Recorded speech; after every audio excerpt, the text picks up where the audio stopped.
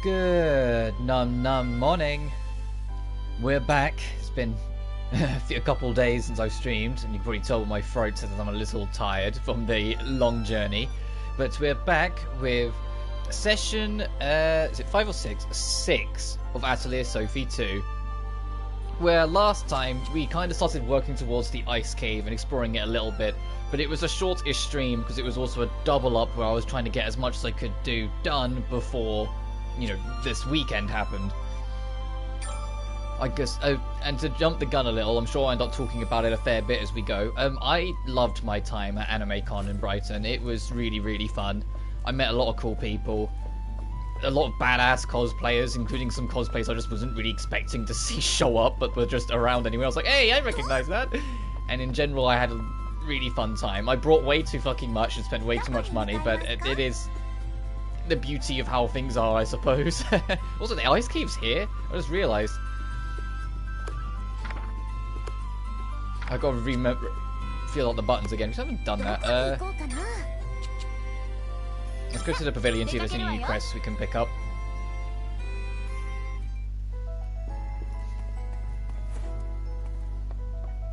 But yeah, in general, it was just really super fun, and I'm really glad I went and can't wait to go on more. That's on hopefully next year.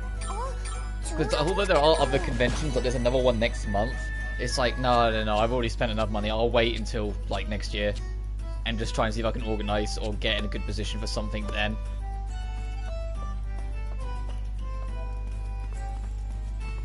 I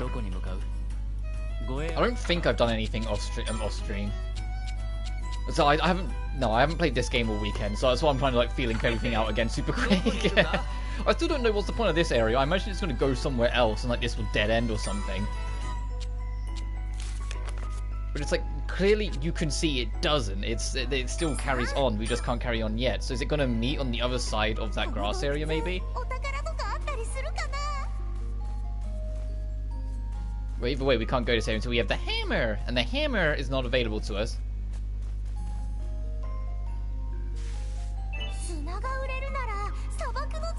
Jeez, if I just waited until this ice cave, I would have got loads of flammable sand. But I had to be impatient and be like, no, I'm sure I've got them before, we can get them now. But let's go investigate this. Our next dream realm location, and next potential chance to find Plachta.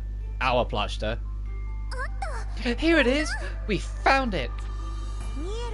It looks like the one we found in near forest. I wonder where this one leads.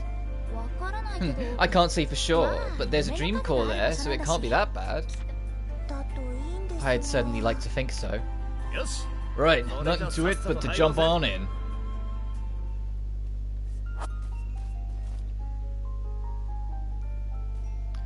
Right, back on the path to elsewhere. Let's see where we end up this time.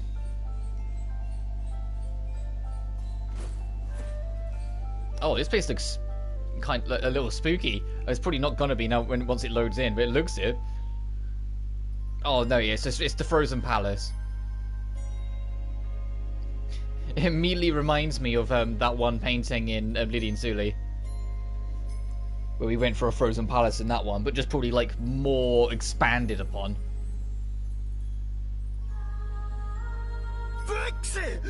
Gotcha! The bird is raising in here. I'd say it's positively glacial. Yeah, we stick around here for too long, even our souls are gonna catch a chill. Hey, Elias. Oops, sorry, I didn't mean it like that. No, it's okay. It really is too cold. We shouldn't stay here too long. I agree. Let's find that dream core as quickly as we can.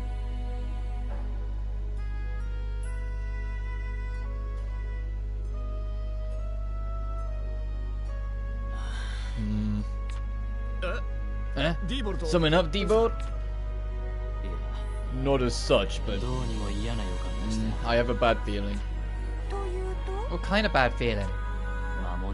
It is as though I sense a monster close by, and a ferocious one at that. Come on, don't joke around, you're making me scared. D-Bolt isn't joking. If his instincts say we should watch out, then we should listen. Yeah, this guy's bad feelings are usually right on the money. Oh, very reassuring. Got it. Keep your eyes peeled for monsters, everyone.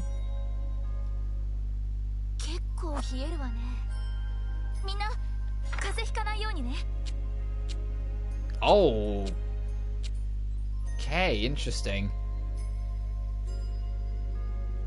That treasure chest is on that side, not this side.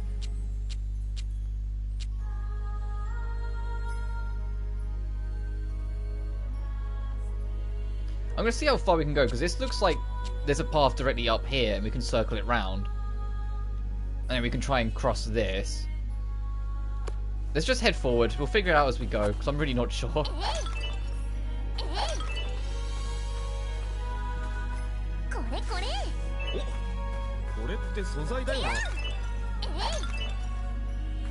This area is beautiful, though. I love it.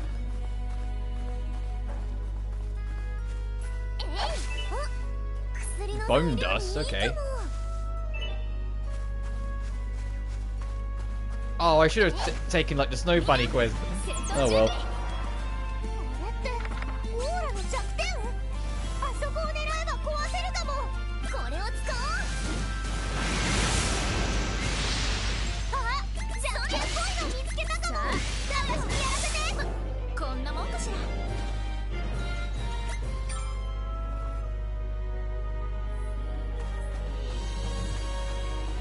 God, the music in this game is beautiful.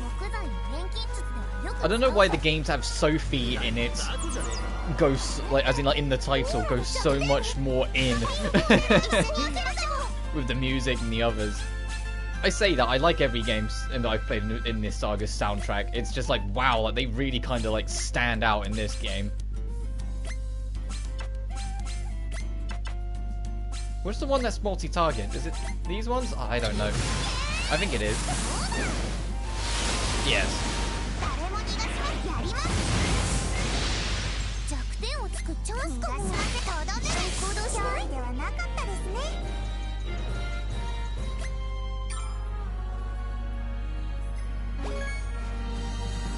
The twin actions with Plachta. I need to put them up. Because I think we need to go down here and then build that path across the lower layer? Or I say lower layer. I noticed like there's a lot of space beneath us still. Can we jump off? No. We'd freeze to death very quickly if we went down there.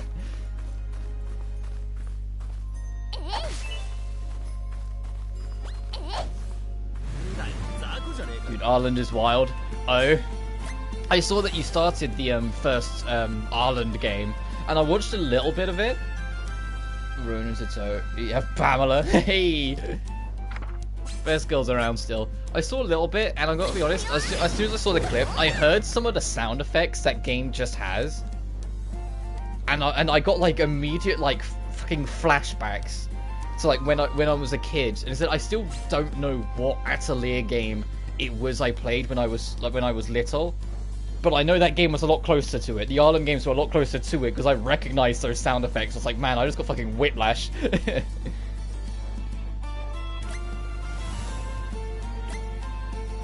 hope you're doing well.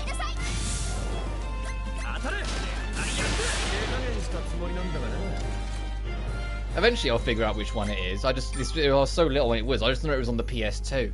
So any of the PlayStation 2 Outlet games, it'll be somewhere there.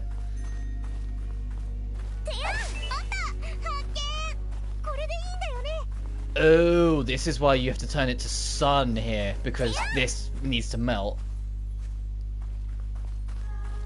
Yeah, by the way, Pamela be looking fine. Oh, so it's all weather, so what would... Okay, if it rains, it will go, so sun. There's DX versions of Ireland. Oh, so you can get them on the modern hardware. Oh, I'm guessing if it's raining, this water becomes too ferocious, so you can't walk through it. PS4, yeah. So I think Ireland is the furthest back you can go, though. Like, in terms of modern hardware. Like, I don't think you can go to, like...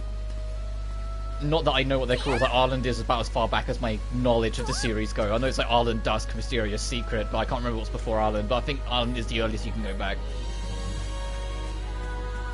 But in the exact same way that I said Dusk is just at some point later on, Arland would also be at just maybe some point later on. Like, once I've done this game, I'm gonna go to the Secret Saga, but then once we're done with Riser 3, when that eventually comes out, I'm not gonna immediately dive straight into Dusk, because there's a lot of Atelier games I would have played relatively back-to-back in a row. Mana. Yeah, probably. There was a video that Gust put on their YouTube channel just before they announced Riser 3, where they looked back on the entire legacy of the franchise, and they named and highlighted every single saga, like in order sort of thing, in their release era. I'll need to go back to that, because I might be able to identify what was the game I had, if I can see it.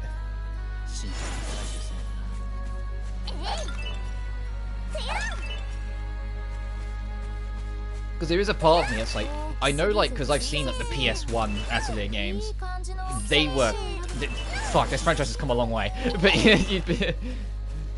but there are some much older ones, so I'm curious, like, if my opinion on them will change now I'm much older and more experienced with the franchise. Or if there are some of those older ones would just still be too clunky or too weird or too out of place for me that I just wouldn't be able to click with them. Because the biggest hesitation for me is always the time limit. Just because I'm not that good with time limits in games in general. Like, Furious got away with it because you can fucking forget the time limit exists and be fine. But I know the Dust games are pretty brutal about it. And I did spot that whole days left when I happened to stumble upon your stream. I think it was on Saturday, just before I went out the door to go to Animecon.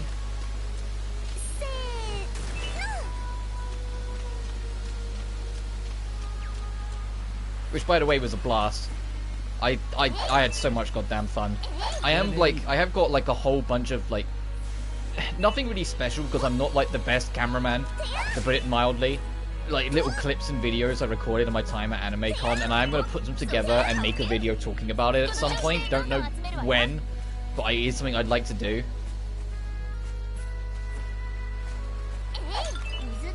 Because it was genuinely super fun, and I met a lot of really cool people on chance.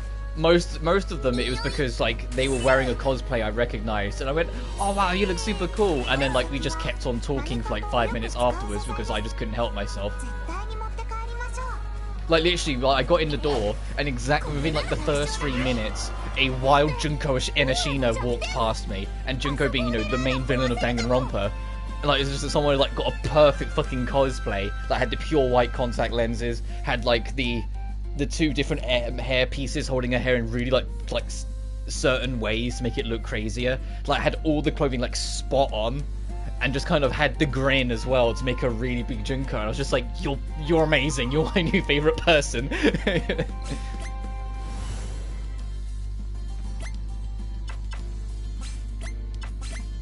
I also met a shit ton of Genshin cosplayers, which was super cool. Nice to see that kind of floating around. I know like Genshin's costume design is like kind of almost built with cosplays in mind, so of course it became very attractive for cosplayers. But like, I always kind of forget just how beloved the franchise is and how popular it is until you know I get to this convention. I was like, oh fuck, there are a lot of fucking Genshin cosplayers around. Well, I think I walked past 4 Ventis during the convention. My favourite ones, though, it was that there were 2 girls, and, like,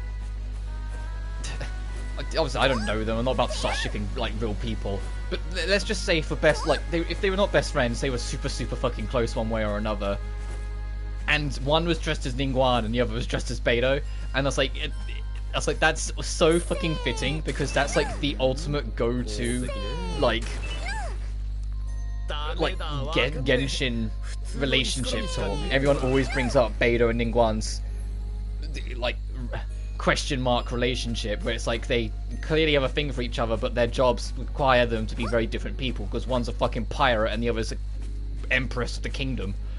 And so just see those two waddling around holding hands and everything, I was just like, that's kind of fucking fitting and cute in a whole different way.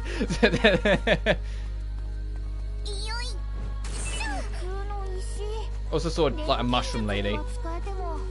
Where literally like, she had like a giant mushroom cap on, who had like vines singling down of her, and like the rest of it was like a giant like stump costume, and it was like, that was kind of cool, because she'd just kind of stop and stand in a corner at points, just like, I just loved it. I wish I dressed up. But my Virgil cosplay, I was paranoid because the weather was shit for the wreck. That was the only bad downside, it was the weather. That my coat drags, my Virgil coat, it drags across the ground slightly.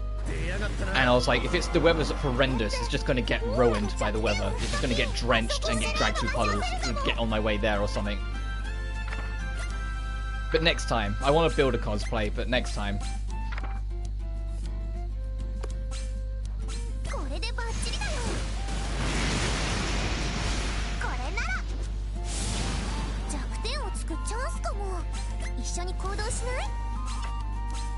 I took a couple pictures of the cosplayers, obviously, because I'm not a psychopath. Every single time I'd go up to them and ask first, obviously.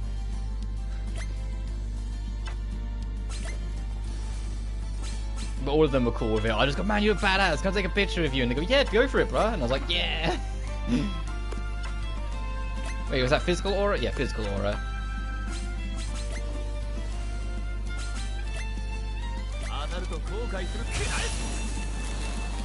But yeah, ultimately, if you can go to a convention, fucking do it. They're really fun. It was very welcoming as well, which really helps. Because it was my first proper convention that I've ever been to in my life. And so I really wasn't sure, like, if it would be too much, because I get overwhelmed kind of easily in these situations. And to be fair, I did. When we eventually came away, like when we were done, it was like definitely not the right time to, because I was exhausted because of just like my social batteries had long since burnt out kind of thing, and I was running on fumes. But it was so welcoming and so easy to just enjoy, and be surrounded by people who are just as, you know, nerdy and into all this shit as I am. It's like, this is badass. I love this. The only thing is that I have to figure it out when I do the video, but throughout the entire convention, like, anime theme songs were playing, and it's like, there's no way in hell I'm getting it on YouTube. It won't be copyright claimed, it'll just get taken down, you know? Like, there's a clip, and it's like, there's like, in the background, when I was going back through the, like, the recording, it's like, I can clearly hear, like, the Dragon Ball Z, like, Japan main theme, like, the Japanese main theme of Dragon Ball Z. And if I can hear it, Tecmo or Toei or whoever it is that owns the copyright can hear it, you know?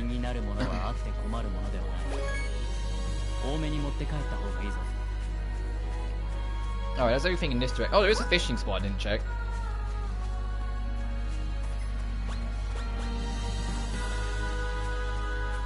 Oh, I also got to play around the Guilty Gear as well. They didn't have Bridget, so I couldn't use my main, so I had to fall back to my old main, aka I had to fall back to Kai and hold the Kai line. But I won every single match, so I'll take it for what it is. I still had some like inner depths brain knowledge of Kai tucked away in there. Well, I say that I can say in good confidence. Everyone there who did pick up the controller to play Guilty Gear with me were casual.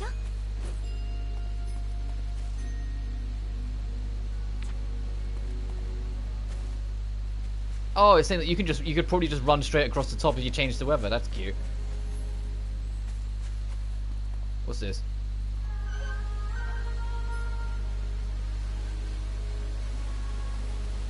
Oh. And then you can freeze. Oh, okay. Let's put it on rain mode for a sec and see if that makes this go higher, and then we'll freeze it over. Yes.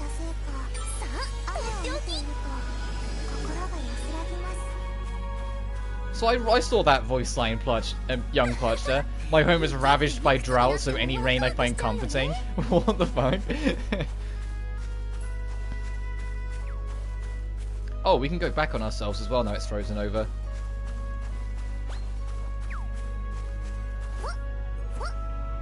Speaking of rain, though, it is still raining.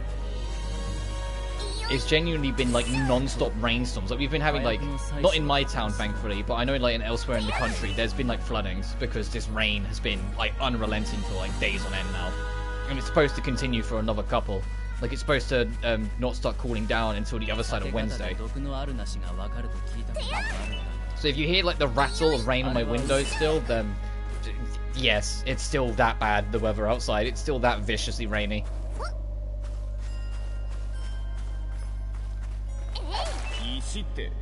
How's my basket looking? I know I've upgraded. Okay, I've still got loads of space. Yeah, I forgot how much I upgraded it.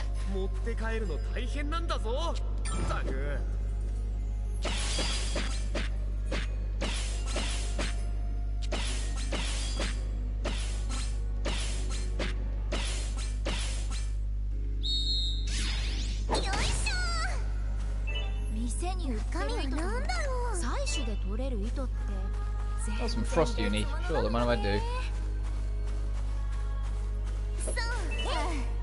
What's in this chest?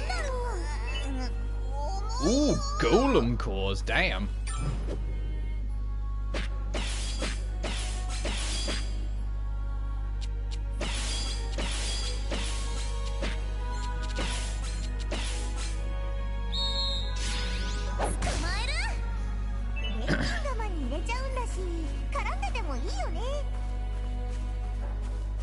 Alright, let's circle back around and get that other chest and then head to the next area. Then, by the time we get there, it would be a good spot to return and bank all of our basket. It'd be cool if you can get the, that EX backpack thing that we got in Lydia and Suli, where, like, you can use it as an item to send everything you have back into the box, so you don't have to make as many back and forth trips. I mean, not that you'd need it as much in this game because of how much bigger your basket capacity is. Whilst in Lydia and Suli, your basket capacity was so small, having something like that felt like a necessity.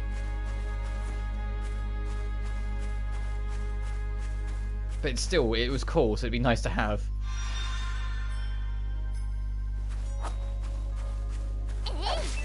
And I'm going to try and see how much I can get done in this stream, because obviously after this stream it's going to be a teeny little bit before we get back to Atelier Sophie 2, just because my focus is going to be on Sonic Frontiers.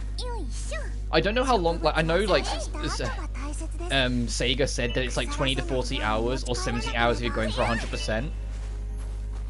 But we'll fucking see, Sonic Team. I'm a bit hesitant to just believe that at their word, you know?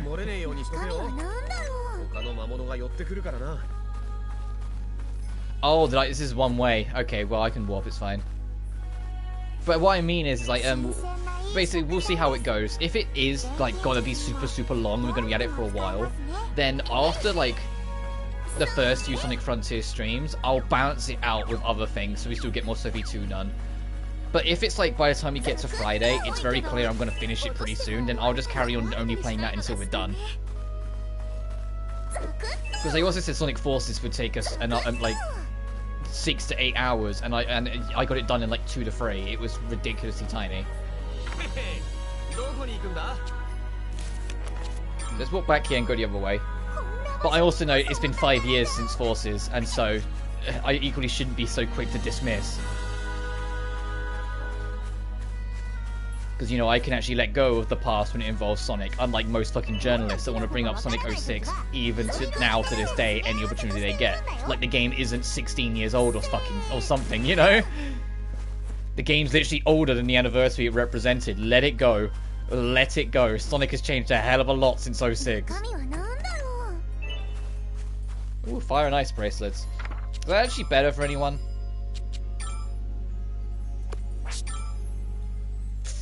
Maybe for Plachta. Definitely for Ram. No. Kinda.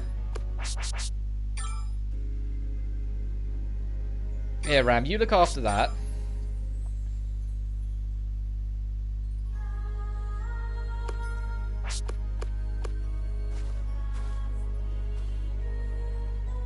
somewhere between you and all those journos. I hold on to the past, so I'm going to be holding grudges. But at the same time, my reasons aren't so petty. But it's like this, I get it, because like... I get it, especially like for fans. Like, if you've been bitten once, you're always going to be twice shy, even if the twice thing is better or whatnot. But it's like, in like Sonic's case in particular as well, outside of like very, very specific core members that have been around since the dawn of time in terms of Sega, 99% of the development team that worked on Sonic 06 don't work on Sonic anymore and or aren't with the company. And so, like, to look at this brand new team that's, like, you know, doing all these different things and trying all these things and immediately saying, but remember Sonic 06? It's like, yeah, just fucking punch them harder, why don't you? It's not they weren't even the ones involved in that fucking game. Yeah, that's when I end up getting annoyed, because I'm just like, leave them alone. Let them make their game and judge it on its own merit. I get being hesitant and being, like, whatnot of the past, but at the same time, I said Sonic 06 is 16 goddamn years ago. Oh, I should actually head back.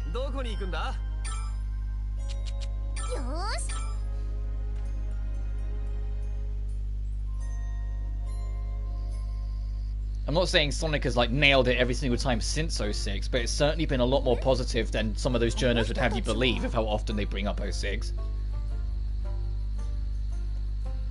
But I'm not going to pretend that outside of the TV show, the Boom Saga was worth anyone's time, because it really wasn't. They were just extremely mediocre. And as much as I know some people like Forces, I really didn't. I would never recommend Forces, because I feel like the game refuses to let go of your hand. I'm still excited for Frontiers, because every single trailer and promotional thing makes it out to be everything I want in a Sonic game. Even if it doesn't nail everything, the fact that it's like such a strong step forward. Oh, Jono's having petty reasons, yeah. Like the fact that Frontiers is taking such this stride forward in a new direction, even if it doesn't nail everything, I think I'm still going to be happy. You know, unless it like somehow completely fumbles the bag. But every single like demonstration and playthrough, especially now like the public have kind of got it, because obviously not every game publishing studio or shop or whatever obeys the sell-by date, and so some people have got it early. Like everything I've seen online, even on like the Switch version, which everyone thought would be the worst version, like everyone's having a lot of fucking fun, and I'm like, good, thank God. Was aware the OST alone probably sells me on Frontiers. Yeah, like I said, I've only heard of a couple tracks. Like I've heard "I'm Here," the game's main theme in full. I've heard "Vandalize" because we've known about that song for months, and I've heard "Night," the one that I put in chat in the last stream. The rest I've deliberately avoided because I want to experience them myself. But the most fascinating and crazy thing that I learned, because it was literally whilst I was actually at the convention, I was talking to someone about it. I thought "Night" was, you know, the boss theme. And I'm right, but at the same time wrong. What I mean is, it is a boss theme, except this game has a unique boss theme for every single boss in the game. And all of them are songs. And I was like, fucking what? And Night's just one of them. I was like, fucking what? So I think musically at least, we're in for a goddamn treat if all the bosses are going to have like this metalcore songs, but they're all different songs, like it's Metal Gear Rising or some shit. And I'm like, sign me up.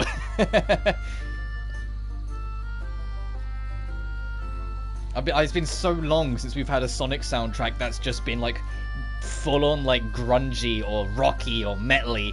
Like I think the last game was genuinely Black Knight, the last of the Dark Era, because we've had songs since, but they've never really been the same. They've been a lot more bouncy, like Reach for the Stars, or Fist Bump and things like that. Like they haven't had that same kind of gruffness and like roughness, gruff and rough. Yeah, those are the words we're using today, gruff and rough. That those older ones had. Like, I genuinely, unironically love Shadow the Hedgehog's soundtrack. I love I Am All of Me. I love Chosen One. I love Never Turn Back. They're all kind of cheesy as fuck, but I love them because they felt like Sonic to me. That's why I love Endless Possibilities. I love, you know, Fight the Night in Black Knight. I love With Me in Black Knight. I love Seven Rings in Hand, even if the chorus is repetitive as fuck. I still love Seven Rings in Hand, you know?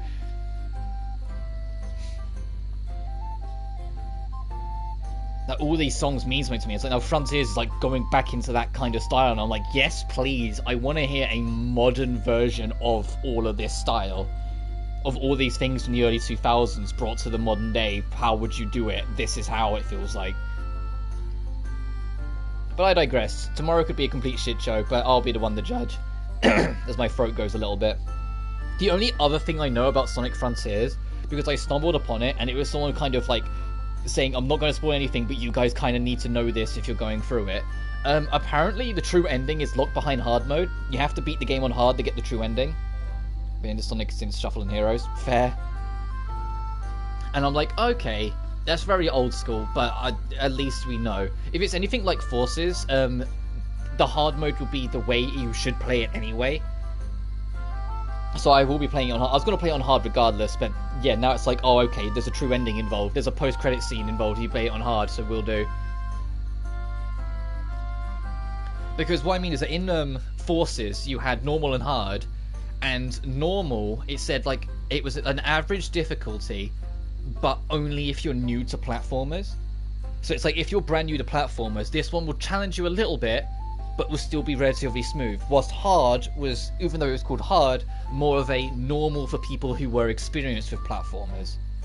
And so I'm assuming it's going to be the same with Frontiers, where normal is more of a it's more of like a neutral ground if you're newish to games, whilst hard is more of a neutral ground if you're more experienced with it. So of course I'm just going to pick hard because I've been playing platformers all my life.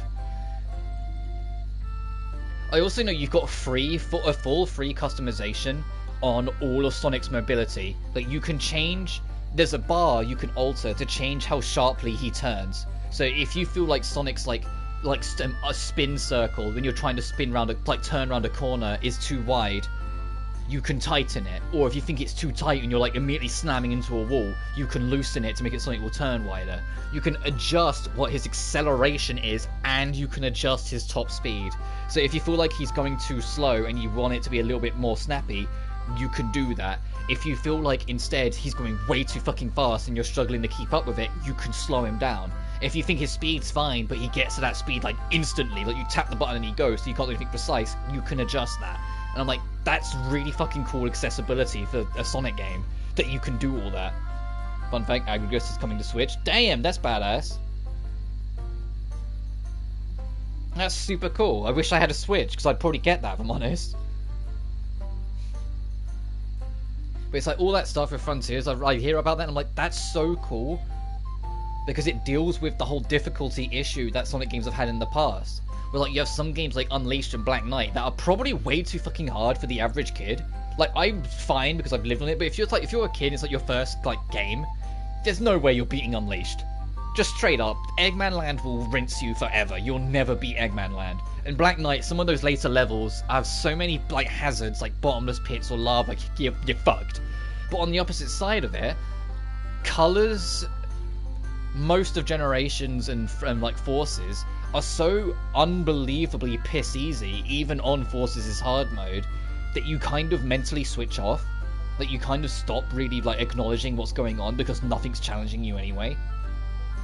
And so being able to kind of alter it all down to your own style and make it how you want, it's like, yeah, that is the best way to do it, because then everyone's happy. If it's too easy for you, you can adjust things to make it harder. If it's too hard for you, you can adjust things to make it more forgiving. And I've long since accept. I know some people are still like kind of like, oh, I wish it was an option, and I completely get that. But starting with Forces, which I said was 5 years ago now, they finally did away with the lives system. You have unlimited lives. It's just when you die, it comes up saying try again instead. And it will reset you to the checkpoint. And I think that in Frontiers, with it being so much more open-ended, because it's not open world, it's open zone. You have a ginormous sandbox, but it's like a self-contained sandbox, and when you're done you go to a new self-contained sandbox. It's not like a giant, it's not like Breath of the Wild sort of thing where the world's just infinitely expanding almost. And I think if you're going to do that style of game, having lives would kind of work against it. So getting rid of the life system for that, I think makes perfect sense. Especially if the game ends up being as challenging as some people have told me it is. I'm like, fucking bring it on. Anyway, back to... I'm getting too preemptively excited. Sonic's not until tomorrow. tomorrow I can be gushing about everything when we go through it. What's going on over there? Gotten used to things around here yet? Yeah, thank you. It was a bit confusing at first, but I think I've got the hang of things now. Well, if there's anything that's troubling you, let us know. We all help each other out here. There is one thing I've been wondering. Where might I find Miss Elvira? I didn't get a good look at her when we first met, but I'd like to thank her in person. It might be tricky. You see, Miss Elvira ain't exactly the habit of making public appearances. It was the same for us too. Just a hazy figure who spoke to us when we came to this world. Something reminds me of mine when Skyrim was about to release. God, yeah, I remember that when before Skyrim became the meme it is with everyone, like, because it got re-released so many times. When it was like the build up to Skyrim, some of my friends was so stoked for that. Like, their excitement was through the roof, and it was kind of endearing. You know, like, it's like, even if, because I'm not the biggest Elder Scrolls person, because my last Elder Scrolls game that I liked was Morrowind. I wasn't the biggest fan of Oblivion, so I just didn't bother with Skyrim. But it's like, some of my friends, like, it's like, man, it almost makes you feel excited when you see other people, like, bubbling at this shit, you know? Like, I mean, I'm for like 6 hours of it, and we were the casuals. Fair. But it's like, especially for me with Sonic Frontiers, it's deliberately trying to tap into an era of Sonic that I always call the Dark Era, and not because they were dark and bad, but because they were just darker and more serious in tone. And the Dark Era kind of unceremoniously ended after Black Knight in 2009. But I was born in 1999, so guess what era of Sonic I grew up in the most? The Dark Era. So guess what era I always wanted to see again as an adult? The fucking Dark Era. So Frontiers, like, in their own admission, tapping into that era of Sonic and wanting to kind of rejuvenize that. I'm like, you've already sold me. Like, even if they didn't show me anything, that alone was always going to get me in and get me excited.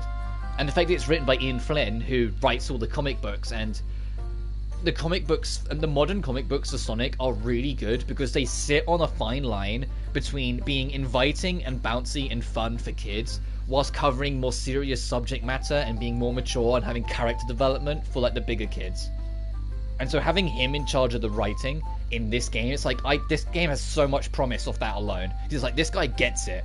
He understands what made that Dark Era so brilliant, where it was that fine line between being really bouncy and fun whilst having slightly sinister elements there, and having character-driven moments, and sometimes, like, characters will lose their temper and have arguments or whatever, like, actually having that kind of dynamic, making them feel more real, having character development that carries over between games. There was things that would happen in Adventure 1 and 2 that you'd see still have an impact on characters, like, 8 years later in Unleashed. You know? And it's like, I loved that shit. And then Colors just hit the reset button and made it super kid-friendly, and I just didn't vibe with it. Around for 18 hours. Yeah, that doesn't surprise me. It's a shame. I would like to have shown my gratitude. I've heard folk that she says that she dwells in the Dream Tree, though. If you want to offer your thanks there, I'm sure she'd hear you. I see, thank you for telling me. I'm going to pay a quick visit to the Dream Tree. Sounds like everyone's really grateful to Elvira. The only game I've waited in line for, for like a midnight release, was Bravely Second. Because Bravely Default just completely caught me by surprise. It's a 3DS game that is heavily fucking inspired by classic Final Fantasy.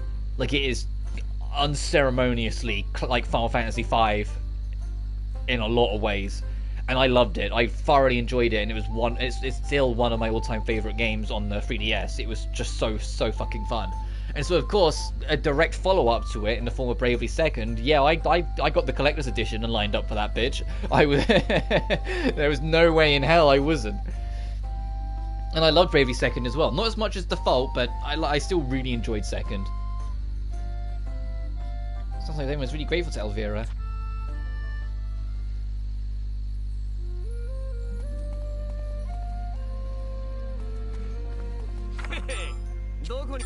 Now, what's Perker up to?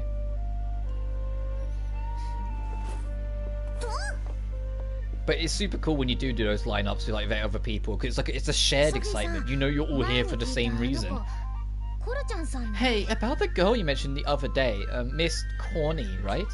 Can you tell me more about her, please? Oh, you mean Corey? I was gonna say, yeah, Sophie, you can't...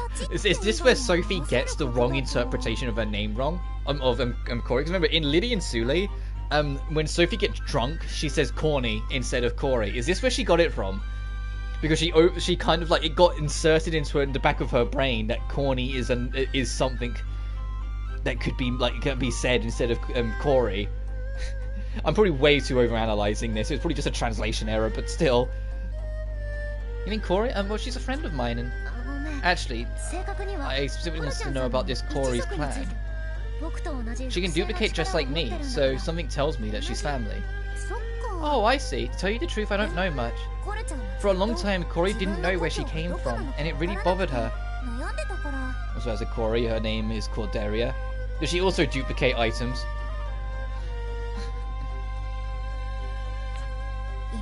After a lot of investigation, she finally found out that she might be from a country to the east. Is that so? Do you happen to know anyone who can duplicate other than me and Corey? Sorry, I don't. I've never... Fuck, throat. She's a tsundere gun toter, damn. Selling me her already. I don't. I'd actually never heard of that kind of power until I met Corey. Oh, okay. I guess my clan still isn't very famous in your time. Or could it be that this Corey is our last surviving member? If that's true, it's really bad news. How is the clan meant to rebuild from that? She dual wields golden guns.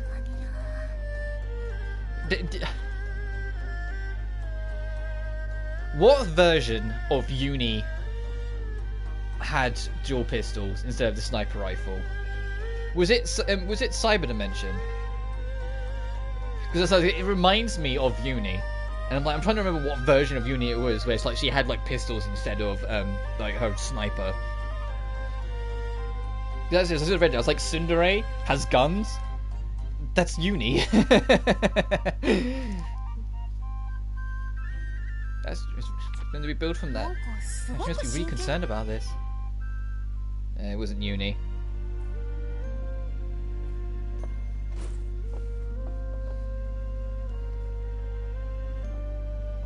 It was IF in Neptune. Probably. It's been so long since I've played any of the spin-offs. Any of the spin-offs that kind of mixed it up a little bit, shall we say. So I know like main entry is different, but yeah. Oh, speaking of, I was in like the Neptunia forums just talking with people yesterday after I got back, because I was fucking exhausted by the time I got back. Might have done in 4GO, but I don't recall her doing so. Yeah, that's fair. I mean, if you're not sure, then I'm certainly not sure, because it's been even longer since I last played it. But I was in the Neptunia forum, people were talking about what they think will be announced next, and everyone's kind of in an agreement that the last anime OVA teased Uzume. There's a very good chance they're going to announce a season 2, and that's going to be like their next season 2 of the anime, and that'll probably be like the next big Neptunia thing. But I threw out then, I was like, Neptune as a franchise is kind of struggling with identity right now, in the sense of like they've had so many spin-offs that have just done different things, and each spin-off, no matter what they do, has sold worse than the previous. Like even Sisters v Sisters didn't do that well in Japan. Obviously we don't know because it's not in the West yet how well it do in total, but it didn't do that well in Japan. And it's like they need to kind of re-establish their identity, and I think the only way they're going to do that isn't by just announcing an anime season 2, but announcing anime season 2 alongside something else. And genuinely, and I know like it's always kind of like the meme of Neptunia of when are they going to do a 5th mainline game, but I think if they want to put eyes back on the franchise, if they announced a full-blown anime season 2 covering the events of V2 and announced V3 alongside it, that kind of 2-hit knockout punch might actually be exactly what they need to turn heads again. The wound may not heal.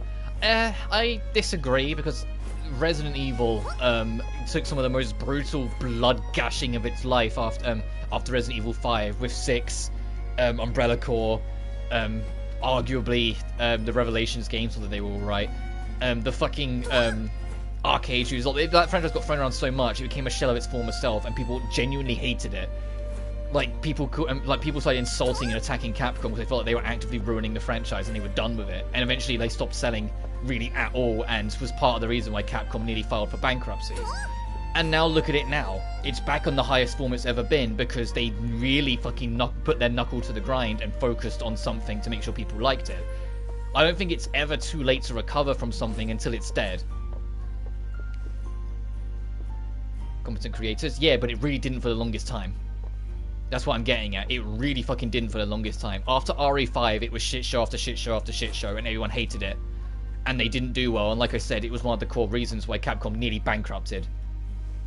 They were on the absolute verge. The only reason why they didn't wasn't because they suddenly found success. It's because they had sponsorship money from Sony to release Street Fighter V exclusively on their platform. It's why Street Fighter V never went multi-platform afterwards. It remained a Sony exclusive because it's the only thing that kept them afloat. And so the fact that everyone had such a negative interpretation of not only Resident Evil, but Capcom as a goddamn whole at that point, and they managed to turn it around. Obviously, the scale is different. I'm not going to pretend they're the same, because obviously Idea Factory in comparison to Capcom is far more niche. But the fact that they had the ability to turn it around so much, I always show as like, unless it's completely dead, there's always a chance. Switching things up, to be honest, Capcom's a much bigger company. Yeah, I mean, I get that. But as I say that, but Capcom, Compile Heart, they both start with C, so my brain got confuddled, have already shown signs of being willing to change. And Sisters v Sisters is the proof of that. That game, despite the problems I've heard it has, it's very clear it's them trying to do something different. They are trying to reach out of their comfort zone and try something different. And that alone, it's like, okay, if they can actually figure this out and nail it, they can get themselves on the right footing again. But they need it to not be a spin-off. And I think that's genuinely the biggest thing that's holding them back, amongst all the other things. Whatever comes next for NEP, it can't be a spin-off anymore, because people are so exhausted of them. Even like die-hard fans that are super into the franchise are so thoroughly exhausted with these spin-offs. Don't you know, with Neptunia, all the mechanics and poor compare to... Yeah, I get that.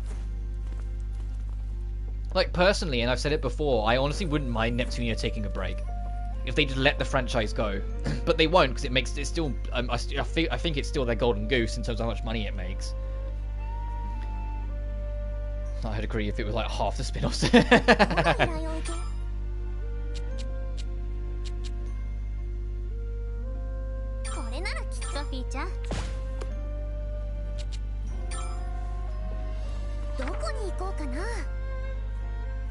Oh, there's not... I thought... Oh, maybe it was a different bunny I saw there then.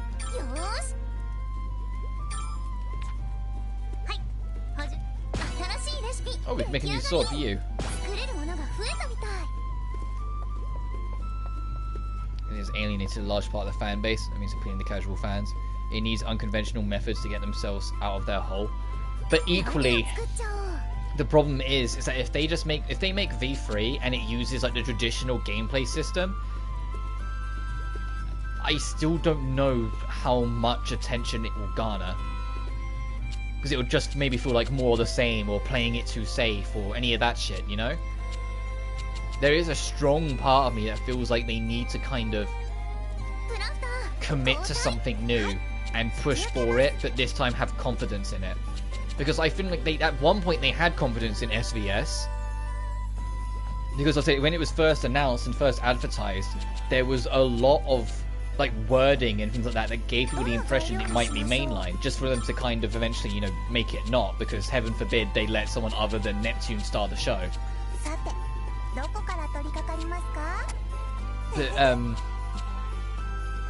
at some point it felt like they just kind of was like, actually, this might be a bit much to dive on it first of all.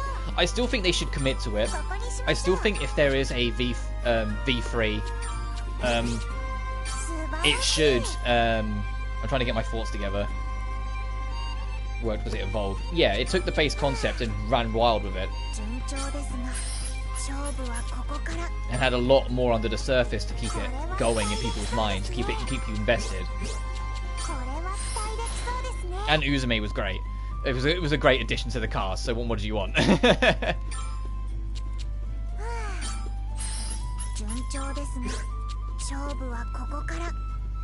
This be enough to get it over the bar? No, okay. But I genuinely think if they commit to SVS's style, but just, you know, polish it up, they would have something. Is it in them? Because they seem to have evolved and changed their priorities. True. If not, and then they do decide to instead give the franchise a break, for the love of God, lean on Death End. I can't stress that enough. For the love of God, lean on Death End. Don't burn it out leaning on it too much, but you get what I mean. Like that, let that franchise breathe more, because it's such a fucking good game, and I love that. It's still one of my favorite games of the era. I have so much time for that game, and I really want to see more of it.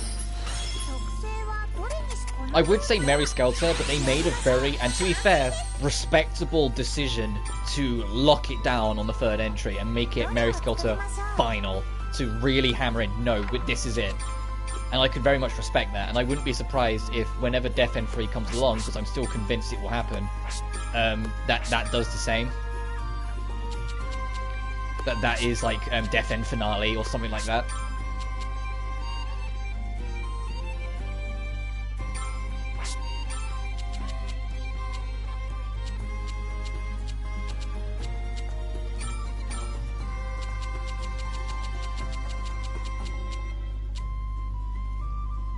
Aggregates the King to return. Yeah, but how likely is that actually? Is the thing. Because I've kind of been given the impression that they've long since let it go. That they've just, like... I say that, they've acknowledged it. If they're putting it on the Switch, they've at least acknowledged it. But I've kind of always got the impression it's like, after Neptunia kind of, like, entered the Starlight, that was it. Depends on which aggregates. Oh, okay. 0 and 2 have life to it.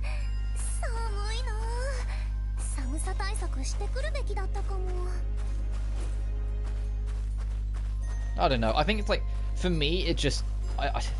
it's not that it like bugs me. It's more just... I know Compile Heart as a publisher, Idea Factory as a developer, and GJ as a developer have an insane amount of potential under their hood. But there's always like they doubt themselves, and that hesitancy is what ends up like pulling them back just that little bit. Too long and too conventional, true end requirements. Yeah, but what's new there with Idea Factory and Combo Heart published games and like bullshit ending practices in some of their older games? But I still remember Mark II being annoying as fuck to get some of the endings. Well, also that game has way too many. To the original, but the characters were better structured. Yeah, so they got a better feel of the writing and whatnot. Oh, there is a chest here. It's like hidden in plain sight. It's like, I'm sure the map said there's a chest over here.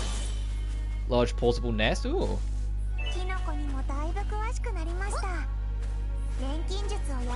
But genuinely, with Death End, they could keep that going forever because of the whole like worlds crossing over narrative and the whole realm of gods. Yeah, I think after a third game, it would be a little bit more awkward though, because whenever they do a third game, they're almost definitely going to completely lean into that realm of God stuff. Like Death End 1 introduced the idea, Death End 2's true ending ends with a giant tease to all that God realm shit. So there's no way in hell the third game isn't going to be heavily involved in it. It's just whenever that third game happens. It was on my orders to agree that it's superior to Neptunia. Fair enough.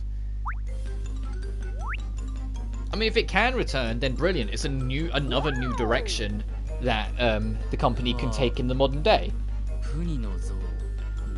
But equally, I'm the same person that kind of wishes that Dragonstar Varnir had a budget, because I really, really enjoyed that game.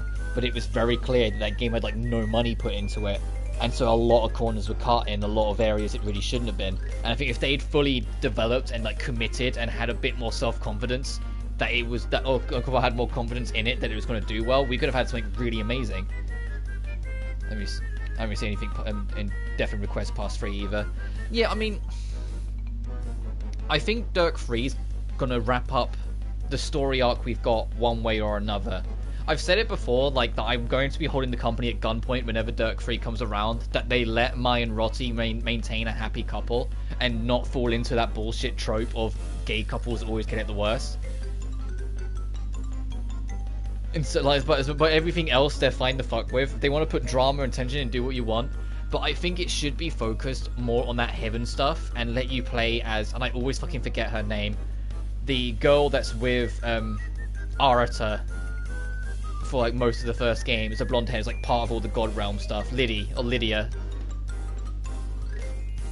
Like, I think she's going to be the main character. Yeah, Lydia. I think she's going to be the main character in the next game, and they should lean more into that stuff about what's going on in the God Realm and make it more like a more of a sci-fi adventure, which I think would work because Death End 1 had more of a traditional fantasy feel. The second was more based in the modern world, but just with some traditional elements. And now the third one having maybe more of a sci-fi feel. You've literally got past, present, and future across the trilogy there. But then after 3, if they were going to do more Dirk games, I don't know. I think if they're going to do more Dirk games, they would have to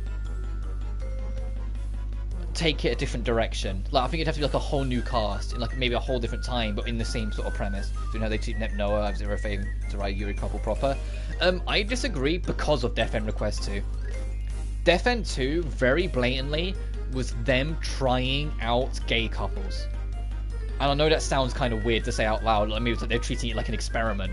But yeah, that game has not one but 2 gay couples in it. It has like one where it goes wrong, and then one where it goes well. The one that goes wrong being 2 characters you meet along the journey, and the one where it goes well being Roti and Mai. It's been officially confirmed in that ending scene where they're running around holding hands. They are in a romantic relationship with each other. Like, it's been fully confirmed. Like, there is no shit bait or any bullshit with that. No, they, in the ending scene, when they're going through Tokyo together, and, you know, Roti's helping out with her contact lenses, and they never explicitly state it, though. They have in official media, just not in the game.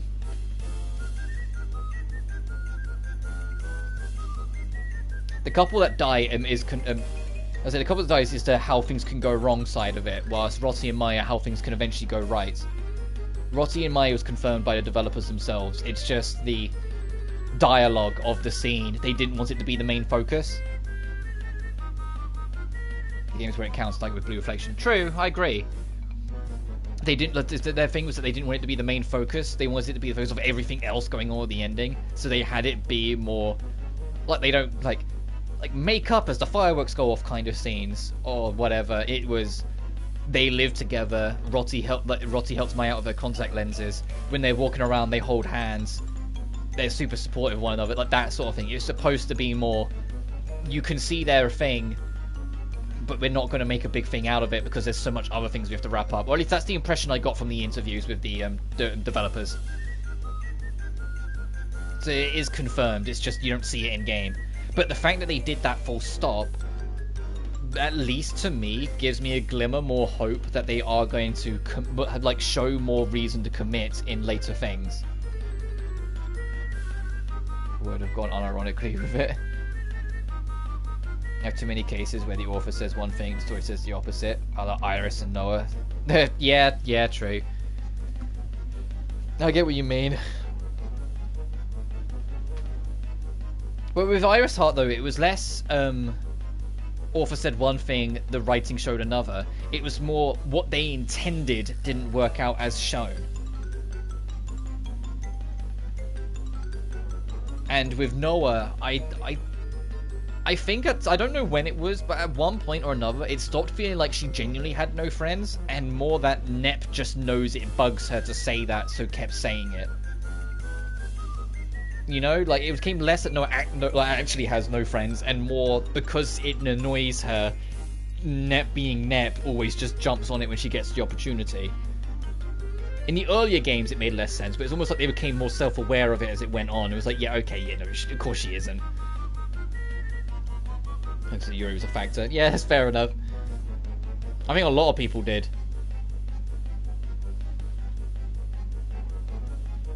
Anyway, I should actually acknowledge this strangely comedic situation that we're in. Is this a statue of a puny? What's it doing in the middle of the path? Perhaps it's something to do with the dream versions that formed this place. Or visions, sorry. I was so game, especially after hyper devotion, sorry, I'd had enough. Yeah, that is Neptunia in specific's worst habit. They have like 4 reoccurring jokes that they have hammered into the fucking ground so much that it's like exhausting. Like it's always Noir has no friends. It's always Vert is perving on everyone and trying to steal Netgear. It's always like Iffy has a huge crush on Compa but never knows what to do anything about it. It's always haha Blan is flat chested. You know, like it's always like they have like 5 punchlines and they are determined to run them into the ground, but they're unaware that they did so like 8 years ago. It's probably the other reason why I appreciate Death and Request, because in the very few odd times where there is a bit of humor or a bit of slapstick, it felt more earned because the characters have gone through so much shit that if they want to take an opportunity to kind of relax and have a poke at each other, they get it, you know? Especially fucking, as much as I love Death, especially fucking Mary Skelter. Like, holy shit, some of those characters go through some absolutely miserable shit. So it's like, if they can find a way to get a little bit of happiness and a little bit of comedy with it, it feels so much more earned for them. It's like, thank God. It's like, thank God, they actually get to smile again. The dream visions have transformed this place. Who'd dream about a ginormous puny statue? That sounds more like a nightmare to me. You think so? Oh, I think it's adorable. Of course you would, Sophie. Really? Oh, it gives me the creeps. So what are you going to do about it? Way too big to push out of the way. Put it out from IF and Compa thinks nothing of it. Yeah, exactly, because the whole joke is, you know, Compa's too airheaded to realize it. And it's like, okay, yeah, haha, funny, fucking... It stopped being funny a while ago, though. Do something with this. And the thing is, they never will in a spin-off, and I think that's the problem. No matter what it is, I don't think they'll ever commit to anything in terms of character development or character direction in a spin-off. It will be in a mainline game, if it's going to happen. But the last mainline game was V2. And V2 was like, what, 2013, 2014, maybe even 2015, somewhere around there? And so these characters have just become the same punchlines because it's literally been the better half of a decade of them not being able to change because of spin-offs. I mean, there's more Samsoft games than canon games at this point. Exactly. But they're never gonna, because they don't want to run the risk of you play the next, like someone who's only playing the mainline games, if there ever is a 5th one, suddenly there's a bunch of leaps in logic and leaps in character knowledge because the X spin-off you didn't play to see that Neptune and Noir are now a couple, or some shit like that, you know? They probably want to avoid that because they know not everyone's going to be invested in the spin-offs, even if they do release more mainline games. It's why, like in Danganronpa, to give a comparison, Ultra Despair Girls is extremely standalone from the rest of the franchise. Like, they straight up do not acknowledge it in 2, and they barely fucking acknowledge it in V3. Because they know it's a spin-off, and they didn't want to put anything in complete standard for it in such a lore and story-driven saga. I know Net isn't that story-driven, but stick with me here. They didn't want people to jump from 1 to 2 to V3 and be completely left behind. You know? They just didn't want that. So they made it so they knew less people would be playing it, and they just do that. I trusted people to know the difference between canon story and non-canon dynamics. Yeah, but it's yours to understand that there are still people that call Link Zelda. There's always going to be people that don't. There's always going to be people that aren't sharp enough to realize what's intended material and what isn't, no matter how bluntly it is told to them. You know?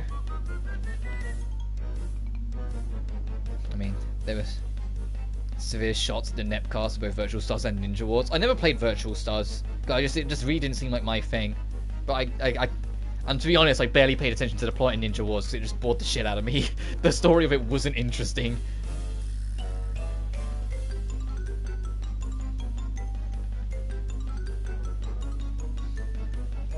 coming at Eva. We must find another way to... Let's blow it up.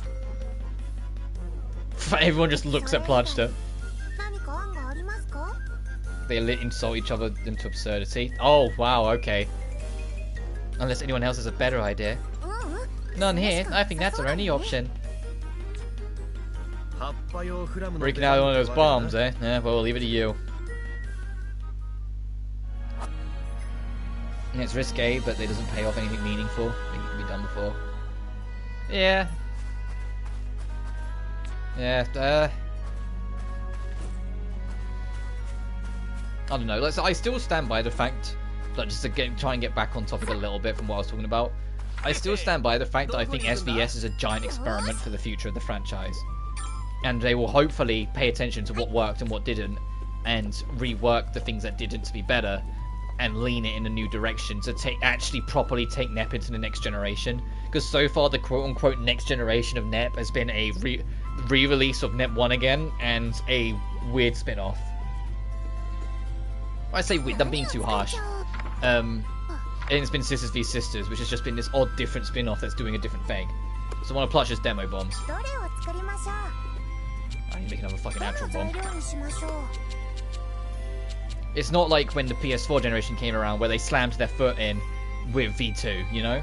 Yeah, they haven't had that. It's been more of a stumble start this gen for them than an actual leap.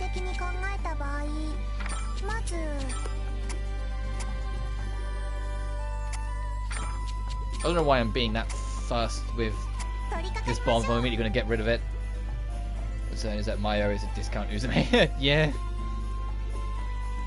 I'm changing the characters, I think the Euro dynamic isn't too far of a leap. Yeah, like... I think that's probably one of the biggest thing that bugs me. And it's why I'm hoping now after things like Death and Request 2 and... Oh, wait, the other obvious one I should have acknowledged. The fact that there's a married lesbian couple in Mary Skelter. That, you know, are happily married and continue to be by each other's side. How did I fucking forget? So they've done this before. Like, they need to actually start doing it in NEP. Why is it NEP, the one that's the most Yuri bait of them, is the only one to not have Yuri?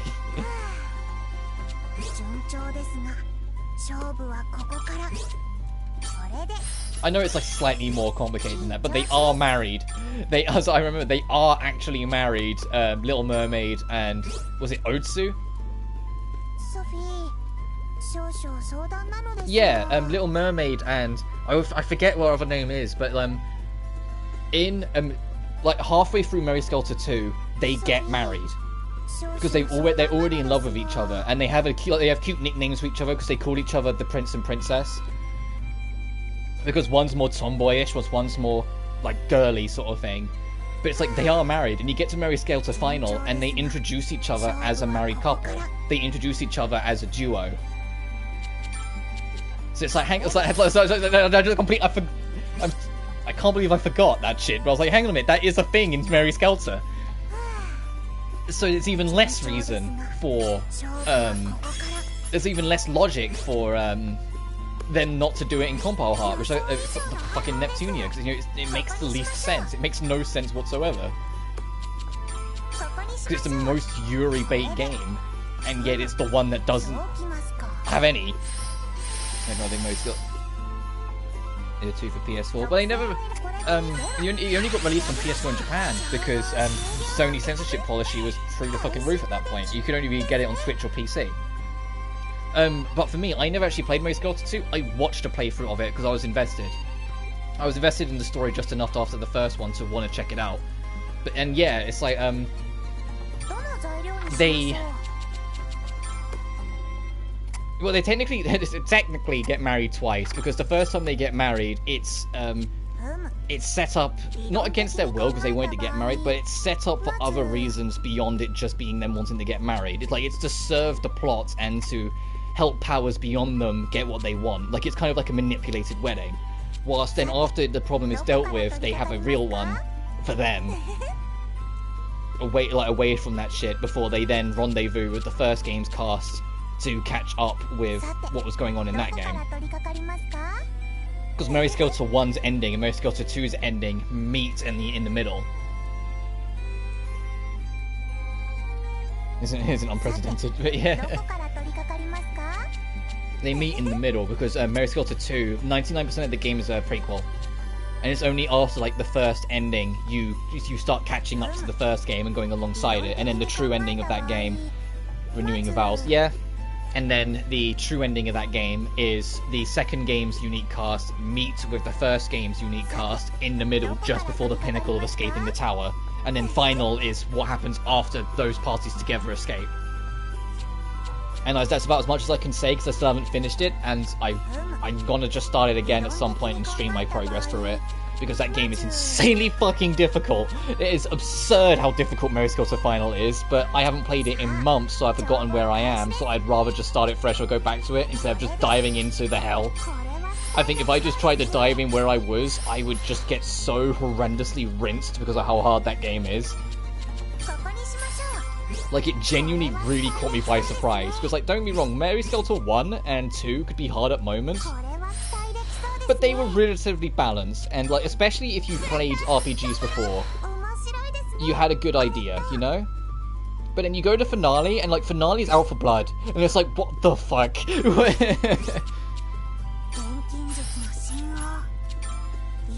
But I think I've genuinely game overed more in Mario Skelter Final than a mainline SMT game. And mainline SMT are the forefathers of brutal RPGs.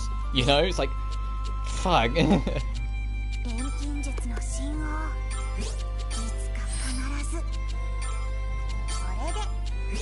let's do that, screw it. I'm using this for plot, I don't know why I'm worrying too much about how it works. Right, Attack on Titan. I haven't watched Attack on Titan beyond Season 1, I'm afraid, so you've lost me a little bit on that. I can only assume you mean just it's very brutal and, like, murderous.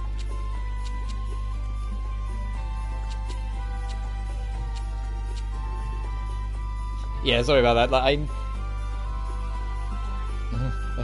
I kind of get the idea what you mean, but so after I watched Series 1, I enjoyed it, but when Season 2 came around, I just never got around to it, and eventually I was just like, yeah, okay, I'll let that go. You know, where sometimes you end up almost too far behind on something, you just kind of let it go. Raining Blood by Slayer coming to life.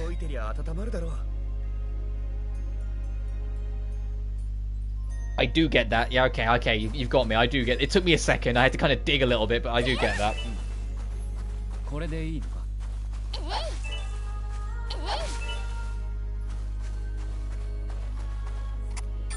Let's use this. How many more demolition bombs are we going to make, actually?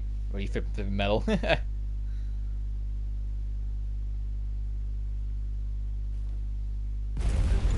But the thing with Skelter Final that made it so brutal wasn't just the game itself, it was the fact that for most of the also, this is whatever the hell's happening here.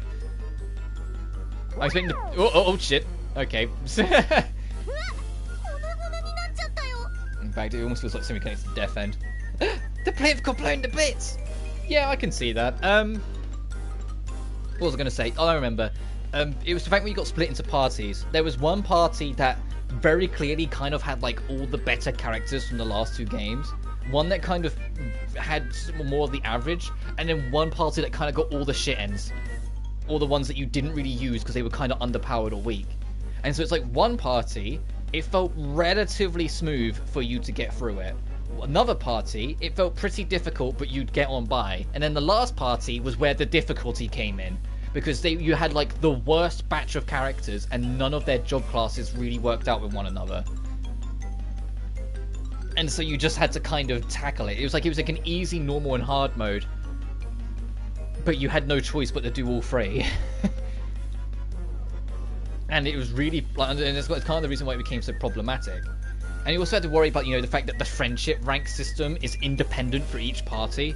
So if you want to, like, get a character, like, really special, get unique skills to them and unique scenes, you had to max them out with that party first. And it's like, oh, God. And having 3 main characters and only one of them was kind of enjoyable. You know, it's... I mean, I think Mario Skelter Final did the best it could to handle the too many cooks problem. Because there is after Mario Skelter 1 and 2, trying to put 2 full, like, 10+ character casts together was never not going to cause them problems and have too many cooks. You know, like too many cooks in too small a room. It was gonna get overly complicated. It was gonna feel like not enough characters had room to breathe.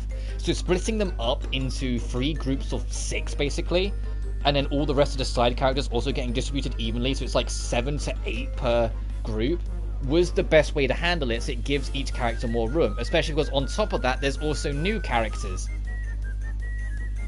Because they have, you know, those, I forget what they're called, but those super already long since blood massacred converted demon girls that are in there. Oh, and then on top of it, you also had that 4th party, which is basically the plot party, where it was like from the past, and it was at first it was from the past, and it was like those 2 girls losing their baby sister, and then those 2 girls being thieving little pricks throughout the rest of the game, sneaking into other people's camps. So there was still a lot going on in that game, but they managed to break it up just enough to stop it being too many cooks. But for an aggro guy like me, who's always absurdly aggressive in those games, don't do any of those kinds of changes with much difference. That's fair. It's just for me personally, it's like, it felt like all the characters that worked best with the combat and systems were in one party, and so the other 2 were just way harder to keep up with. And you had the idea of being able to trade equipment and whatnot and rework things, but the equipment felt like it only carried so much when some characters' raw abilities were just kind of weaker than others. It's like, when the hardest party, 3 of the 5 members are intended to be more medical roles, like more medic or healing roles. Trying to convert 1 or 2 of them into more aggressive roles to give it so you've got more of an inch on battle, you suddenly realize how glassy they are. And how, like, incapable of actually fighting they are, sort of thing. And it just made that party really fucking hard to keep up with. Like, if I was gonna live stream it, there would be so much fucking off-screen grinding that I would do. Like, I'd have to commit to it in a time period where there's nothing else going on. Actually, that gives me an idea. That will be our game we'll do after we do the last Secret Era game, or Secret Saga game. So after Riser 3, instead of diving straight into Dusk because I want to take a break, I'll go to Mary Skelter Final, since I'll probably have nothing else on the table by that point. Secondary in the class changes makes pretty much any girl a healer. Yeah, my problem wasn't that you couldn't make anyone a healer. My problem is that some of them were built with the intention of being healers that you then need to convert into something other than a healer. And then you realize that unless you had some very hyper-specific equipment, they were really lacking behind. See, Mary Skelter said every girl could technically function as a healer. Yeah, I know. So my problem is the other way around. The pain got blamed to bits. That's what you're worried about? I want to know where the puny went. We can only hope you don't encounter it blocking our path again somewhere else. And see, now you've... Debold, why do you say that out loud? Why did... Chekhov's gun. Now it's going to be in our way later on. If we do, we can always use another bomb. We ought to press onward. Look how proud of herself Plachta is. Look at how proud. Look at that smug face. She's like, yeah, I just blew that shit. Yeah, I did this.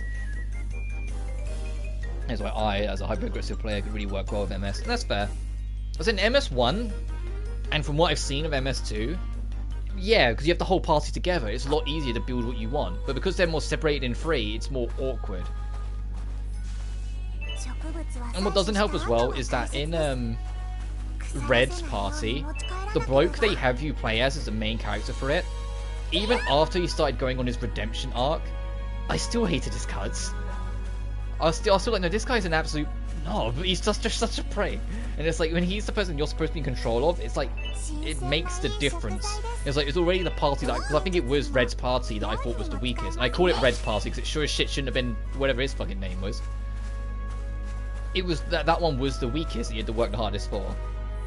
That's why I want Plachta so much, yeah. And I must stress, I'm, like, as much as it sounds like I'm just bitching, I did really like the game. Even that really awkward party, I'm just saying that party was awkward, you know? But I still really, really like that game, and of course I said I will get around to it and stream the whole thing eventually, because there is a lot I really liked about it, especially when it came to the character dynamics. Even the ones that don't get along with each other were fun. I just never got around to finishing it. I also need to finish it too. Yeah, after an hour. Oh, I got way further. I got to the... This is why it kind of sucks, but it's been like literally 6 or 8 months, somewhere between it since I last played it. I got to like the second to last dungeon of the game. I got to the second to last dungeon of the game, and I then stopped.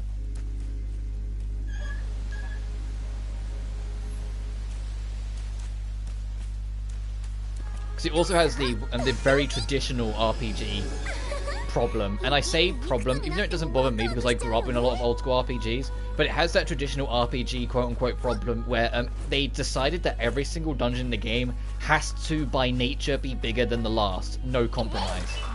And so instead of getting more creative, you go through a dungeon that took you like 12 hours, because some of those dungeons later on get fucking huge, to go into another one that you know is going to take you like 20 hours. And the game just says live with it, do it. And that sort of mindset, when so by the time I got to the second to last dungeon, and it was like, hey, you've got like 12 fucking floors, and and on each floor has like 3 different moments where you're gonna have to swap and change to another party to help them progress. I was like, that sounds so fucking tedious and exhausting. I'm out of here. I was out of here. I was like, I'll do it another time. I just never got around to it. I kept on putting it off and procrastinating. And especially when sometimes, you know, your progress would get stalled because you'd bump into an enemy you'd thought you'd be fine to fight, and it like drains all your resources because the game's difficulty is out for blood. It just eventually got to a point where I came away. Be unable to play. That's fair. We don't always have time or the ability to play these things.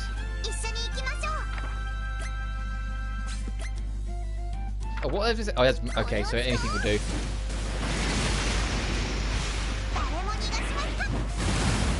But I did enjoy my time with it, so I do want to go through it again. We'll go through it properly and finish it this time. Especially because the platinum doesn't look that hard. The platinum looks pretty manageable.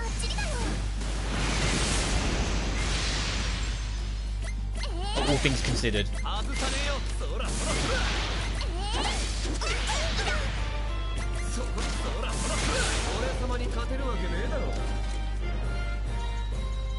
I think what I'd do though, when I do eventually do Mary Scale to final, or finale, I don't know why I always keep saying final, is for my own sanity, when we're going through dungeons, if there's ever a point where I say, okay, I need to do some grinding, I'm gonna just turn the difficulty to easy, and then do my grinding.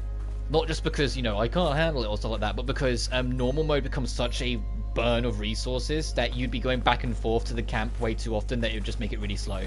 So for the sake of getting a move on, I'd put it on easy. Me, I'm playing, and it's entirely fair enough. Regardless of the reason why you could or couldn't, it's fair enough. No game, as much as we can be excited for it, has to demand your absolute attention. If there's things that you need to do, or things that stop you from committing, it is what it is.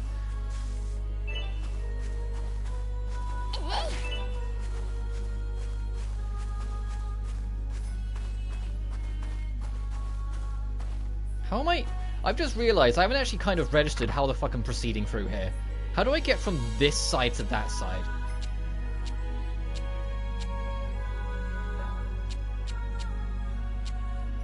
Do I want it in sun mode or rain mode? I think I want it in sun mode. Oh, never mind, I don't have a choice.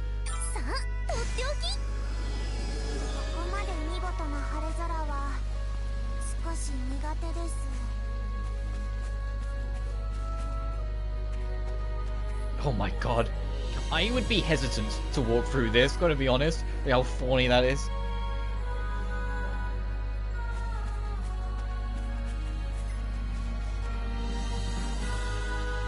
Oh, I only just realised, now we're not in the snow mode, the music's got more like an orchestral oomph to it, to make it sound more grandiose in the bright sunshine. What am I actually aiming for? Okay, top left. I want to explore this first then, because that's not the way to go. Okay.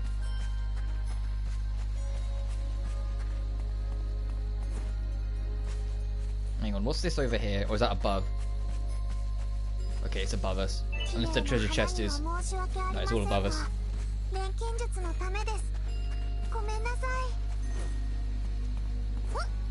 And when I do cover finale, I think I'm going to end up spending like the better half, or like the first half of that entire stream just explaining what the fuck happened in the first 2 games. Because Mary Scale's finale, it really expects you to have already played the first 2. They give you a option to like read up the events of the first 2 and the ability to watch all the cutscenes from the first 2 games. but you can't just expect people to do that. They hop in on the third game, you know? So there'll be a lot of like, oh, this is because of this is because of that, this is because of this person. Like, the big plot twist of the first game is that, one of the reasons why they're all trapped in that tower and trapped in that prison is partially masterminded by Red's dad. He's already killed and dealt with in the third game, but it's why Red has slight trust issues, because our own dad was using her, for fuck's sake. And when people bring up his name, especially when it's complete strangers, it really unsettles her. But they don't explain that. It's just people say a character's name, and Red goes, oh. And they don't say, oh, Red's dad, or anything like that. They expect you to already know who they're talking about when they mention that name. And so shit like that, I would have to kind of clarify in finale and be like, no, it's because he was literally manipulating them severely and was an absolute bastard. Sort of thing. And it's why there's also trust issues between some members of the group because of some of the events in Mary Skeletor 1. Because Red, effectively being a team leader, had like her entire morale demolished upon realizing that the one person she leaned towards to help protect her and support her when she was doubting herself was actually a bastard who was manipulating her almost from birth to be a tool for his experiments and shit. But at the same time, she's still expected to be the team leader and still expected to kind of be the force of hope for everyone. So like there's a lot of like dynamic and personal doubts that she has to go through that you see almost as soon as you start in finale. Fucking goddammit. And that's only one character.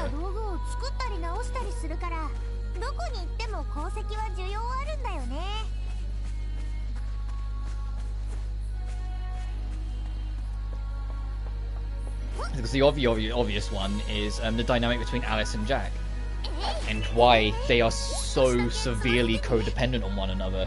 They were,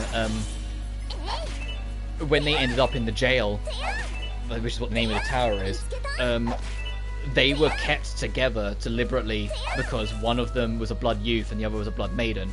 So if one of them over-accelerated and became uncontrollable, the other one's natural blood would tame the other. They would literally balance each other out. But they were also tortured together, and the crazy thing about being hurt together is that it makes you bond more. And so those two learned to only rely on each other. So even when they met more people and became more reliant, you feel it in finale. Anytime they're separated, they are only thinking about each other because they are so extremely codependent. It's not like a romantic or relational thing. It's that they are survival buddies, and so they are used to having each other's back. And so the moment they can't have each other's back, it fucks with them, like, personally. They can't handle it. But you don't know about why they're like that and why they always seem so needy for each other unless you've played the first game to see them be tortured together. You might be able to infer it, that they've got history, but you might not realize that it's not necessarily a romantic thing. It's more that they are just so codependent on one another because they had to be. But the game doesn't explain that. They expect you to already know it. Right, do I need to turn it straight to ice mode without opening the floodgate then, I think, to get to this? So we can still run across this? Or is there another... No, there isn't another weather point, so we do need to turn it straight into ice mode, I think. And also have tons of those survival buddies. Then yeah, you get what I mean.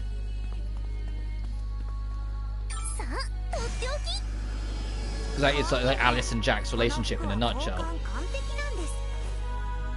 They might be a boy and a girl, and they might be extremely close to each other to such an extent they share beds, but it's because they're survival buddies, and they are so codependent and co-reliant on each other that they refuse to separate. But it's not necessarily a matter of love or anything like that. I don't think they ever really specify it is. It's more that because of what they've been through, they are the only person that they equally both completely trust with their lives, so they stick to each other. So when finale opens the game by fucking separating them, if you know what's going on between them and know what they've been through, it's so much more evil. You're like, no, leave them alone. You know, it's like, no, let them stick with each other. It's like they're both each other's comfort character almost. They call it an a-hole, but they'll also be glad to have that a-hole to be thankful because I'm the one that gets them home. Yeah, that's fair. Is this a safe drop? Am I able to get back up? I mean, I just tapped the thing, so it's not the end of the world. Oh.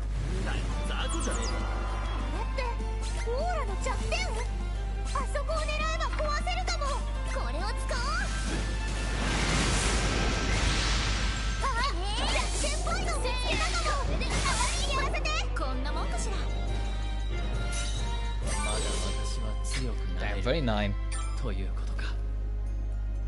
I'll let them go, and I'll carry them to the out of the battle zone. Yeah, fair enough.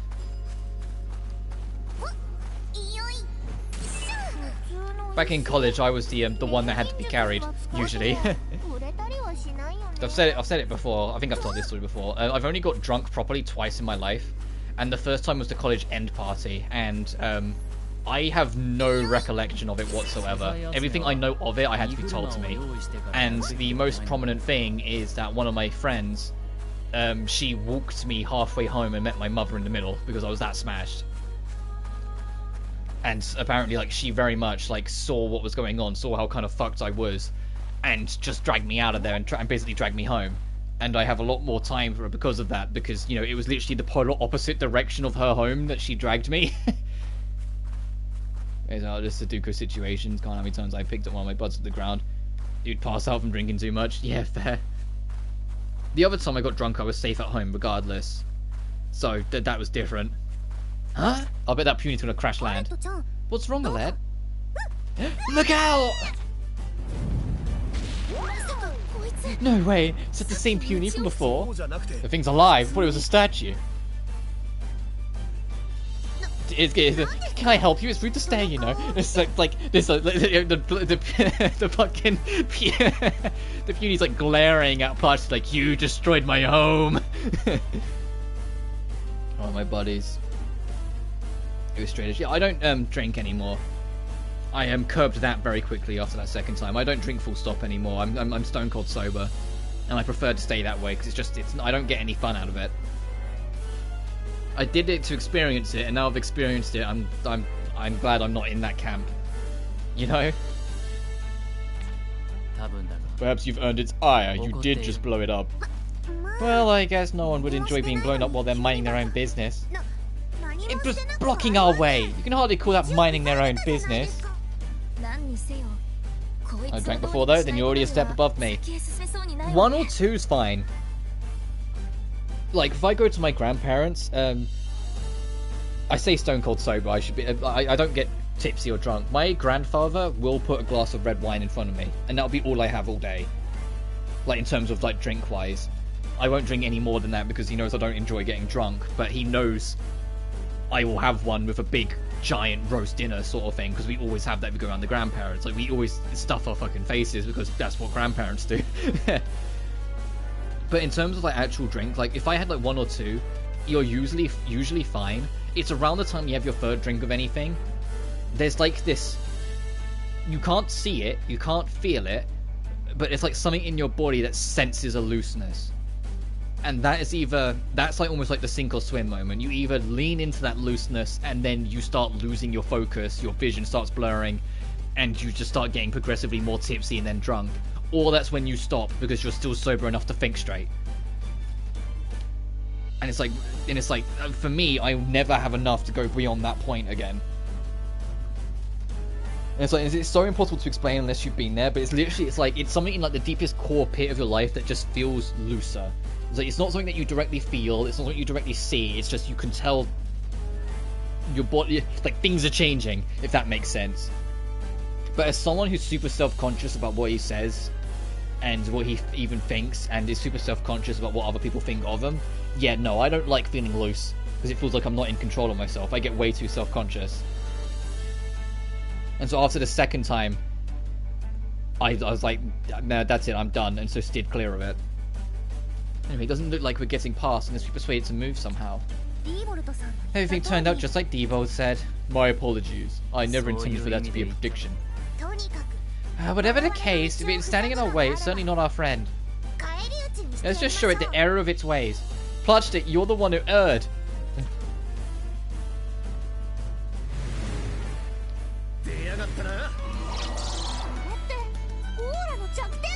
You know what, Plachta, get in here. This is your problem. You fucking solve it.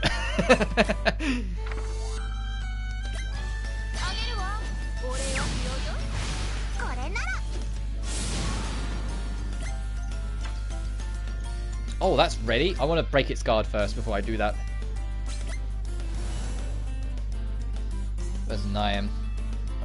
Only self-conscious to the point where my friends joke about me being a sociopath.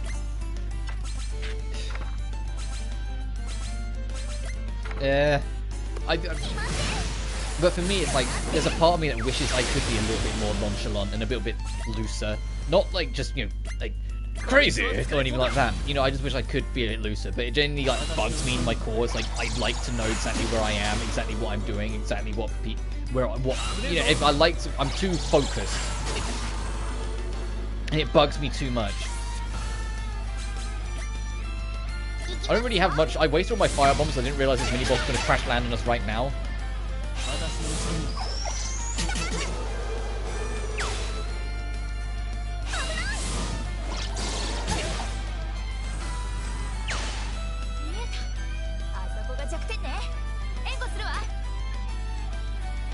Get ramming.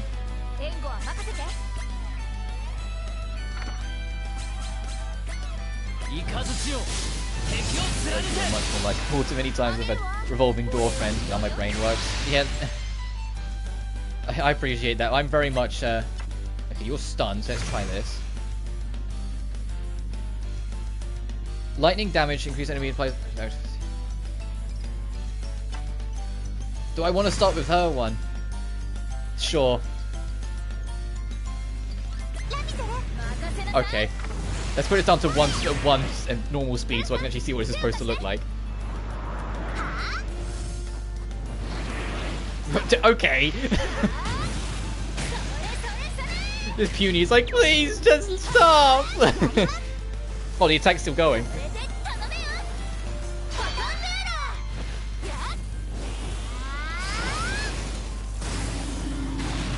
Oh, that poor bitch. Is it dead?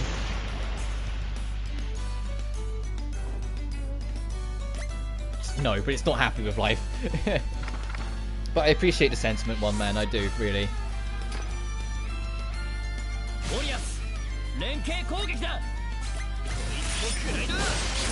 Oh, it's dead now. Fucking Jesus. Oh, did we get a special animation because they won together? Because they did their super? That's cool. Stop, he's already dead. You get a special win animation. That's actually really cool. That's like worth doing it alone. Because those two did their special together. See, now I really want to see the other ones because I want to see what all the like the extra animations are. Oh, no other cutscene? We just carry on? Oh, okay. The reason why I love this game so much. Yeah. It reminds me of, oddly enough, Tales of Berseria, where you had all like the unique post-battle animations.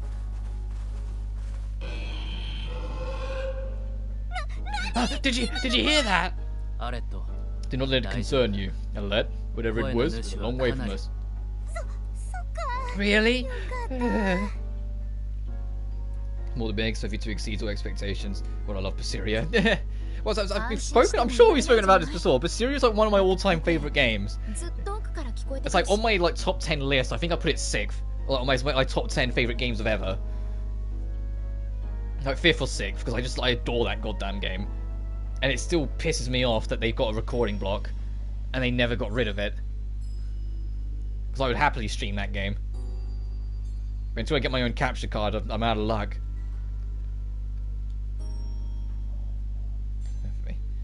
Well, maybe you should be a little worried. After all, it came from much deeper in the cave. We will likely stumble across whatever it was sooner or later. So I should be scared?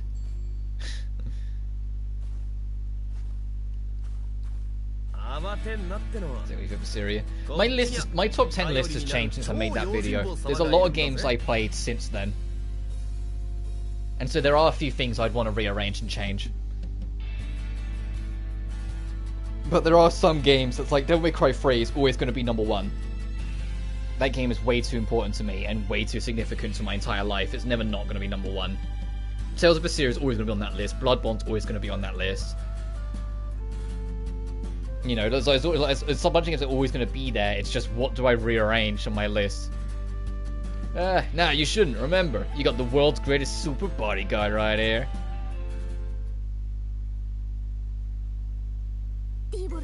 Right, I'm counting on you, Diebold. Fear not, I will see us all safe and sound. Hey, I'm talking about me, not him. Well, I'll be counting on you, Elias. At least you know what you're talking about, Sophie. Don't you worry, whatever shows up, I got your back. Good grief, they're taking this all far too lightly. They're our friends. We know they'll come through in a pinch. Yeah, you were right, of course. I shall be counting on them too.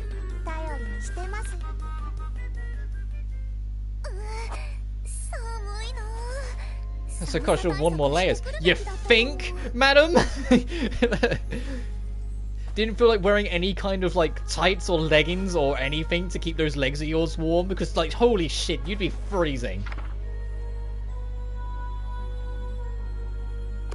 Sorry, I won't look at the map. Where the fuck? Okay, where? I was like, where even are we? Okay, so same as before. Ice freezes that over, so we can get across there. Oh, it's actually kind of pseudo-linear, because this middle piece is like self-contained, so it's more about like going across here, along, get that chest, and up and out. Okay.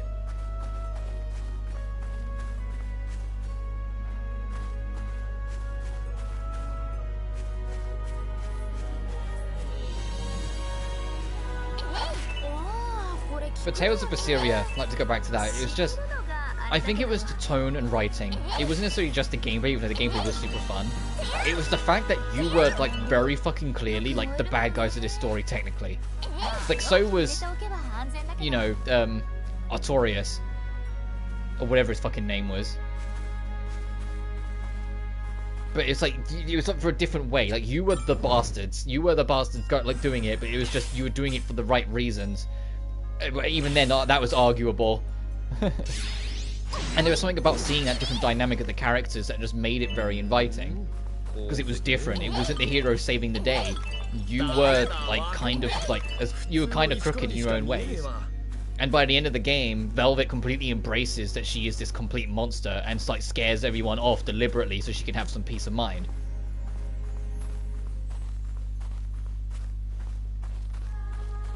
Oh, there's nothing down here. Okay, we need to raise the water level.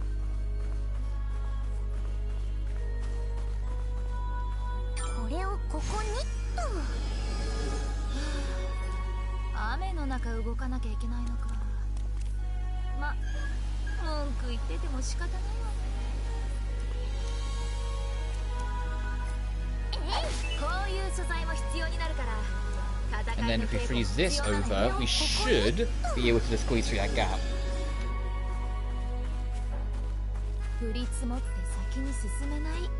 Oh, so this is separate, this bit. I thought this was connected. Never mind. So we're going... It's still sort of linear. We're just going this way instead. Yeah, because this bit is separate from this. So we take this down and up there, I think.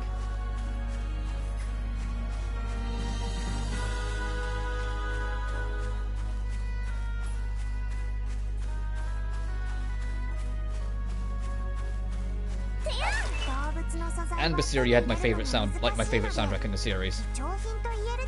I like Tales of Arise a lot. I must stress enough, like, Tales of Arise is super fun, and I had a lot of time for it, and I enjoyed it for what it was. But it didn't quite nail what Berseria gave me.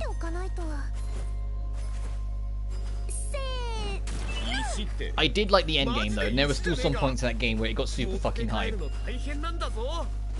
Like, the entire final act of that game was insanely hype for me. I loved all of it. I think the final act of the game is badass. Some of the twists and turns the story takes, and some of the areas you go to are really inspired and really clever, and I loved it. It was just, the game felt a lot more grounded in a lot of ways for most of its run, and I kind of liked how, even though like Basiria was pretty grounded in places. It also knew when to kind of have a wink. It knew when to kind of step back a little bit and have a bit more fun.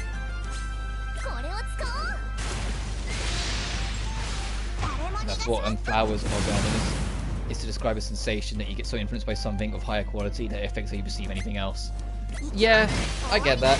But it's like, for me, it's like, it was easy to compare because like Tales of Arise's actual combat wasn't as expressive as Basiria's. And once again, it's because it was partially more grounded. And like, it felt like I loved that in Basiria, you had like 4 interlocking movesets because each button did a different thing. And then on top of it, each character also had a special technique. And on top of that, you only had to tap one button to swap characters. Like, it was kind of absurd how many tools were actually at your disposal once you got a feel for it. Especially if you mastered all 6 characters, because you could interswap them and change them. You can kind of do a lot of those things in Arise, but everything is less. Like, instead of having each button linked to a move, you have one and then later on 2 movesets that you can hold a button to swap between. That you have some special abilities, but they're not quite the same.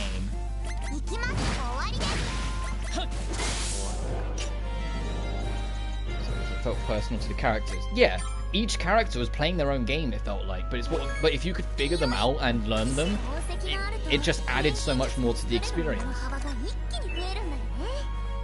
But I loved that Velvet was literally living up to the title name. She was a berserker-styled character. She was all about putting everything on the line, even your own health, because of that, or because of the ability absorb system, to get as much raw damage in as humanly possible at the cost of yourself. I loved that Rokuro was like more traditional samurai with so many more counter mechanics. I love that Magilu and her fucking card system. It took forever to figure it out, and it's arguably the hardest character to learn. But once you did, she was a magic monster. Like, everyone has their own things going on and their own systems that make them super fun. Violently ambitious. Yeah, Velvet is literally the traditional berserker character. It's part of the reason why the game's called Tales of Basiria, because it's literally berserk Iya. She is the berserker character.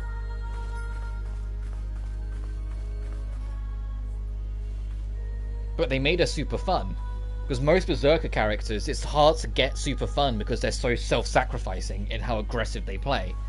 But they got it right with Velvet, and it never felt like I was risking too much.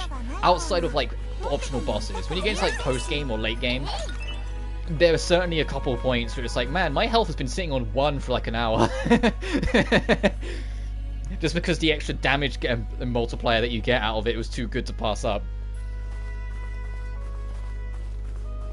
Or when you were grinding the Heavenly Steps and like grinding out like endgame loot there, like the amount of times I was like on super low health there using her, because I also relied heavily on Velvet because she was just the most fun character to me. I say that one of my closest friends who also got into it had like pretty much only played as Aizen for the whole fucking game. Like, he got super into Aizen's moveset and just loved it and like really mastered and nailed it down. And what we do is, because the game has active co-op, we would use the PlayStation SharePlay, because, you know, the only area that isn't blocked scenes is the Colosseums. We would do SharePlay and like hop in on each other's accounts, and like he'd play Aizen, I'd play Velvet, and we'd just see like how much we can fuck things up, sort of things. Like we'd do like little fun runs whilst we were chatting, because we both got super into it, and it was really fun to do. Yeah, Aizen, spelt with an E. I'm sure his name was Aizen. The blonde guy with the black coat, who's all about physical combat, using his fists.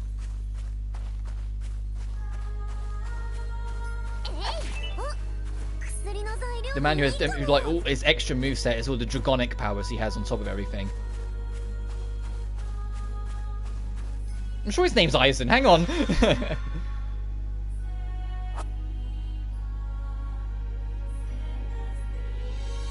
Yeah, Aizen, E-I-Z-E-N.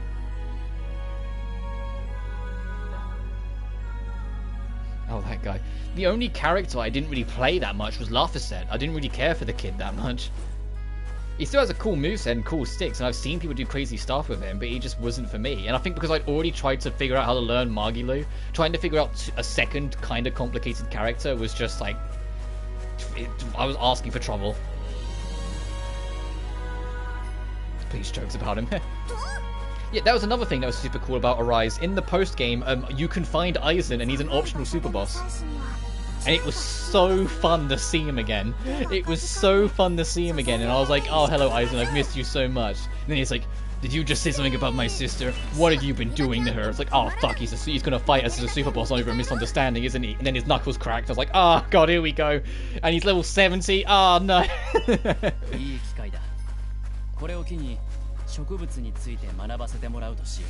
I've platinumed Tales of Arise. Like, I did all the fishing. I did all the super bosses. I beat the level 100 boss rush. As it continued tradition in Basiria.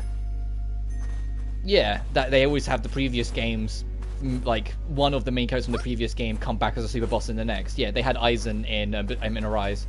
So where am I going from here? Also, I can see the... I wonder where the boss fight's gonna be.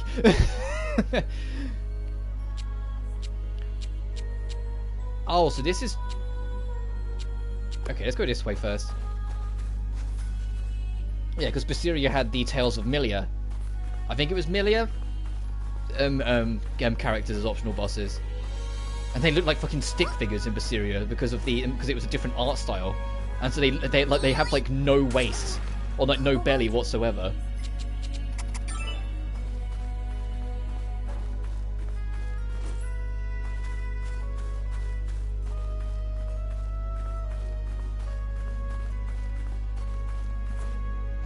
And to be fair, Rise has a lot of super bosses, and they balance it kind of well. Because each super boss, like the first super... Like, you finish the game at, say, let's give an example, level 50. The first super boss is level 55. When you beat it, the amount of experience you get will put you to, like, level 58 or 59. The next super boss is level 60. You beat that, it gives you enough experience to get to, like, 63 or 64. The next boss is 65. And so on and so forth, all the way to level 100. So if you can figure out what the intended sequence of the super bosses are... You will always kind of be the right sort of level to fight the next one when you get to it.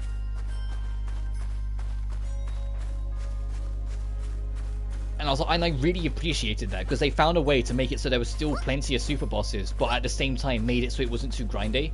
So we can't jump down this 1-inch gap for some reason, so if he refuses to do it. So I think the last super boss is level 95.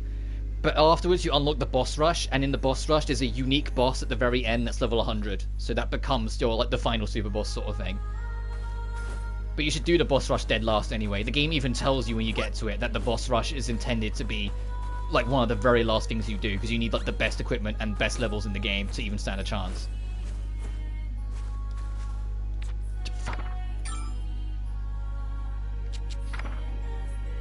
That is such a terrifying button. Discard all.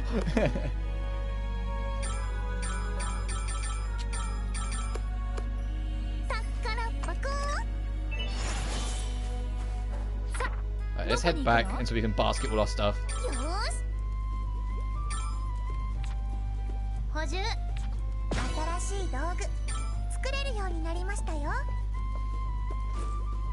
And to be fair, if you even though the final like super boss is level 100, I can't stress enough, if you go in at like level 95, you'll be fine. I excessively grinded to level 100 thinking I'd need to be that, and then kind of steamrolled it. I was like, oh, okay. Like, it is tough, and you need good equipment, but I... Million Jude. Yeah, but I kind of over-prepared. At the time. Boom.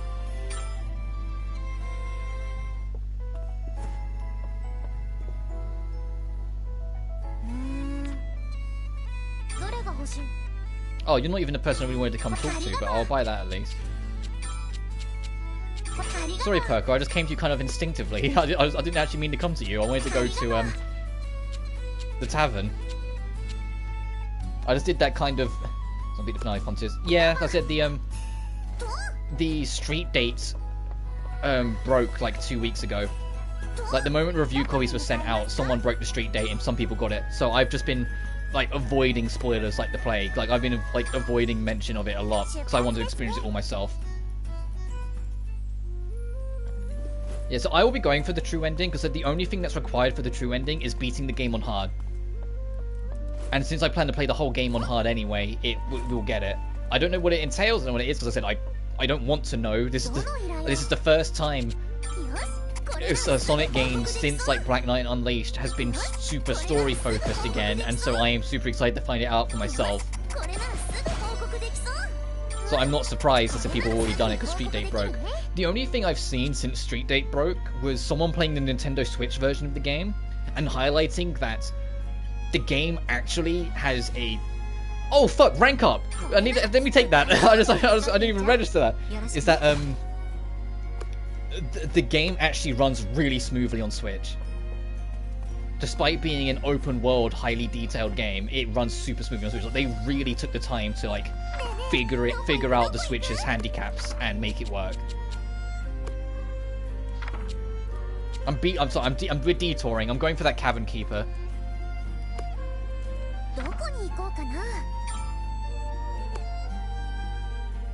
Okay, it's here.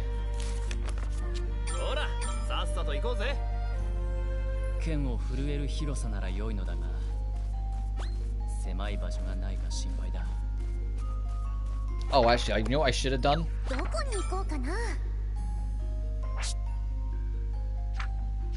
Okay, it's in the day variant, so if I walk to this one instead, it will show up.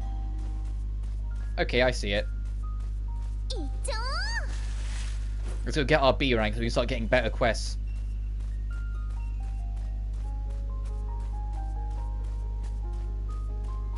And then we'll get back to the main story. So I want to try and make a decent amount of progress in this stream because of, like I said, we're not going to be streaming this game again for a little while because Sonic Frontier is going to be so dominant.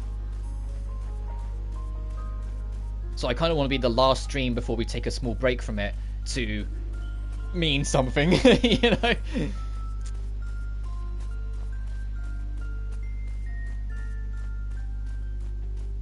But I say that, even if we don't, this game's super fucking fun, so I don't mind if we make little progress.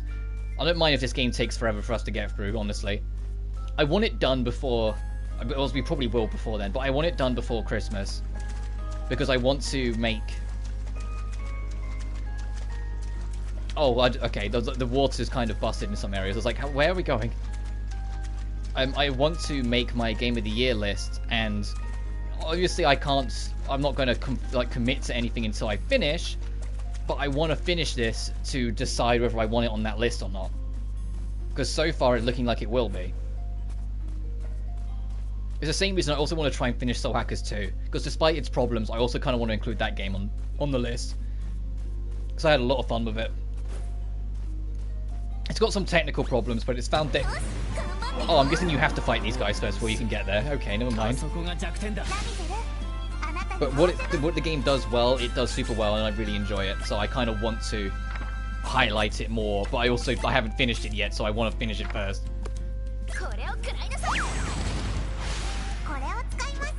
But that patch is supposed to be this month. It's going to add a bunch of quality of life things. So after that's out, we'll be back on board.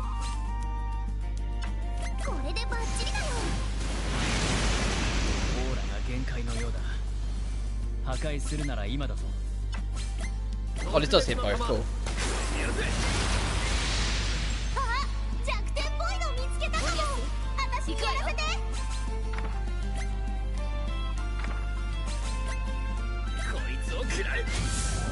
Oh wow, 1,922 damage? Fuck, yeah, that would kill him.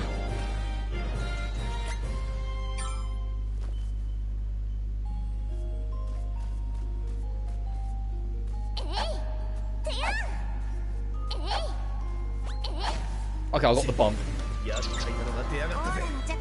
Hey, what was it got? Wind Aura, alright.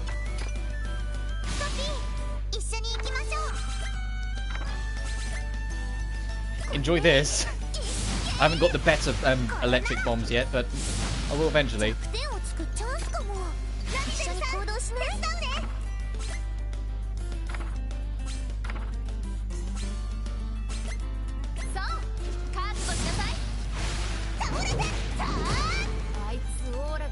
Oh, I'm out of bar to use more.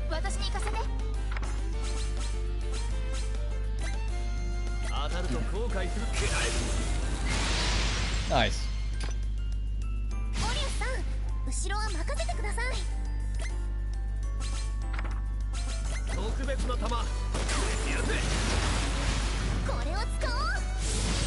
God damn, 853. Punch in the face. Yeah, 600.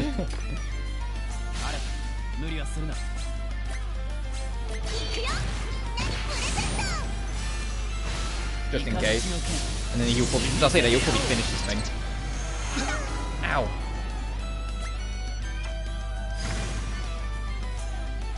Look at that face. Look at that face. You can't not love that face, Sophie. Oh, actually, I blocked. Hang on. No. Let's not use your one. Yours is that one.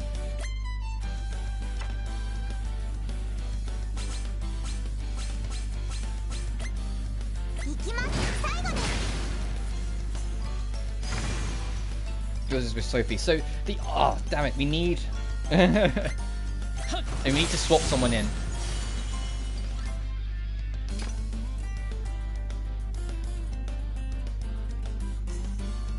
Get you in. That's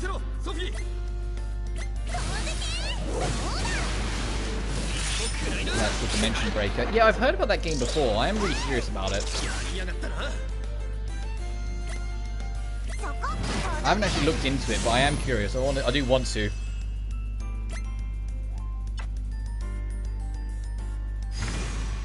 Yeah, because yours is the one that's blocked. I want to see if...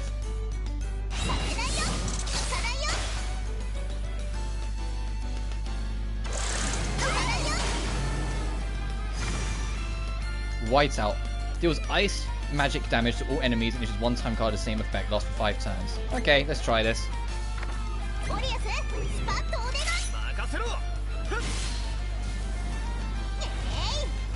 Okay. What the fuck?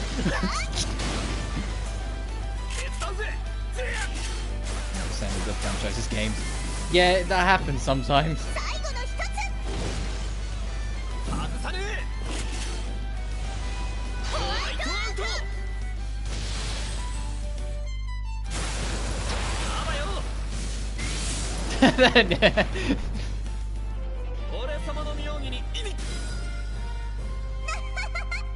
What the fuck was that victory animation?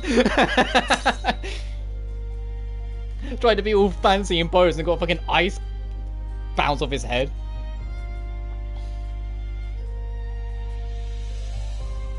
It's better stories too. Well, yeah, that happens. Some people are very impassioned by it and they don't have the corporate restraints that, you know, the actual games have, so they can just kind of do what they want. Who's my fave? Alright, let's go turn this in and get our rank up.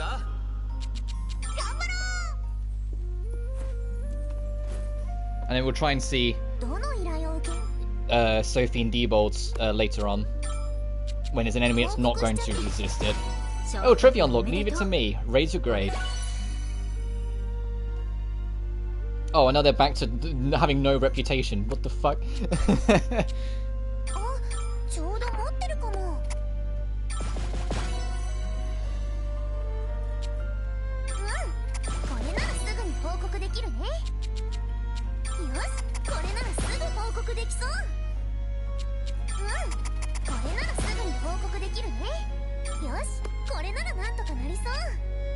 Stretchy band.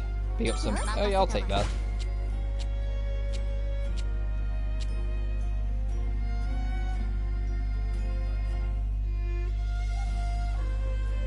Recently hateful corporationalism. Corpse will ruin all the fun. It certainly feels that way at points. But I know, like with like with Idea Factory, you know, RGJ and Compile Heart, they always, like, there's always going to be a slight conscious awareness, no matter what they make, of how it will be perceived, not just by the audience, but by corporations around them that they might want to do, like, businesses with, that they might want to do collaborations with in the future. Because if they have different beliefs and different practices, and then you like do something that challenges it, obviously they're never going to work with you ever. But then there's also, you know, stocks as well for some companies as well that also. So I looked at Ishin, and not a fan. That's a shame. Also, it's only 1S. Ishin was like a very experimental game at the time that's getting a full remake. I'm interested in it. My only thing I'm not sure on is the whole card system, because that wasn't a thing in the original Ishin. Well, it was, but only for side games. It was like a mini-game thing, the card stuff. Whilst now it's integrated into the main combat, and I'm not sure how I feel about that. We'll have to see when it comes out. I'm not getting it at launch, because February is fucking stacked enough with Riser Free. For me. But, yeah. If Riser Free and Theatre Rhythm, because I also want to do some streams on Theatre Rhythm when that game comes out. That game looks super fun. Judgment because it felt connected to the verse. It was like shark jumping. Ishin and Kenzen, which was the previous game they did it, are deliberately supposed to be like wink wink, they're not canon. They're supposed to be like borderline, like you have to, if you pretend they're all role playing instead, it's easier to get into. But it's supposed to just be like, look at all these famous faces technically doing different roles. Like it's supposed to be a wink at the audience. It's not supposed to be taken seriously or canonically in the way Judgment is canon to Yakuza. Keep pressing the wrong button. But the actual like gameplay style and whatnot is where I'm hesitant, because the original was the original Ishin was the founder of Zero and Kiwami's gameplay style. It had these changing gameplay styles with the D-pad. It was the one that started it. Whilst this new one, although it's keeping some of that, they're leaning more into this new card system instead. It's like, no, use the Zero system. The Zero and Kiwami fans will thank you endlessly.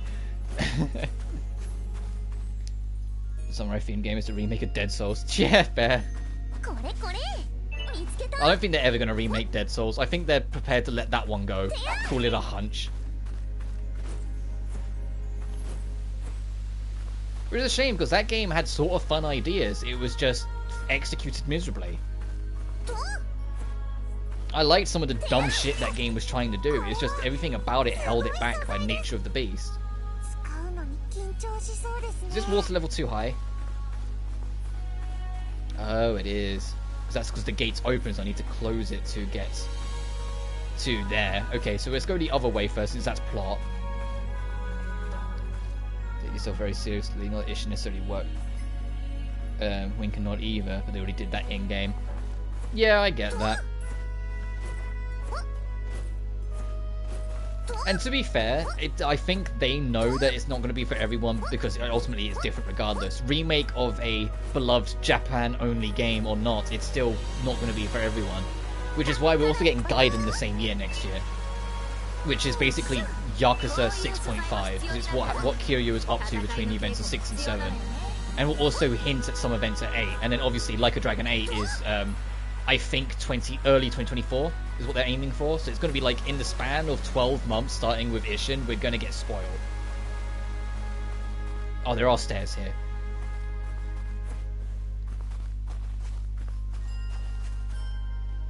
It would have done mini games more appealing because the wink and nod added to the experience.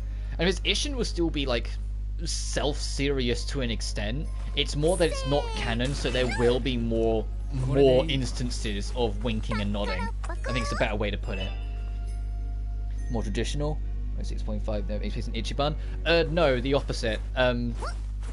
Essentially, a lot of people asked why Kiryu was in 7 when his story was so nicely wrapped up in 6, and also asked why his position was the way it was. They reached out to the lead voice actor of Kiryu and said, would you be up for one more road trip sort of thing, like it was like one more like standalone road trip instead of codependent character or whatever, and he went fuck yeah. So they started working on a traditional Yakuza styled game that is based between 6 and 7, explaining how Kiryu became involved in 7's plot, and will also have some hints towards what 8's gonna do. Whilst 8 I was passing the torch. Yeah, fair enough. Whilst 8 is going to be a dual protagonist storyline, and it's they used Yakuza 0 as a base to figure it out, And what I mean by this is that for half of the game you're going to be playing as Ichiban, the other half you will be playing as Kiryu again. And then when it's Yakuza 8, that's the one where I'm like, it feels like they got hesitant with Ichiban after one game.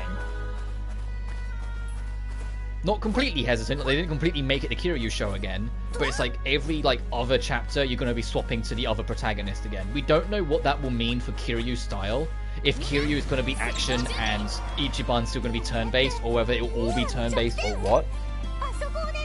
Into all of this, I passed on to Ichiban plus. I think I like Ichiban more. Yeah, Ichiban's easier to... When was Plachta's health 1? When did that happen? Did I miss something? Oh, I digress. I like Ichiban because he's easier to relate to on a casual level because he's just a big fucking dork.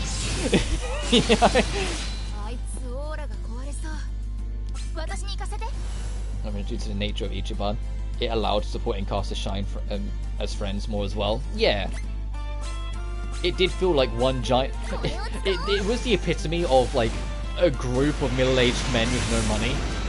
But it was fun.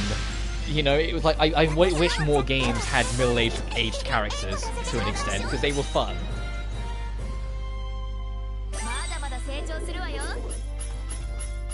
Like Dragon was Kiwami too. Fair.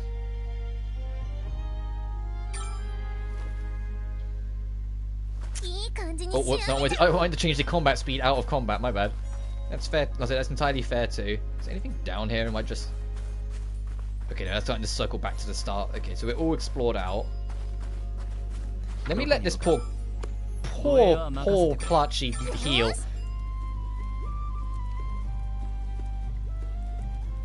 That's like a Dragon is my favourite Yakuza. Hell freaking stew, man. That was a fun one, yeah.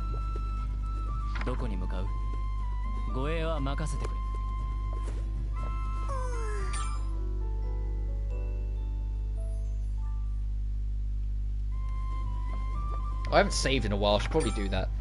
I'm already becoming like semi-reliant on the fact this game has auto-save, so I don't think the save as often.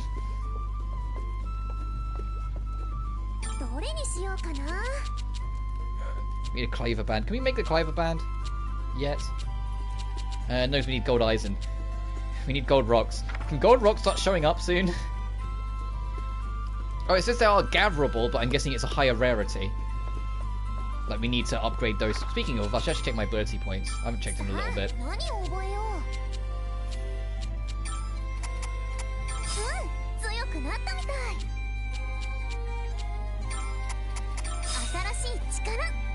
Every single list would always have else to it, number 1.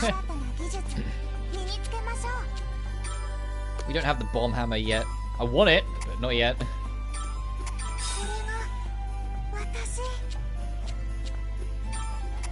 Post-action wait time less? Yeah, sure. Sure, baby girl, you can have that.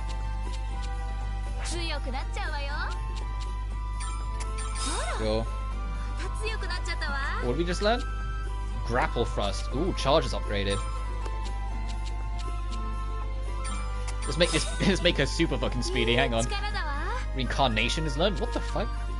Restoration to reincarnation. Okay.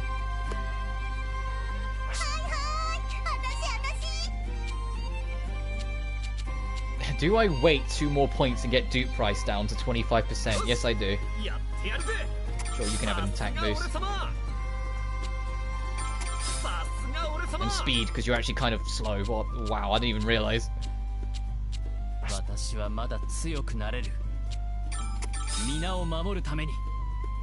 War Cry is learned, damn. Battle Cry to War Cry. I'm actually just right into the final dungeon. Mess around because I screwed up with this part. Oh, well, I plan to do that anyway. Because I've learned since Lydian Suli. When Lydian Suli's true ending was locked behind friendship as well. And to be fair, it's easy enough to keep on top of it, because it's not like you build up friendship on a value. It's after like each chapter or section, there's a bunch of optional events you can go trigger. And so as long as I just keep on top of them, which I'm gonna do anyway, because I like seeing those scenes, we should be fine. Ended up not doing so. But that's like genuinely my favourite thing in a Gust game is all the optional little scenes. It's part of the reason why I love Blue Reflection 2 so much, because that game is 90% optional scenes. Because the whole idea is that you build up the friendship rank by taking each other on dates.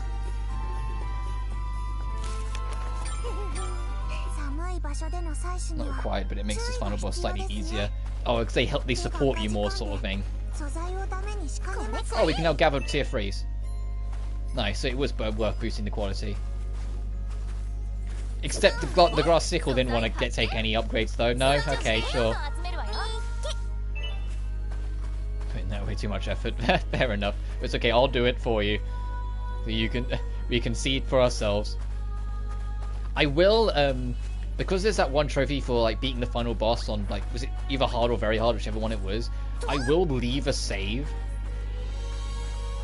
just before the final boss separate, so once again when I'm going for completion I can go back to it. Right, so let me turn the snow off.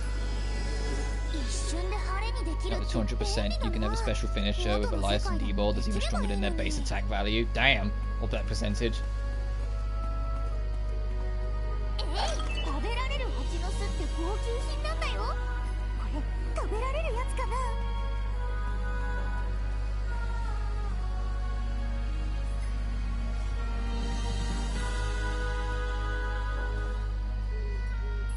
Am I going crazy? I thought we couldn't proceed until I got rid of the water.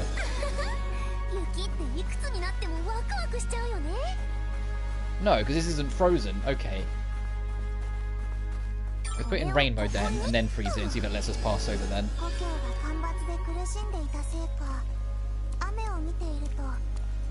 I need to close that gate. I need to find the switch that closes that gate. It's probably on the other side then. Actual friendships are max. Yeah, we'll do. Let's go around, see if we can find a switch to close that gate, I think. So I think the water is blocking us off entirely, so we need to get rid of it.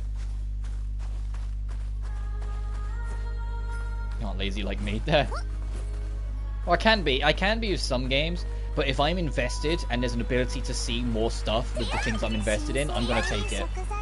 And I'm really invested in Gust's games in general and their characters and story, so I'm always gonna take those optional scenes.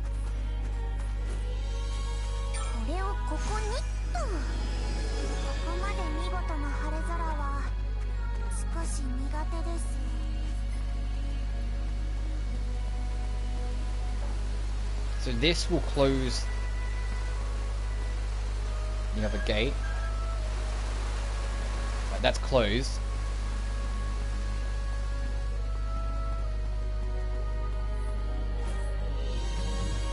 What the fuck did I land? Oh, I landed on there. I was like, what the heck? What did I stop on? No matter how invested I may be. Maybe it's my trophy hunter nature, but I try and min-max everything. That's fair. I try and find a balance. Like, if I'm super into it, I'll go for the 100% and whatnot. But I'm not gonna go after like every single finer detail for my own satisfaction. Like, I will know when to draw the line. Right, nice. You can proceed.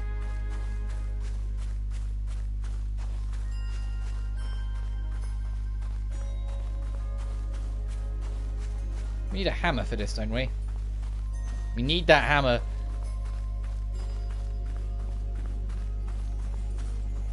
Creature of habit. Yeah, we all are in so different ways. Don't worry about it. Alrighty, let's see what boss that's definitely going to show up here we're going to have to fight. Almost at 80 plats because of it. Fair. Oh, here it comes. Could it be the same monster as before? I believe so. Whatever it is, it must be nearby.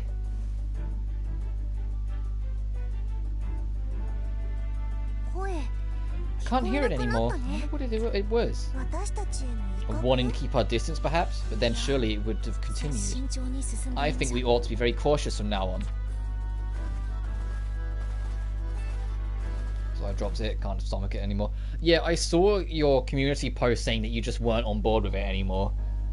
But at least you gave it a fair shot. And that's like the least you could do. Huh? Is that another one of Elvira's guardians? So I assume. This must be the source of the roars we heard. And I was so scared too. Guess it was just fighting with the local monsters. Oh, thank goodness. That means we can search for Plachta in peace. I think you're being too naive, Sophie. Eh?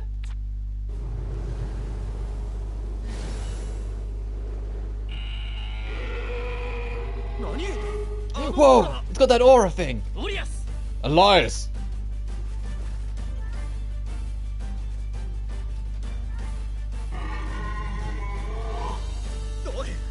Oi, Ramazal, what gives? Well, that thing was supposed to be friendly. Don't ask me. Ellie said she told it not to attack us. It didn't seem to mind us when we first came in. Why did it suddenly just... We can speculate later. Ready yourself. Boobs! I mean, Alette. Okay, join the fight as well. That camera angle was not her best.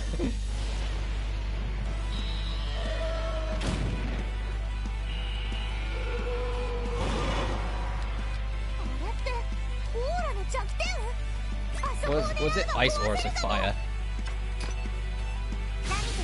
Oh, no, I wasn't just shouting boobs. It was that. Jeez.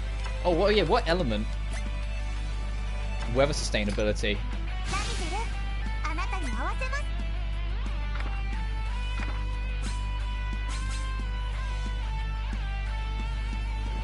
Some foolery nonsense.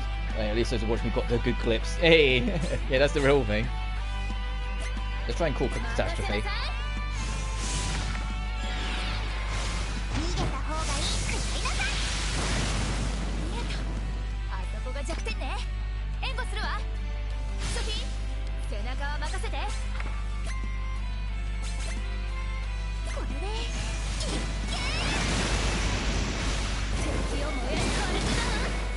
God damn, how high? It's got 6 more points still. I was like, damn, how much, like, aura points has this fucking thing got? Oh, oh no, I can't yet. I was gonna say, Elias, you're so ice focused. I think I need to get you out of here.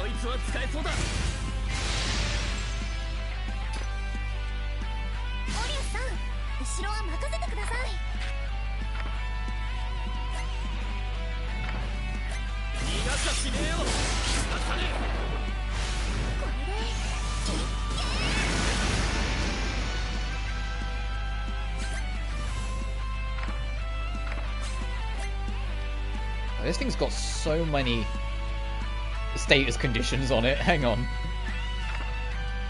Yeah, look at this. Oh, this poor bitch. Have this.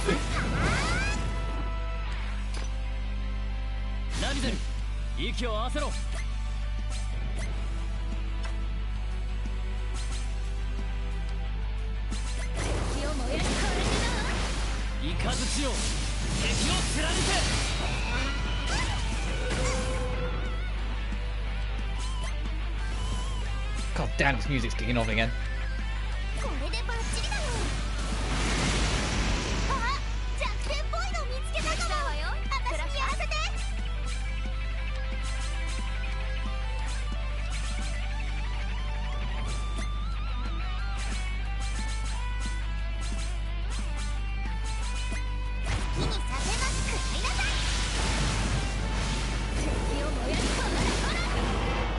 Physical aura, alright.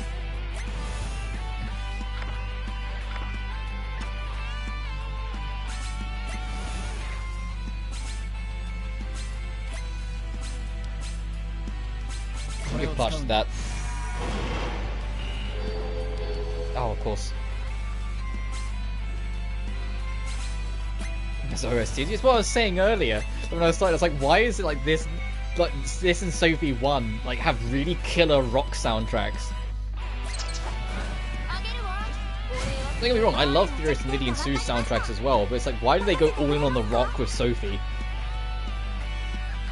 Never mind. It really surprised though? I'm just like doing my thing.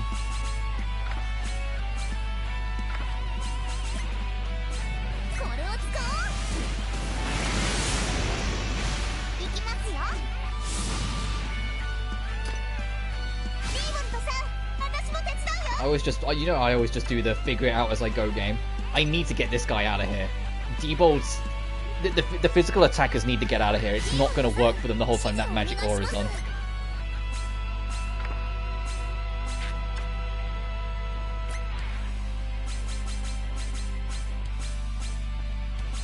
know you resist it, but I've got to do something.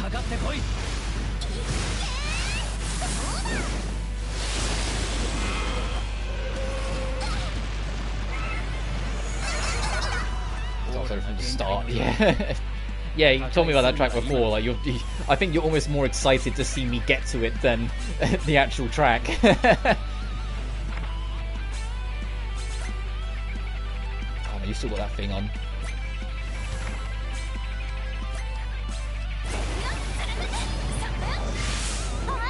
Nice, I got the finishing spike.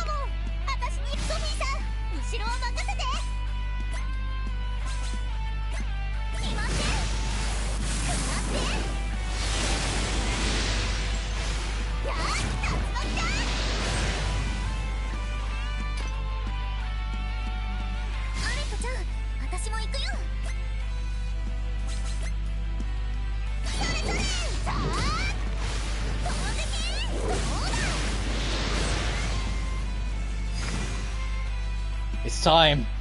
Let's see this attack.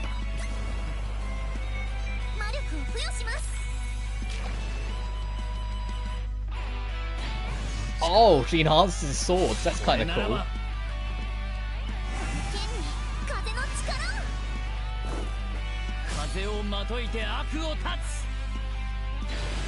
Oh my god! Of course his sword's linking to one. Why did I think any different?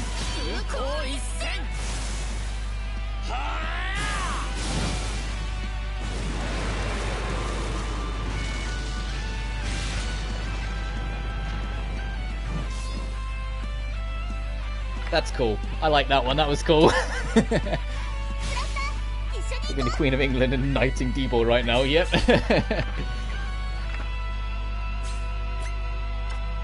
Let's call Catastrophe again, and let's set this up. Just make sure those status conditions stay on. We continue ruining this thing's life. Ice Aura. Okay. That's perfect.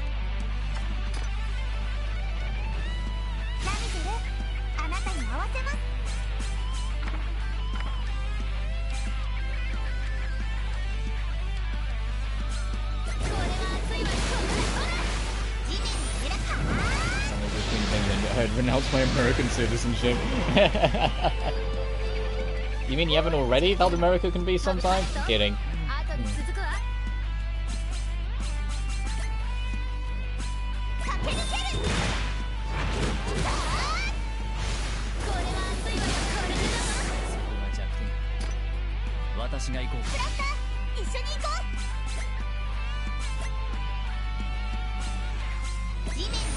Just deal with the extras first and we'll worry about the big guy.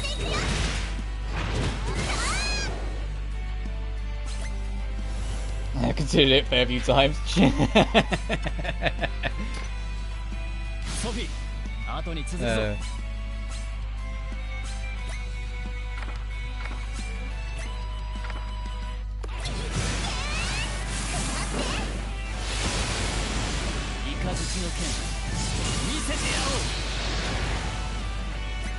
Got 18 left, jeez.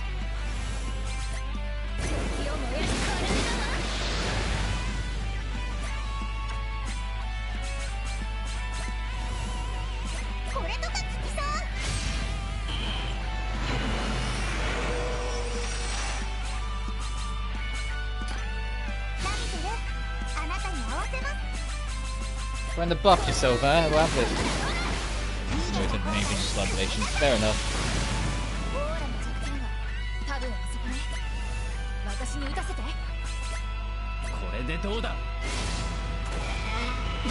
Ow. Ow. I'll still getting more buddies in. Except your demise.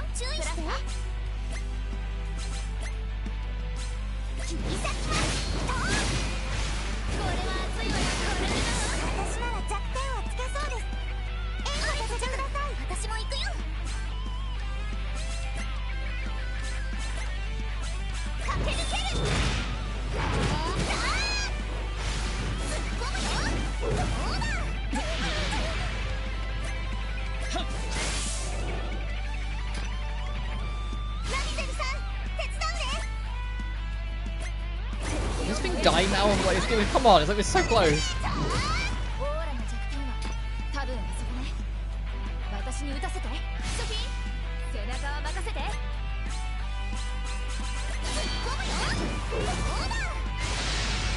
Nice, there we go. Now this will probably kill it.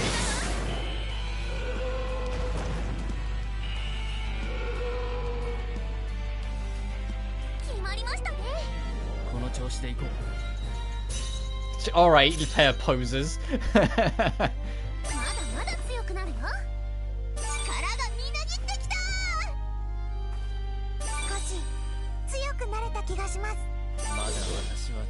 New skill, Knight's Pride.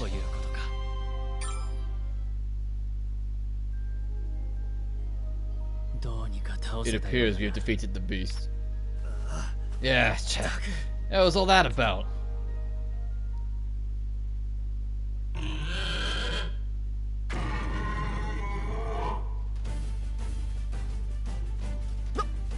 No way, I swore we put it down. Oh, let's wait.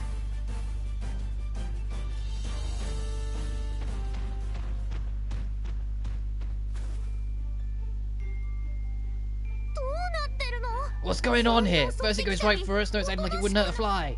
I don't know. Perhaps Elvira's command failed to transmit properly. I don't think she'd make that kind of mistake. Well, I hope not, but who knows. The black aura seemed unpleasantly familiar. You mean the monsters we fought before, right? I cannot say for certain. As of yet, we simply do not have enough information. Oh yeah, the thing was possessed by evil energy, got it. In any case, Sophie, now is the time. We'll help to Plachta's soul. Right, got it.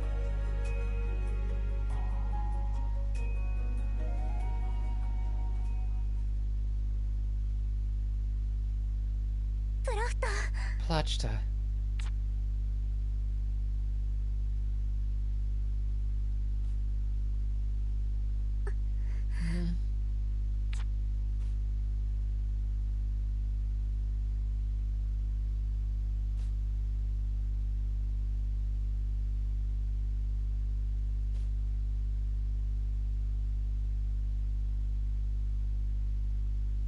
Sophie. Sophie. Hey! Sophie. Sophie. Sophie. Where are you? I can hear her. She's really here? Yep, I recognize her voice anywhere. Sophie. Sophie. Sophie. Sophie. Where are you? Where have you gone?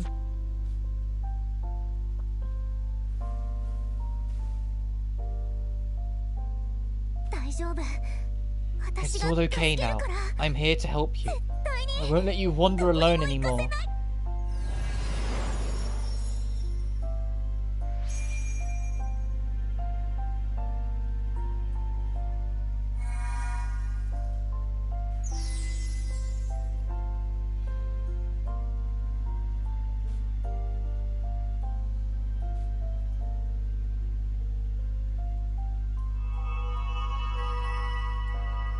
Imagine having your wife's soul in a cage.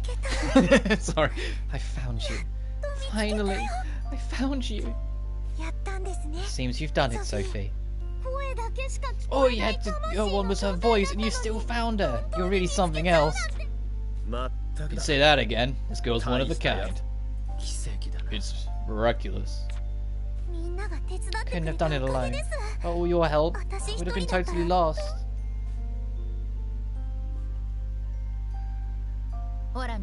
Remember everyone, we aren't out of the woods yet.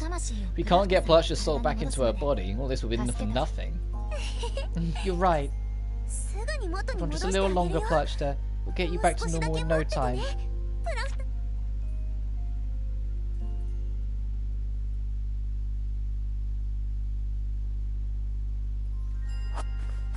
Aww. Let's do back to the dream tree. Okay.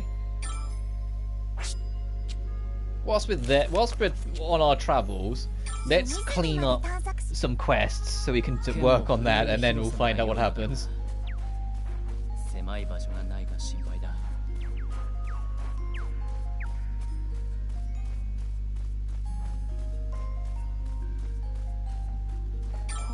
ここにっと一瞬で晴れにできるって便利だな。元の世界でもできればいいのに。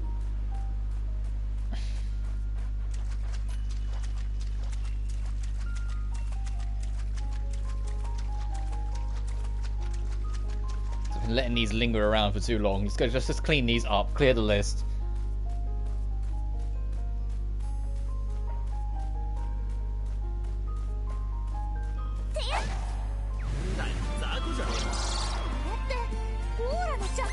I'm not going to use the bar on these guys. I saw that. It's like, hey, you can do... No. No. And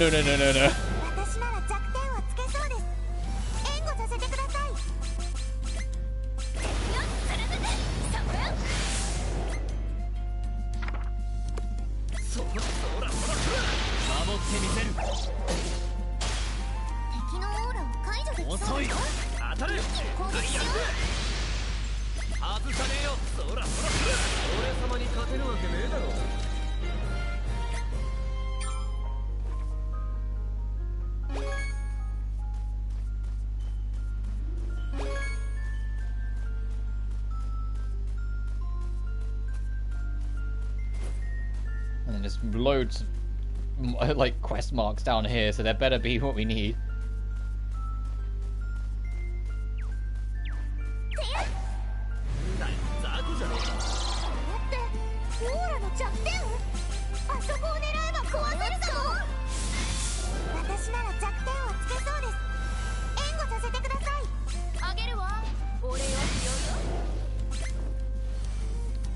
I need to get more lifts.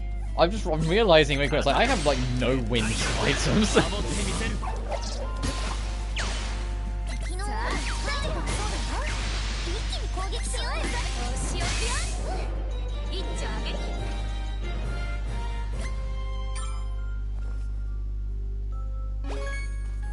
Alright, enough to please that.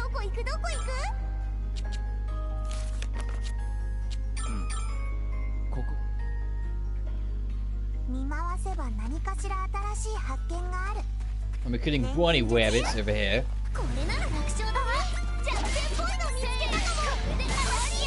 And because they're rabbits, they're weak to guns, because of course they are. That was still one of the funniest discoveries, or realizations for me. It's like, hang on a minute, they're bunny rabbits, of course they're weak to physical weapons. Because what are they hunted with in real life?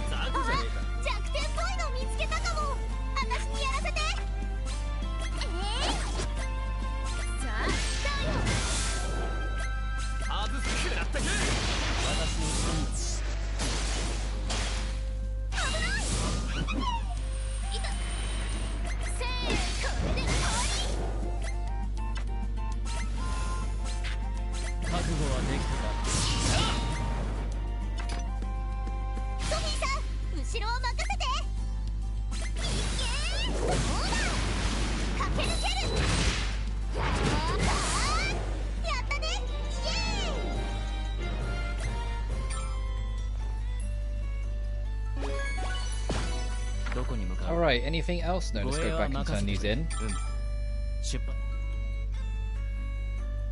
Don't worry, our Plachta, we'll get you back in your soul eventually. We just gotta do all our usual stuff first.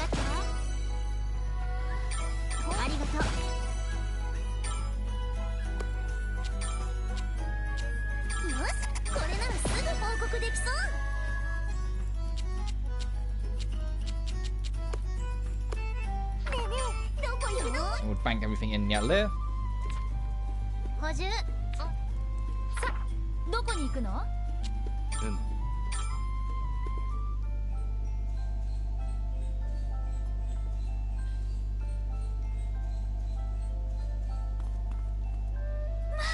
You found it! Let's return it to her.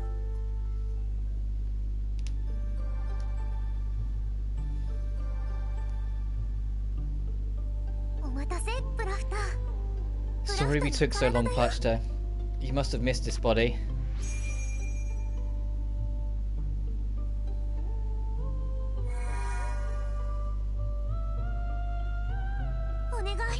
Please, come back to me.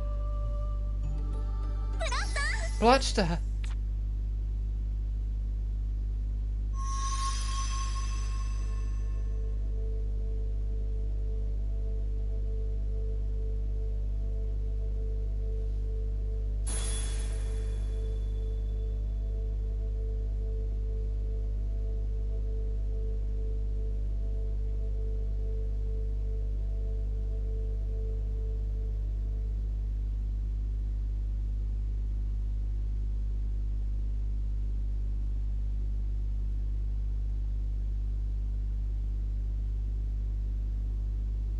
Someone was like poker, like, come プラ on, フタさんは Sophie, how is she?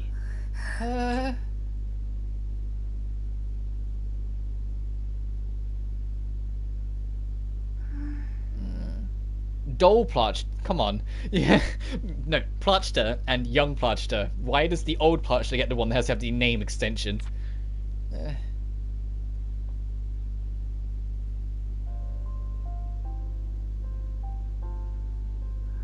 Sophie? プラフタ Plachta, ソフィ Sophie, 私は what happened? Yeah, firstly, she's got to get her cuddle in. As I said, there's no way. Also, there's no way they don't embrace. She's absolutely going to go get her cuddle in first. These two. Plachta! Oh, thank goodness. どこもおかしなとこ You ろは okay? ない How do you feel? 若干ですが I feel 体の感覚が all over. 鈍くなっているような感じがしますまだちゃんと The 魂 soul が might 体 not に have 定着 reattached してないん completely だ yet. But it's just a matter of 戻 time. るから She'll be fine after a good night's sleep, I think. そっか That's a relief. 教えてくれてありがとう Thanks for being honest with me, Elvira.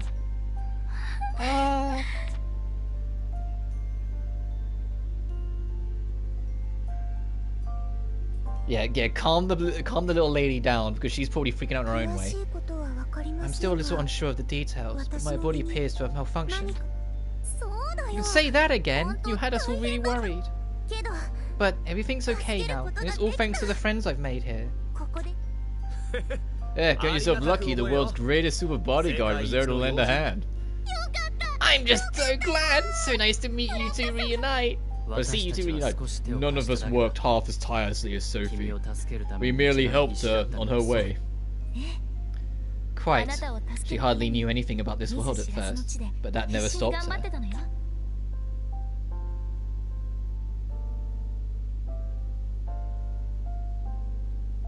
Yeah, she's gonna be like, hang on a minute. あなたは You are.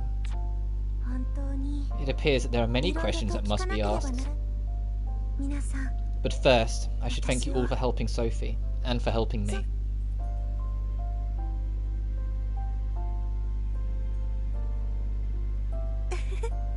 And on that note, ソフィー Sophie, ありがとうご Thank ざい you. ます I must have caused you a lot of trouble. ううん It was nothing. おかえりなさ Welcome い back, Plachta.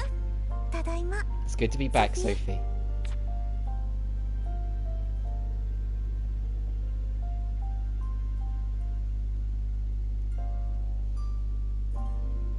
Love them. Love those two. Trophy unlocked. Welcome back. And then she slept really fucking well. Ugh.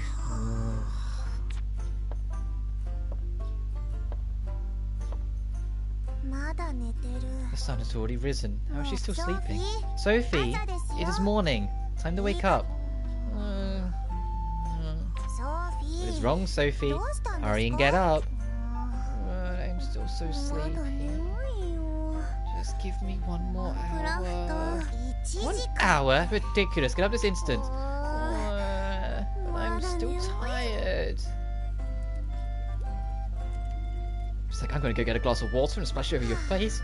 What a headache to think she's become this slovenly.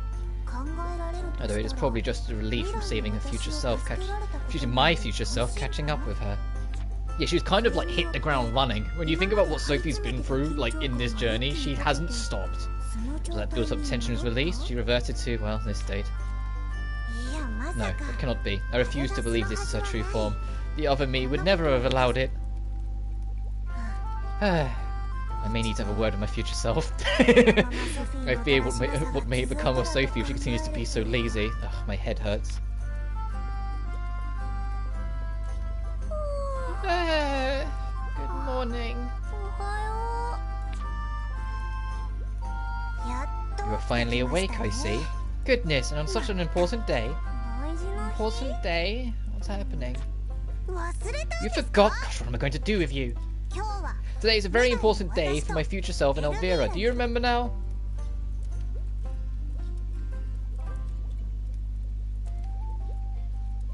Careful, you're gonna get... Oh, right! You actually did forget, didn't you? You are unbelievable. Plachta's gonna get mad if I don't hurry. Come on, Plachta. How confusing. Having two of me is quite inconvenient, but also a good learning experience.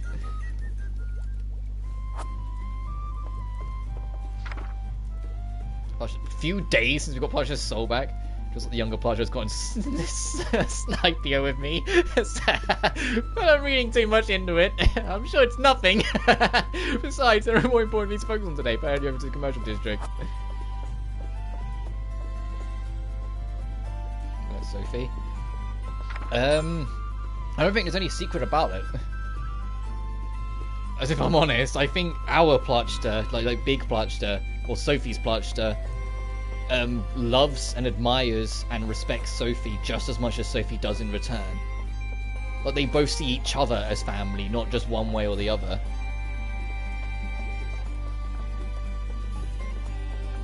And I think the proof of it was in Liddy and Suli,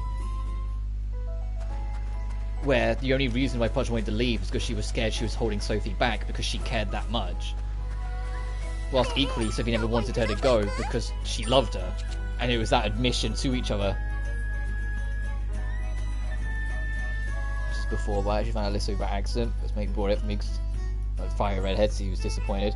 Oh, that's funny. Listen, my one is kind of arguably dumber. My discovery was that my older sister's called Sophie, and after I played Blue Reflection, I was like, hey, they also make the Atelier games. Hey, there's an Atelier Sophie!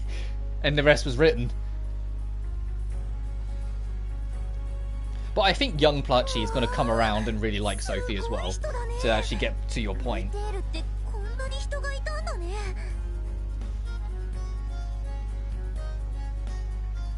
Wow, look at all these people. I never knew there were so many people in Rutali.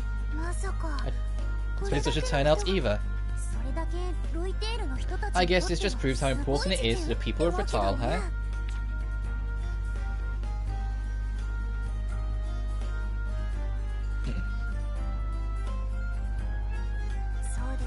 Indeed. It is quite a special occasion for a previous mayorless town to finally induct one. Oh shit! Not to mention, who's the mayor? Sophie! Plachta! Don't tell me it's like Ram or some shit.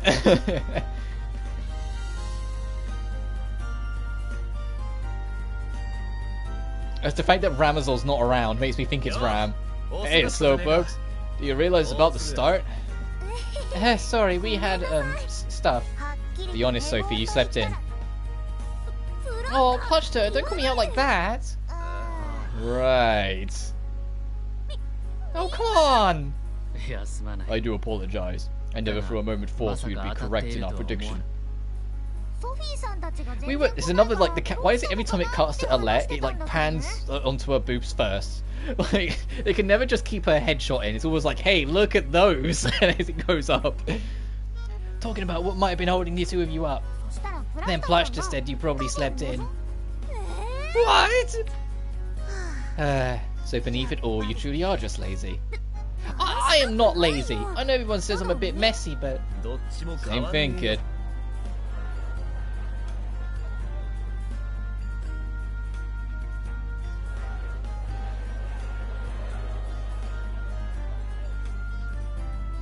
You're gonna make our Plachta mayor, right? That'd be the weirdest fucking... Oh, it appears the festivities are beginning. Oh, there's Plachta. What? I'm the mayor now, trophy earned. Saw Plachta accept a position of authority. What the fuck? Oh, Plachta. Oh no. She looks way out of her element. Plachta to be getting political office before me. Plachta? What's with the sash? Oh, looking good, real nice. Well, she is Rutali's first mayor ever. Go big or go home. Who made that sash? You're not to blame for this. Awesome, huh? This way anyone can tell she's the mayor of Rutali from a mile away. I must offer my apologies. I attempted to stop them. However, my efforts proved futile. It's fine. I think everyone really likes it. Plachta looks really embarrassed. Does this mean I will too have to wear that someday? Fantastic. It's good to see everyone so excited. However, we will need you all to quiet down for a moment. Okay, where should I start? I guess you guys want to hear more about the mayor, huh? Alright, you got it. Well, let's have a simple introduction. Can you all see her? This here is Plachta, your new mayor. Plachta here is a little special. She was transported to this world in a kind of accident. An accident? That's terrible. Must have been quite the ordeal for her to suddenly appear in an unknown world. To tell you all the truth, Plachta would love very much to return to her real world this instant. However, she didn't want to make more work for all the people of Ritali, who are already doing their best to achieve their dreams. That's why she offered to help this town by putting herself to work for a short period. That fucking sounds like something Plachta would do.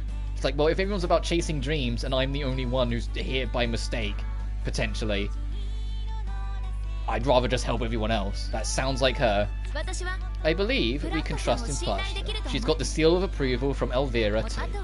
Now, all she needs is yours. So what do you say, good people of Ritali? We're happy to have her. It's fantastic news. She's got Miss Elvira and Ramazal's approvals. That's more than enough for me. We're looking forward to having you as our mayor, Plachta. Thank you all. I am Plachta, and I will serve as the mayor of Ritali starting from today. I swear that I will do all that is within my power to help you realize your dreams as quickly as possible, and to make this town an even better place to live and improve yourself in. I am confused. I get that this is something she'd do, but at the same time, what the fuck, Plachta? You've only just come back to us. We've not seen what you can do. Or is this the game's way of explaining away why our Plachta won't be playable? I'm sure I will make all of you proud. Oh, alright. Your turn, Ellie. Come here. That girl. Hey, look at her wings. Is that really who I think it is? I'm gonna force Elvira to reveal herself. Elvira!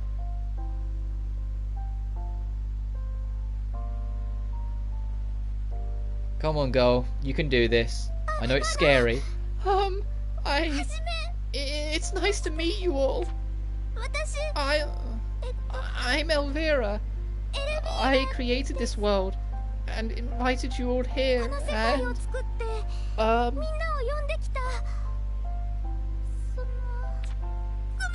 I'm sorry, I've never appeared in front of people like this before. I'm just scared of other people seeing me, because I look like this.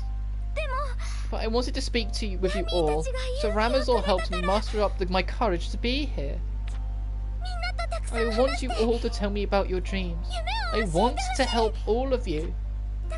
So, please be friends with me.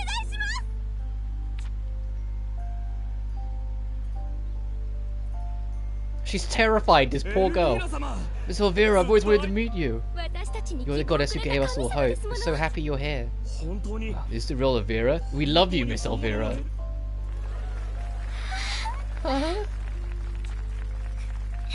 Isn't that great, Ellie? Yeah. Thank you, everyone, for welcoming me. Joe's calling her aloe vera. Ah. That was great, Ramazal. Thank you. I thought a few contrarians might pop up, but I was glad to see everyone gave their full support. You lead this town in all but name. I do not imagine anyone would question your endorsement. The easier this town is in the living, the easier it is for folk to realize their dreams, yeah? I reckon the townsfolk are just grateful. I just did whatever I thought was best. It all snowballed before I knew it. You were able to do everything without so much as a plan. You truly never failed to surprise me. By the way, where did Elvira and Plachta, the mayor, get to? They've gone to Katie's tavern to discuss some work. The second floor of the tavern has been turned into the mayor's office. Fucking wow! We talk about Rise's fig fires, but no one mentions Plachta's. Oh my lord! Yeah, but this game was after Ryza made Gus realize there's a market for thighs. So of course they were going to do that.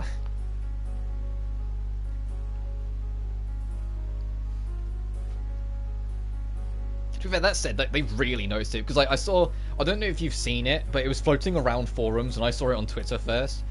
Someone looked at like the official model and then the artwork, and compared Ryza's thigh size to her head size in each of the 3 main games, because like, you've seen obviously promotional stuff of Ryza 3. In like Ryza 1, her thighs make up 60% of her head. In Ryza 2, it makes up 80%, and now in Ryza 3, it makes up 90%. Her thighs have got thicker in every game. I was just like, for fuck's sake, guys! Like, they're like, once Gus was aware that people were into thighs, they've completely leaned into it and made it their like niche. And but the thing is that not only is it just them leaning into it, it also makes sense because Ryza's like an explorer who lived near mountains. So of course, like, what muscles are gonna get thicker if you're always constantly exploring mountains all the time? Of course, it's your fucking thighs. So it makes sense that as the games go on, those thighs get bigger because she's constantly working them out. So it's like it's not just a horny culture thing. It's actually canonically makes sense, you know. Also, the fucking imagine going to the tavern and finding out that you're like just below the mayor's office. Oh, cool. Guess I'll pop by some congratulatory snacks for them later. Shoot, that's right. I have to get back to work. Dang, you just gotta remind me that I got a client waiting on me. I completely forgot. I must too tend to my blade. Alright, I guess I'll see you guys later. Yeah, back to the grind, suppose. Bye bye, see you later. Do let me know if you require my assistance at any point.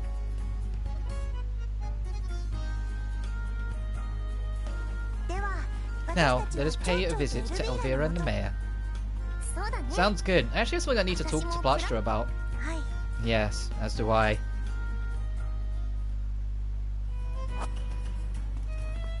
We need to, like, Sophie needs to learn to use other words when explaining people, because she's just saying, oh, Plachta, we need to go talk to Plachta.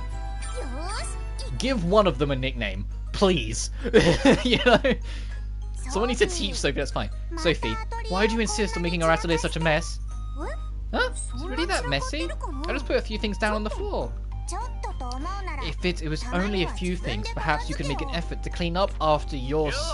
Ah, Sophie, Plachta, I brought you something. Oi! What's with all this crazy mess in here? It's not that messy. You two are totally overreacting. I can't stand this. Out of my way. Just seeing messy rooms drives me nuts. Alright, that's much better. Incredible. I didn't know you had such skills. Yeah. Do you always make such a mess? You'd think you'd always be stepping on stuff. I've always left the cleaning to my friend. I mean, was it really that bad? Huh? What? Don't get other folk to clean up your mess. You ain't a baby, you know. Ah, I'm sorry. You really mean it? At least keep your workstations clean, because I'm going to be dropping in for surprise inspections. That was scary. I didn't think you'd get so angry. I personally found him an exceptional help. I do hope he comes by more frequently. Fucking look at that face. But it's like Plachta is more pissed off than Elias is. Although I wonder, why here in the first place?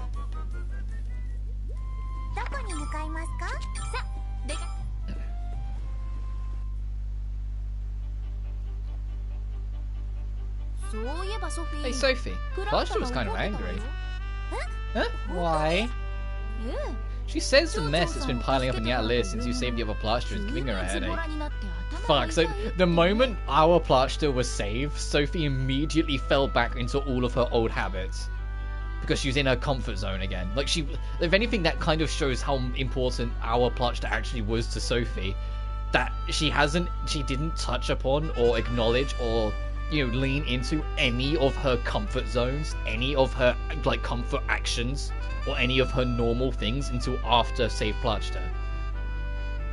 Like, she didn't let herself be herself until after Plachta, sort of thing. Oh, yeah, she's probably mad about that. Is it that bad? Yeah, my friends used to complain about my messiness too.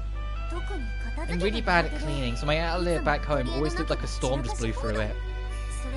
My friend Monica used to come by every couple of days to help straighten the place up. I'm surprised. I disappointed you?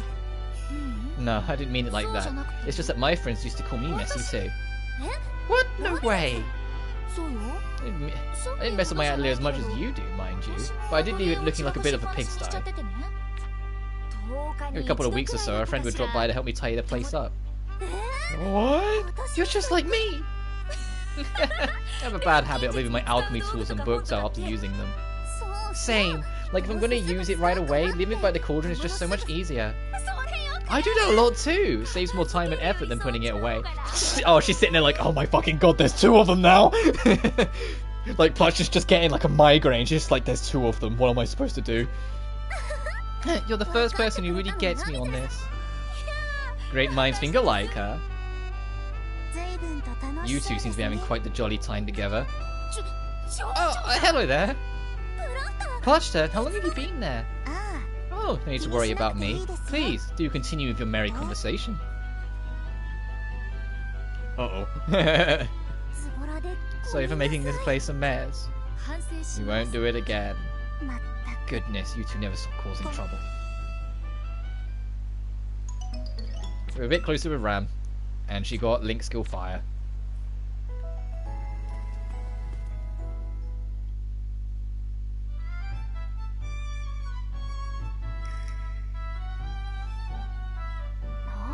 I see. So you had to train under me in the art of quick thinking so you can improve your alchemy.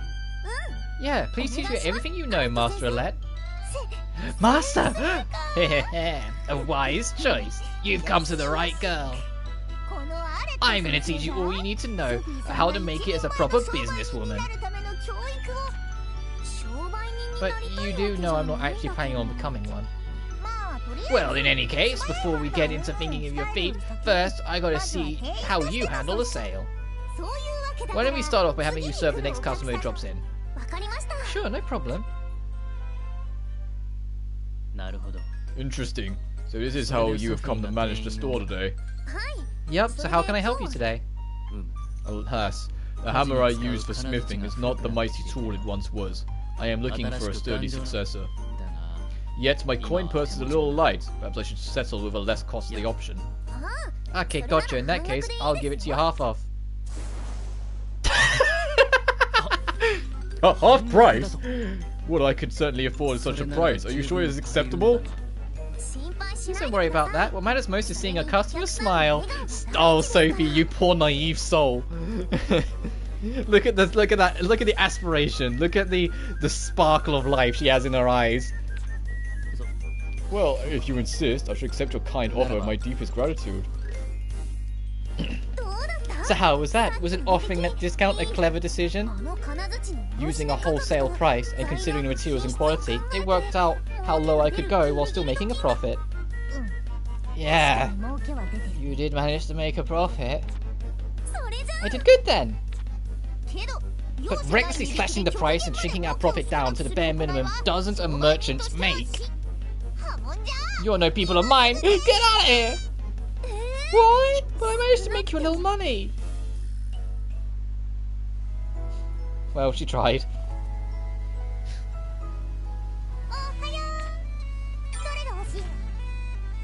Shit, I'm that golden core.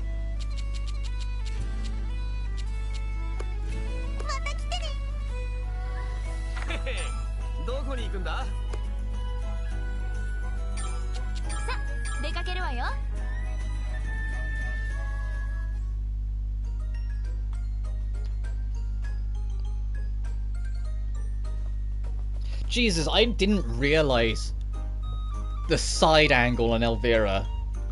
Like, you could just, like, straight up see her ass from the side angle. Like, whoa. What is with this game and its costume designs? I love the costume designs, but there's so many of them that are more revealing in this game than previous Atelier games. Like, holy shit, like I could just see her whole ass on the side. Plachta, congratulations on your appointment. Oh, there you are. Hello, Sophie, Ramazol, and...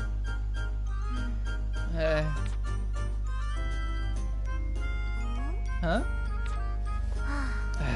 You really are me after all. Huh? Why would that make you sigh? I never expected that coming face to face with my past self would be so painfully embarrassing. I don't think there's anything to be embarrassed about. Even your younger self is so nice and proper. Of course, I am a proper first-class alchemist. Aww. All that aside, very intrigued by your body. What happened to me? To be more precise, how did I manage to transfer my soul?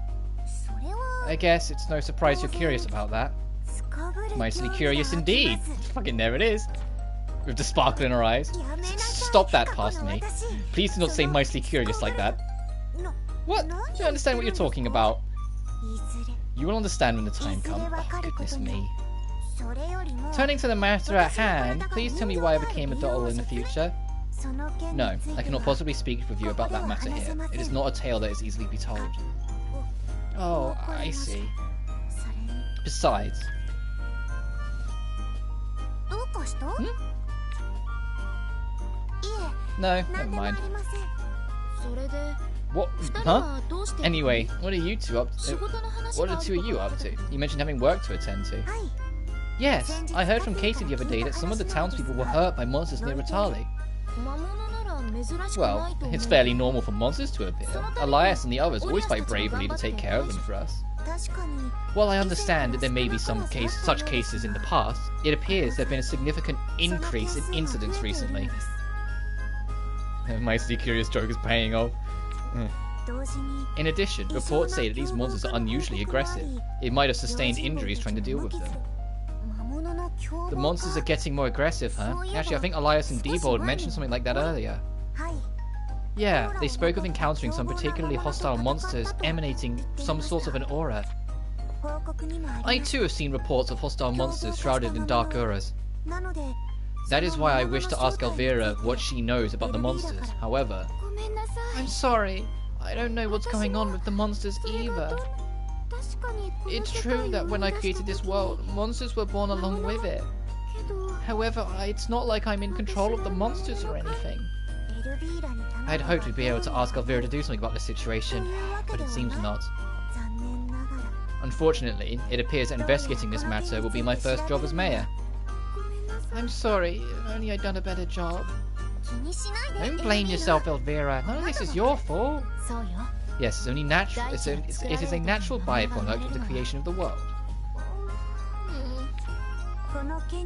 I will keep you abreast of any developments in this matter. In the meantime, you should all rest.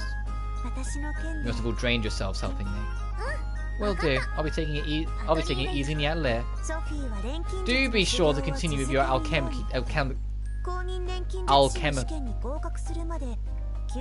training. Why couldn't I say alchemy for a second there? My brain just hit like a brick wall for no reasons.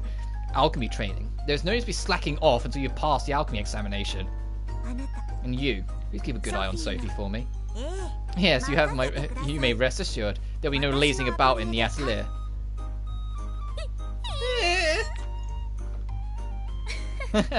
Oh, you found yourself a strict mentor. So this is just always here, and we can always come talk to our Plachta. I want you home, Pluchy.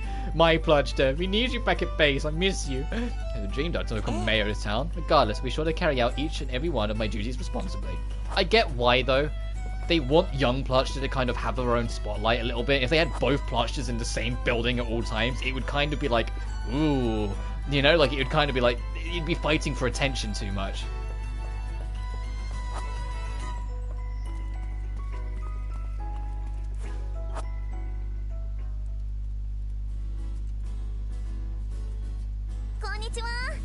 Konnichiwa, Katie. What are you reading? Oh, this? It's a registry of all the Urge-wide inhabitants, past and present. Wait, you mean everyone who's ever lived here? Absolutely. There'd be trouble if we weren't keeping track, you know. Take, for example, if everyone thought that someone had gone home, but they were actually missing. Having records like this helps us make sure that no one gets lost in the shuffle. Never even thought about that. Besides, it's what I do best. You prefer it to running a tavern? I would have thought keeping records would be even more work. Like I said before, I've actually got a soft spot for this kind of thing. It used to be my career, actually. Yeah, you strike me as like a businessy lady, like an office lady. You mean you're a historian? Which was a three-way relationship between Plachta, and Sophie. So, now you're getting carried away. Now you're letting it get to you.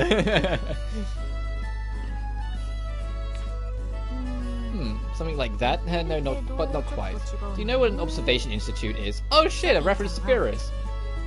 An observer what now? Never heard of it. Ah, figures. It wouldn't have been much of an interest to anyone who wasn't a scholar. Why the fuck not at this point? The institute is a historical archive of sorts. Well, I say historical, but it also collected material on monsters, geography, ancient literature, you name it. It was also the easiest way to keep track of your percentage in Pyrrhus, to see how much you'd actually explored. I was the head archivist. I saw the A and I saw the T and my brain filled in the word instead of looking at it. The youngest ever, I might add. I'm not too sure what that means, but it sounds like you were a super important person. And I don't know if it was as illustrious as all that, but it's held in high enough regard, likely due to the obscene number of documents that need managing. What? That's incredible! Still, the workload matches the prestige. I barely had time to breathe. Compared to my work at the Institute, keeping citizens' records here is child's play. You can't judge a book by its cover, eh? Anyway, since you're here, let me get you some tea.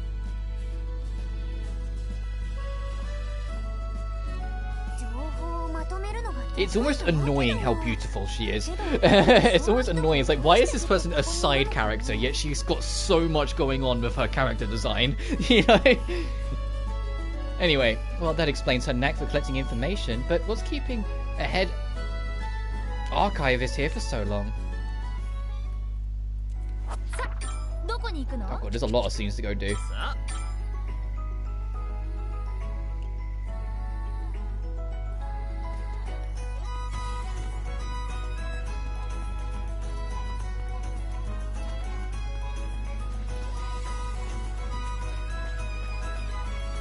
Alright, D-Bold, what you got for us? Oh, Perka. Anyway, that's the long and short of it. Could you help me out with that? Gathering materials is simple, but I am not confident I can properly identify what you need.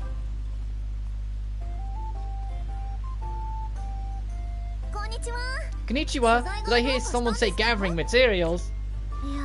Yeah, I just sold my last batch and was asking D-Ball to go grab some for me. Alas, I'm not very familiar with such things. I fear I may return with the incorrect type. Oh, I could help. I got a knack for gathering materials. Are you sure? Oh, I'd really appreciate it. Are you good with that, D-Mode? I would also appreciate such a wise eye. Thank you for offering, Sophie. Leave it to me. Now, I'd like to go get some jellyfish larvae. Thanks, guys. Off you go. Alright, I guess we got that to go do. D-Bold is going to get some materials at post request. Sounds like it's the jellyfish larvae and deliver it to the shop. Do I have that? I don't think I do. Whoops, I pressed camera mode again.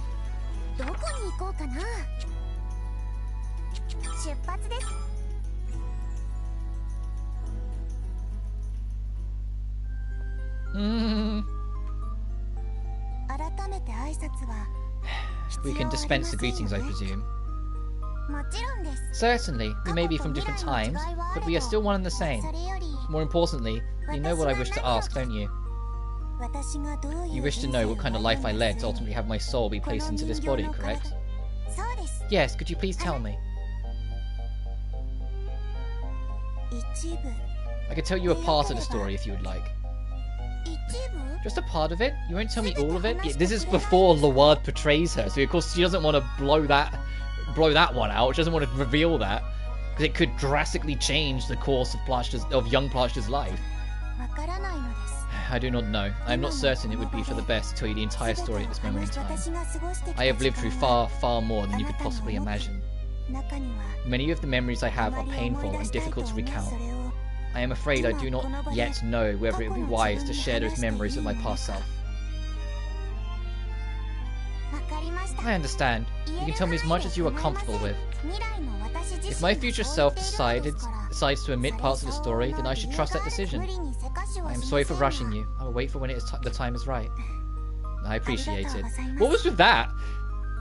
She did almost like a little bow as she did it. That was cute. Do that again, Plachta. However, I can tell you that I adopted my doll form after I had lost my memories and became a bug. Excuse me? You lost your memories and you were a bug? Yes, in order to restore my memories, I thought I should at least make my form as close to human as possible.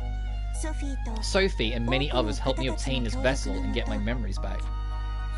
I see, a book without memories. I apologize, that must come as quite a shock. No, not at all. Learning that souls can be transferred not only to dolls but books too? Mightily curious indeed. I feel like I learned a whole new facet of alchemy. I see, there is no mistaking it. You truly are my past self. I imagine, like, you know what it is for our Plachta? It's like, you know, like when you like watch a video and it's like from yourself from like 4 or 5 years ago, and you say something you know you would never say now, and you just like inside just cringe a whole bunch. That's probably what Plachta's going through every time young Plachta says mightily curious. Like every single time she says it, like our Plachta's just going ugh.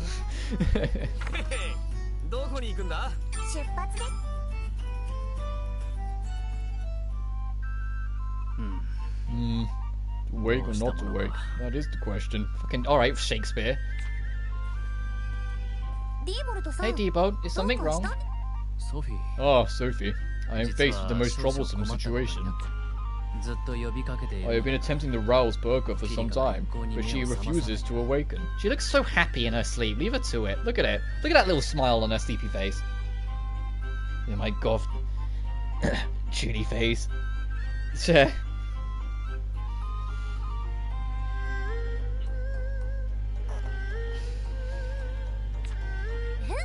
Huh?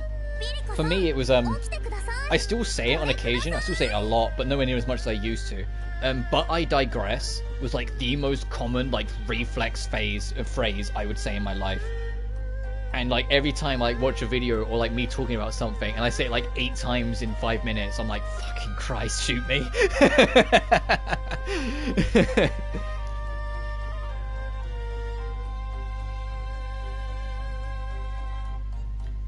Hey, come on, Perker.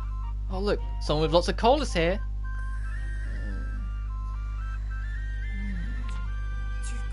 She's really sleeping like a log, huh?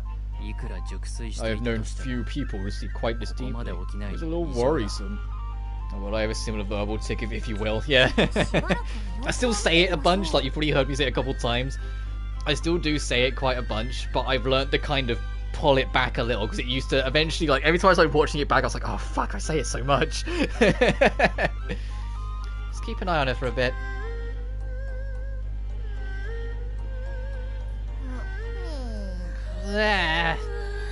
So sleepy. Oh, Pekka! Sophie! And Diebold too? Welcome to my humble shop. What would you like? Oh, I'm so glad you're awake. We were really worried, you know. Worried? We attempted to rouse you for several hours, yet you only awoke just now. In time, when I talk to my counselor, I say if you will quite frequently. Yeah. It's hard to, even if you kind of steer away from that tick for a while, it still just creeps right back on in if you're not careful. What the barrels? I was out that badly. Yikes. Oh, sorry about that. You feeling okay? Yeah, I'm fine. Although maybe I shouldn't have duplicated until so late last night. Ah, sleep deprivation. I'm glad you are safe. But you must take better care of yourself. Yeah, of course, good sir. I'll be more careful next time. She said that there are no side effects to her duplication ability, but... There's no way that's a coincidence.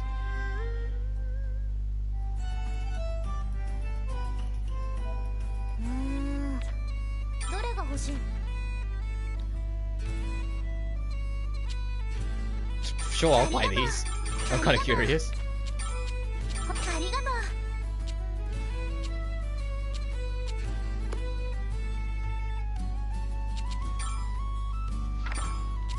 I had a feeling we had plenty of these. I'm sure we've killed a bunch of jellyfish. Here you fucking go.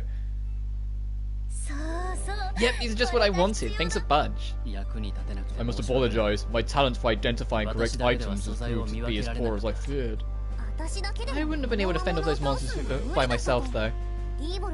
I was able to do the gathering because you were there to protect me. I see. And you were so cool out there. No wonder you were a commander. That was a man from another time. I'm simply a guard now. Why did you quit, though? You must have worked really hard for it.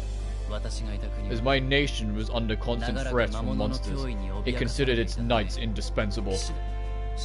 However, during my time as commander, we were able to subjugate our foes and bring about peace. That's amazing, you really saved your country. However, once the monsters were no more, much of the military was considered superfluous, sorry. My dyslexia kicked in again. My order was dissolved. My comrades and I were left with neither place or purpose. How could they treat you like that? You fought so hard to protect everyone. The fault lies with me too. I was too blind to see whom I really need to protect.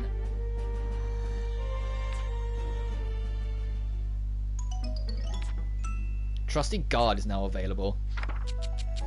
I need to actually look at some of these stats because you picked up a few.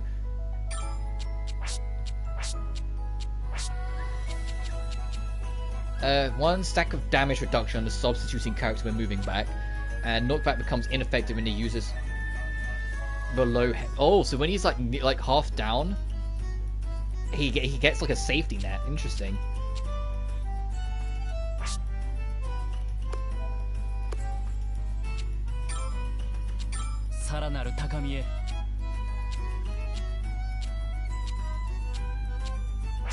Oh, you.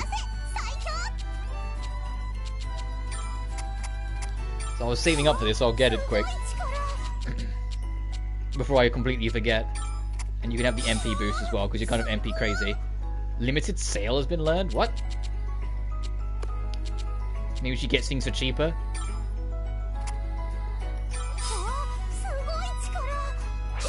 Let's get back to you. I kind of neglected. Dual chop has been learned, damn.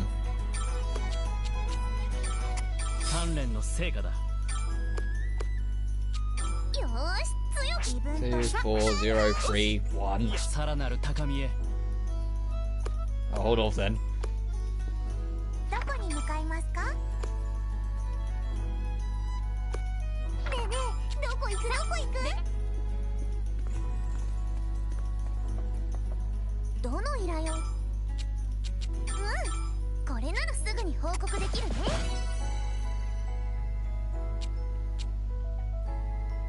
Ooh, okay, reason to go back there.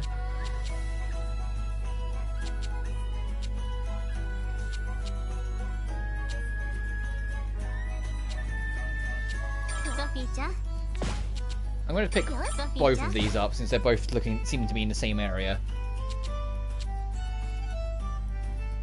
Hot death clouds. We can't make rest bubbles yet, annoyingly.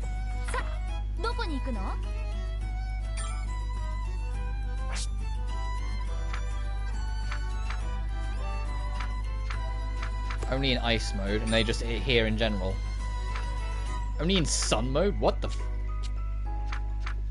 Oh, there are some enemies we just didn't encounter. Oh. Sure, let's go there. Whoops. I guess we didn't really explore it in rain mode to really see what other enemies there were.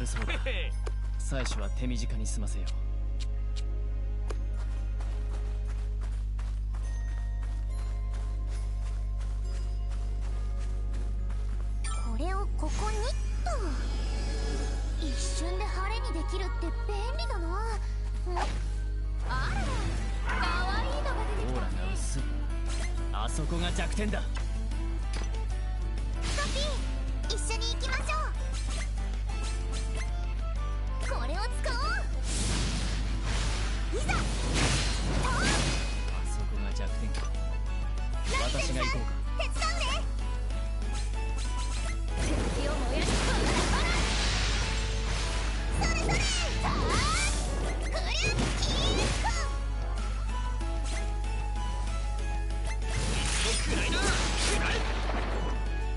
Although the music changed, is it because we're in like Act 2? I feel like this is a new battle theme. But because now we've got Plachta sort of thing, we're in like Act 2, so the music changed. Heavy shooter, damn.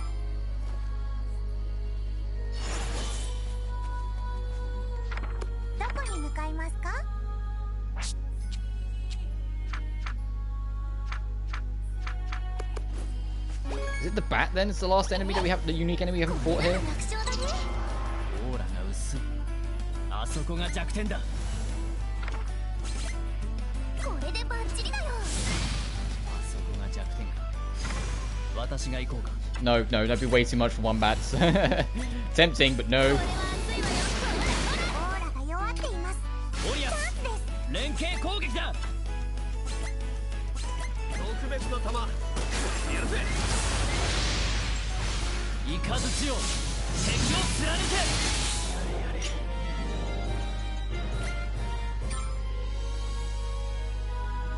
思いついたかも。Nice, we can make a new weapon. どこ行くどこ行く？ So we just need to, in rain mode, there's some unique enemies as well, including one we need to hunt down.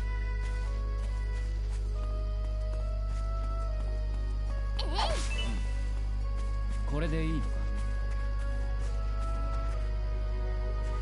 どこに向かう？護衛は任せてくれ。ああ、のんびり。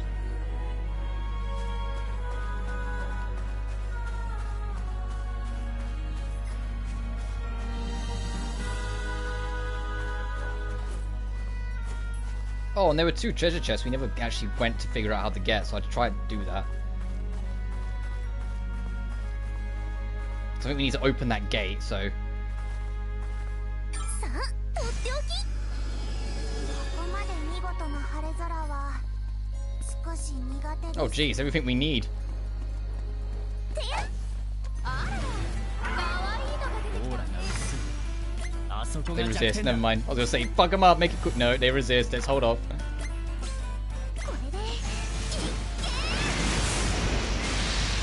私なら弱点をつけそうです。援護させてくださいよ。オリアス、連携攻撃だ。いつも暗いな。手加減したつもりなんだがな。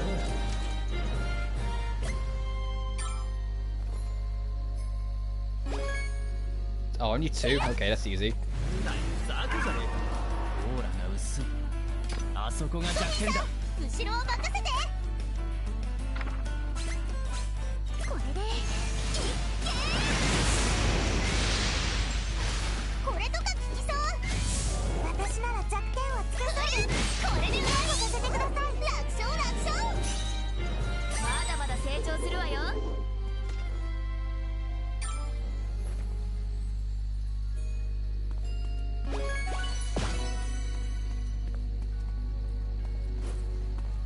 Aha, there is a valve switch thingamajig.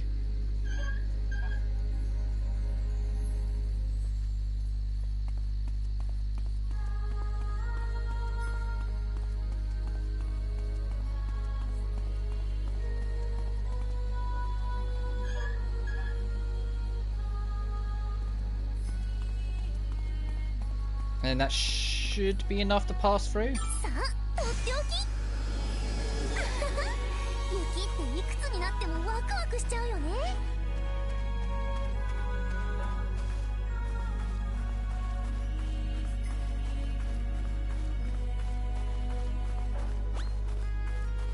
I just completely, I guess, forgot about that bit when we was coming through here. Oh well.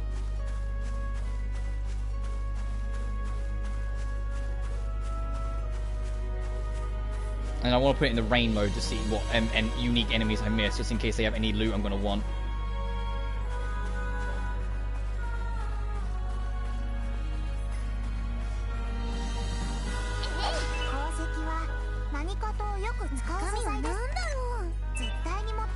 Hustle belt.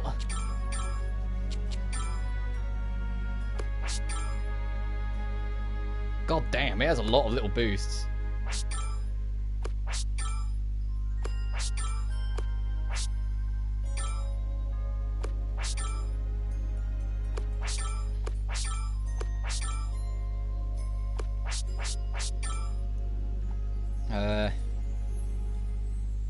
You can have it.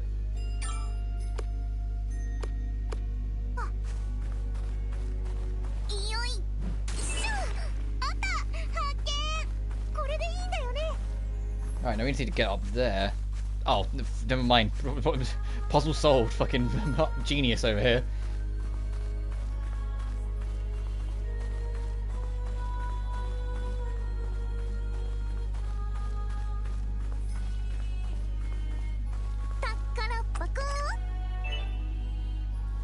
Nice.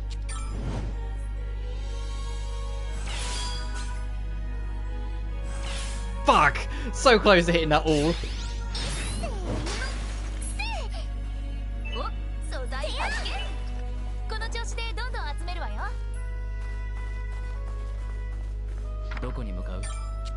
I'm gonna walk back up here and put it into rain mode to see, because we've got a lot of play space to just see how much it affects everything. See what enemies show up. Because we didn't really put it in rain mode that much unless we had to. I mean, the proof is in the fact we've got only 3 more uses of the sun mode, yet 7 of the rain. I do need to actually refill them at some point.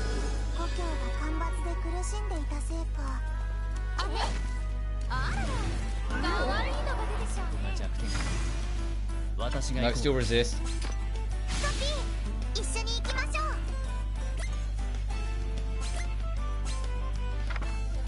Fire attacks is going to really ruin your day then.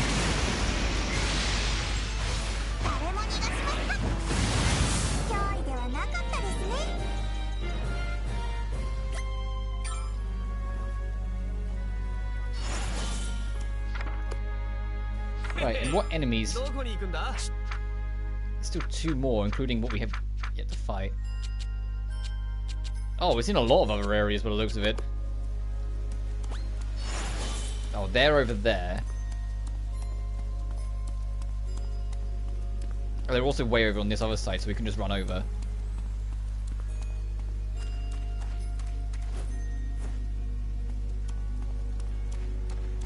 And hopefully the other unique enemy we missed will also be over here, and not at the starting line. Okay, yeah, they're different coloured mushrooms, so they are the other unique enemy, I think, I hope. This one says one of the jellyfish will be involved in the encounter. What about these guys? How are they supposed to... Okay.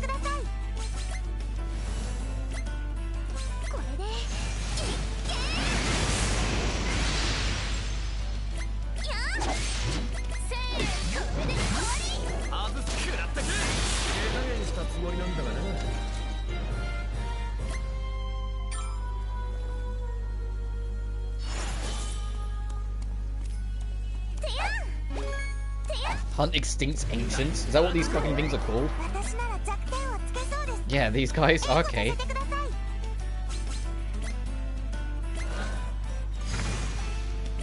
Oh, you resisted as well? Come on. There we go. Oh, you can skip this. Oh no, I'll let it play out. Later on, I'll probably end up skipping them just to get in a move on. This is a very fucking long animation, really.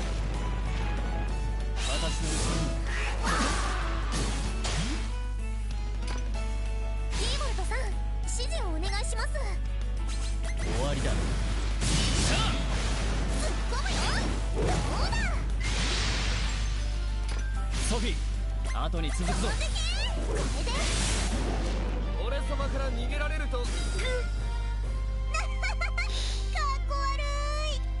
だ私は強くということか。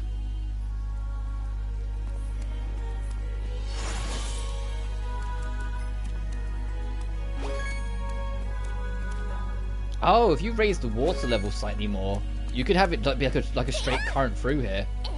石ってマジで石じゃねえか。持って帰るの大変なんだぞ。たく。どこに向かいますか？ So that's all of them. And it's also the same things that are here, so let's go here. さあ、の I'm going to turn it into rain mode here, just so there's different scenery then.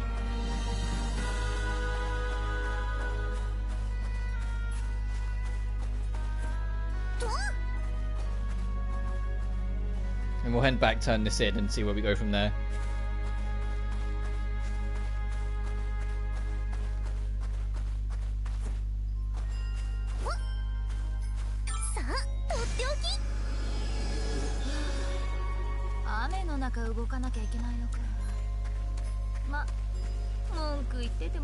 Are they all in a place that's awkward for me to reach from this position? I think they are.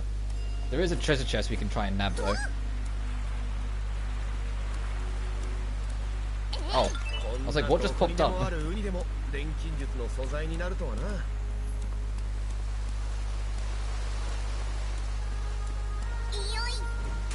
Oh, the treasure chest is below us, so I need to freeze that over.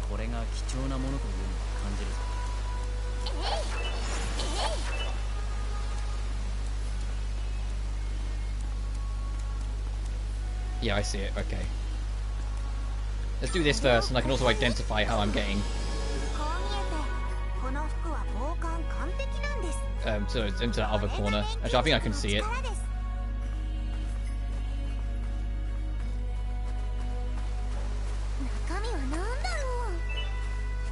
Oh, money, because I really need that in this fucking game.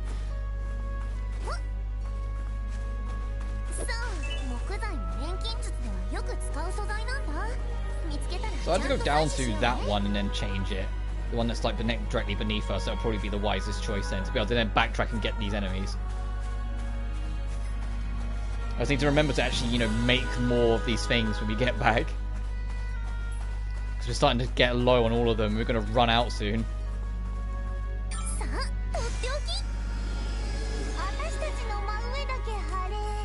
Nice.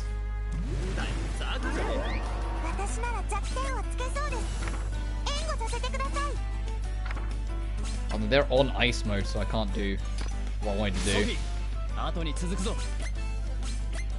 Well, the one in the middle is on ice mode.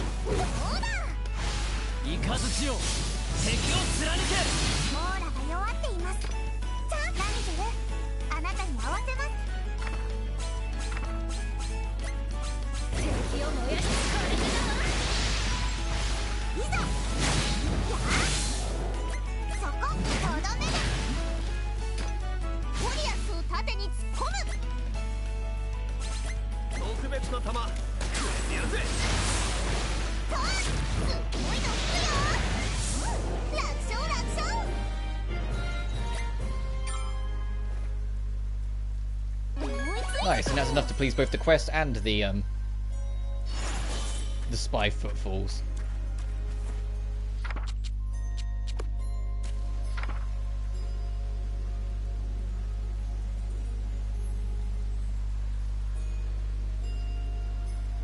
Of course, it wouldn't be a stream if it wasn't a bot.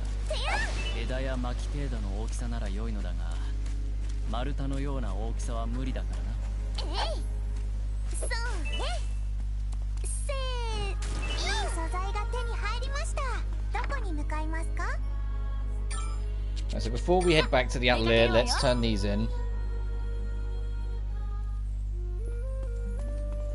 Oh, I love the evening glow in here. I don't think I've been in here in the evening yet.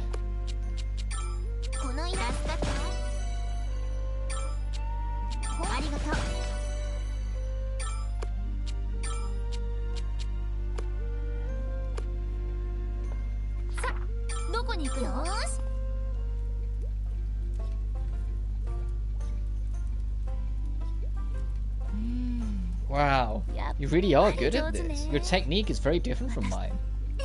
Really? Definitely. Plachta taught you that, right? Yeah, she told me her, I guess, secret tricks. But it was my grandmother who taught me the foundations. I wish I could have learned even more from her. I see.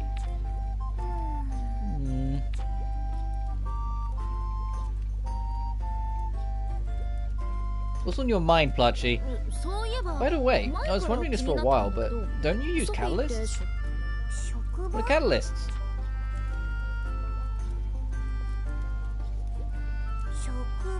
I've also never heard of such a thing. What are they? I guess you could call them helpful items for synthesizing.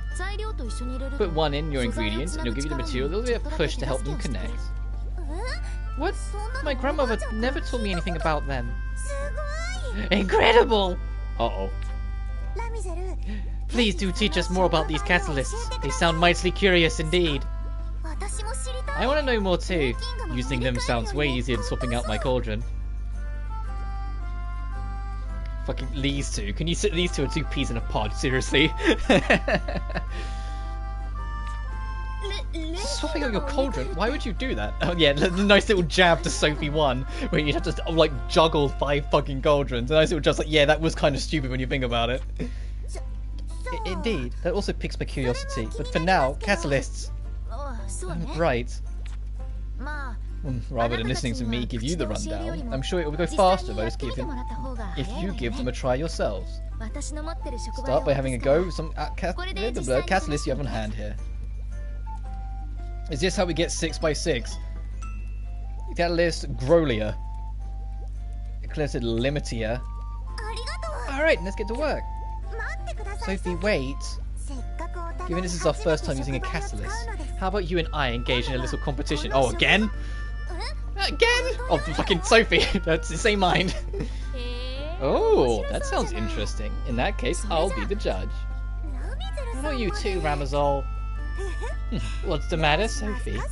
You are welcome to pass if you are feeling intimidated. Fine, I'm in. It's maybe the first time using a catalyst, but I don't plan on losing. We shall see about that. Okay, I'll have you both make a breezy aroma. Fucking damn, good choice. I think you'll be the perfect choice for 2 catalyst beginners. Any objections? No? Fucking god tier choice, like Ram knows what's up. I can handle anything. Alright, best of luck to you both. I'm expecting good things. Yeah, I can already see a level boost panel. This is how you get bigger panels. Use catalyst with synthesis. You can prompt to choose a catalyst offsetting the recipe you want to synthesize. Catalysts are not consumed on use. Also, it's just plot. Got it. Different catalysts have different effects when activated. For example, Grolier and catalyst increases effect levels more quickly. Ooh. Choice of catalysts have a big impact on the synthesis process. Explore different options to cover your own unique style. You can also re-synthesize catalysts in order to imbue them with stronger effects. Okay, yeah, I'm doing that. Catalysts may have useful effects, such as enlarging the synthesis panel and preventing components from being overwritten. Fuck.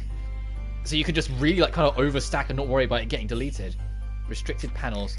You can now select restricted panels when beginning synthesis. These high difficulty panels are missing squares that inhibit component placement. You can switch between ordinary and restricted panels with this. But I'm guessing some panels can only be applied to an item using a restricted. Oh my god. Additionally, for the effects that cannot be improved for a standard synthesis panel, they are indicated by an X symbol. You are likely to be able to increase their effect levels on a restricted panel. Harness the potential of catalysts and restricted panels to craft items with powerful effects.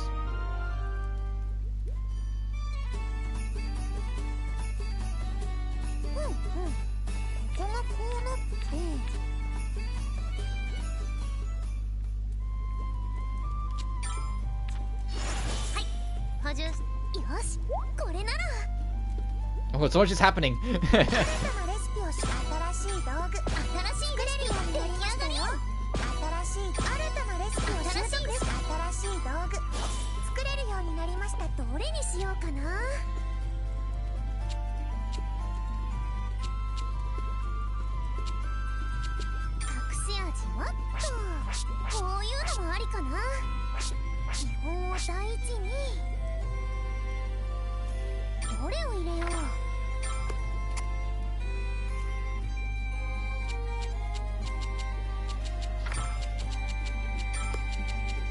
Oh, okay, guess I'm using that then. まずはあれから、いや、それとも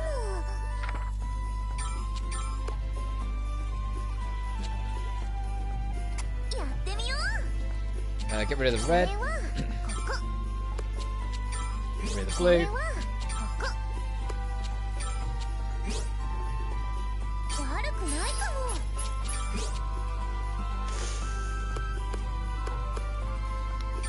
I can already see the fucking どう料理しようかな。 the problem that the restrictors present. さて、どう料理しようかな。 Oh, whoops! I forgot to get rid of these again. ここ。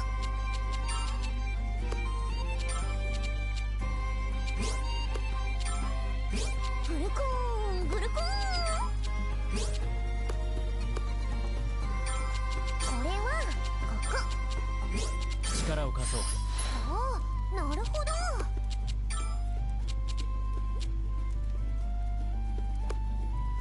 グルコーングルコーン。 Let's back this up. Hang on. Let's go all in on these. まずはあれから、いや、それともここにしよう。これはここ。いい感じ。悪くないかも。すごいのできちゃうかも。力を貸そう。ありですね。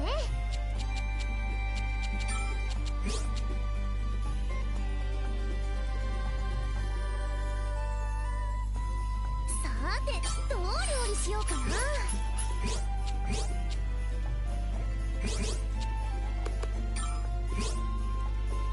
グルコーングルコーン。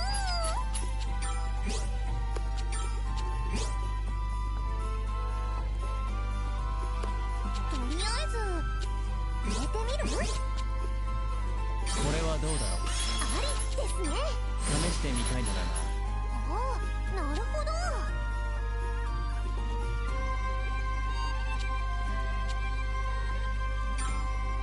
グルコーングルコーン。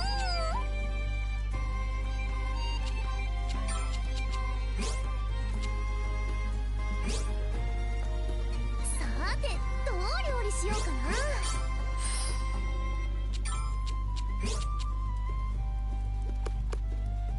I should have got rid of this piece ages ago. Fuck. とりあえ This ず piece sucks.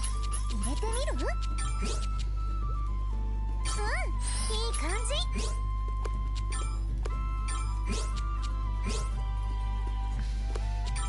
これはどうだろう。ありですね。試してみたいのだが。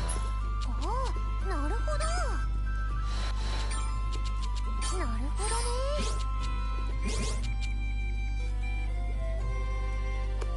This fucking. Hang on. I was like, hang on a minute. There's a fucking green in here that I forgot こ about. うなるんだ。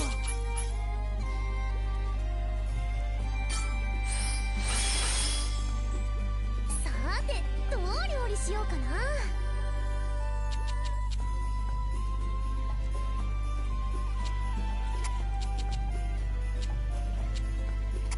こんな感じかな。パパッ。 7 by 7 grid. Thank you. これで完成。いいんじゃないこれ。何を作っちゃおう。 Components inverted. What does that mean?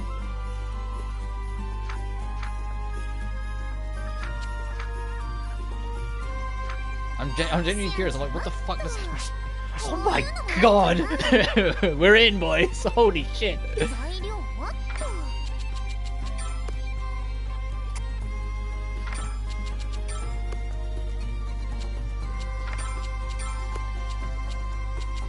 うんうん、なるほど。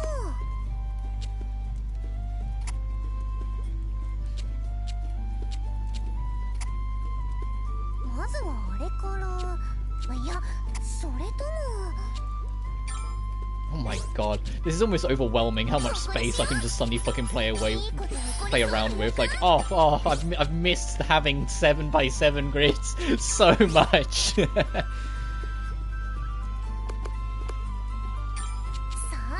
どう料理しようかな。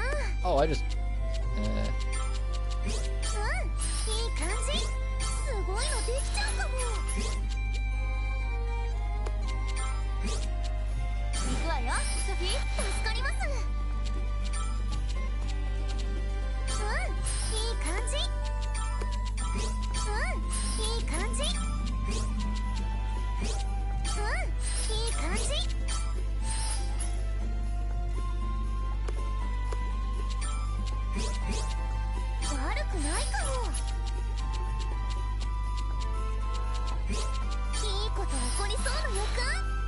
maxing that out anyway.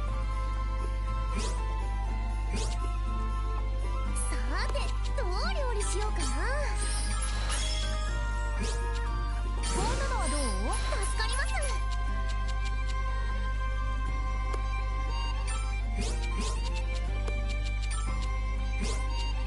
グルコーグルコー。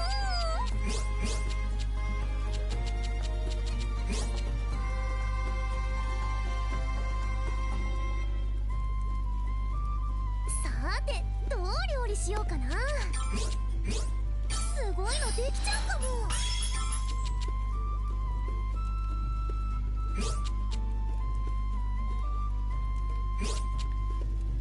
But the trade-off is, with the bigger grid, I'm aware, is it's going to be harder for you to get the success rate super boosts because you have more things to と cover. りあえず入れてみる？ Let's back this up. Let's do the electric last. とりあえず入れてみる？こんなのはどう？すごい！いいこと起こりそうな予感。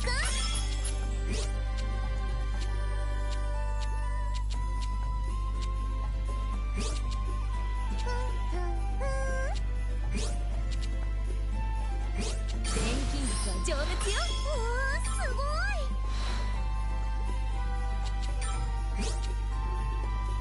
これはここ。悪くないかも。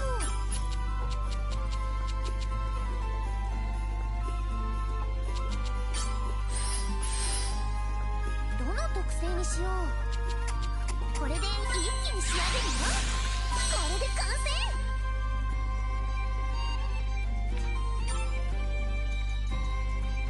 どれにしようかな。 Alright, they're badass. Okay, let's start looking around. Oh, 隠し味はっと。普通に作ろうっと。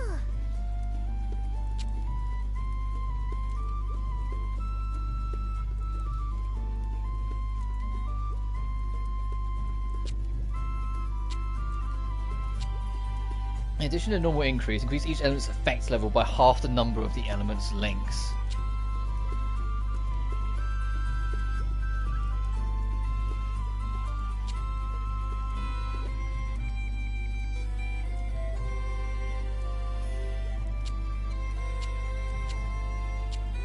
What's the difference? One's effect level, one's max effect level. どれを入れよう。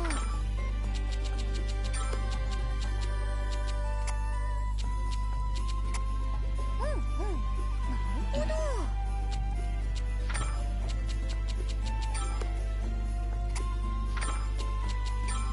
まずはあれから。いや、それとも。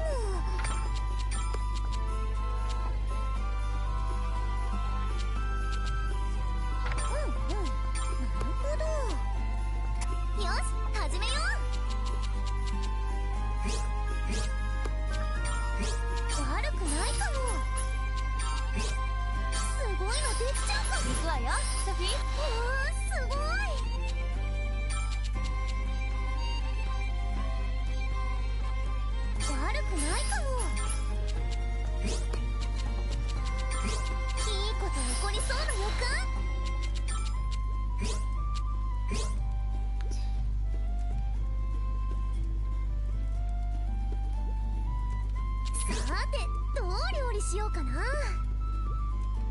力を貸そう。おお、な Morning るほど。 strength, okay. う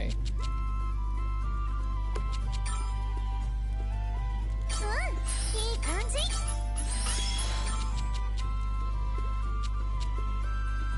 いいこと起こりそうだよ。私も手伝うよ。私も負けてられないよ。 This piece is the problem, hang on. 私も手伝うよ。アレットちゃんやるな。いいこと起こりそうな予感。 And this piece I'll just chuck up here because there's nowhere else to put it. どの特性にしこんなかパパッと仕上げちゃう。できたー。すごいのできちゃった。レベルアップ。So I don't think I can actually even make breezy aromas yet, can I? I think I need to go elsewhere and go do it. This is like the plot hold-up. Yeah, no, I need to actually go unlock the right to make it first.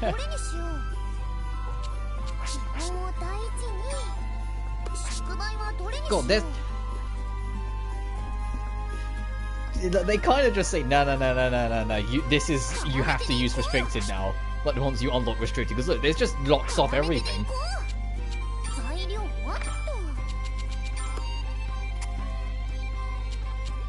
But I like that they're infinite use, so it literally is just cauldron select, but not really. Oh, actually, the gloves would have been good because I didn't realize there was a light slot.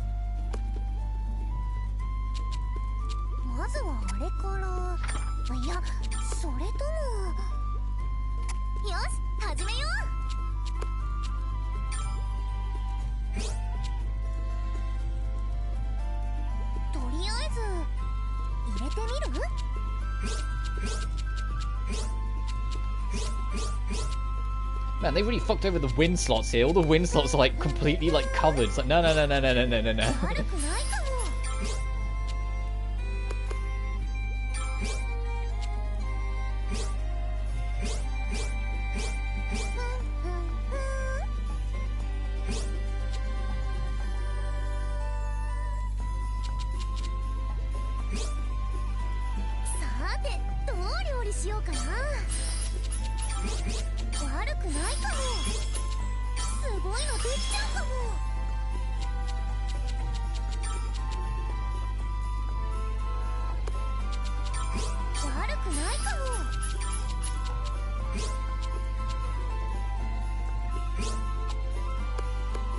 They were really careful about putting these grids in places that would like really fuck you over. I'm noticing like they're really precise in what makes it awkward.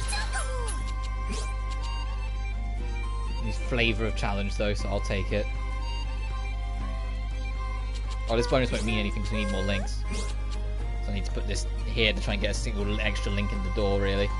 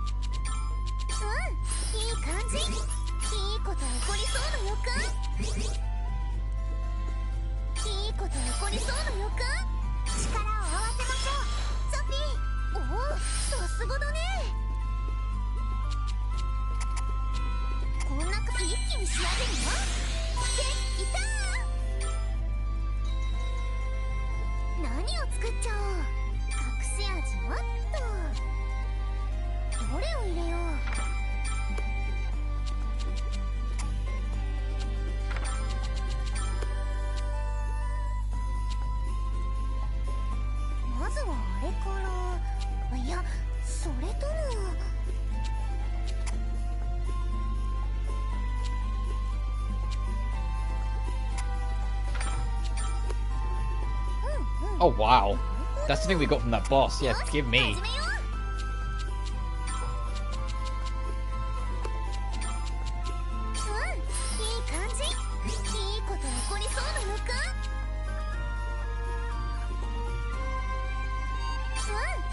that's the end of the fire road. That's okay. There's a lot of fire modules actually. I just realized a lot of ice ones as well.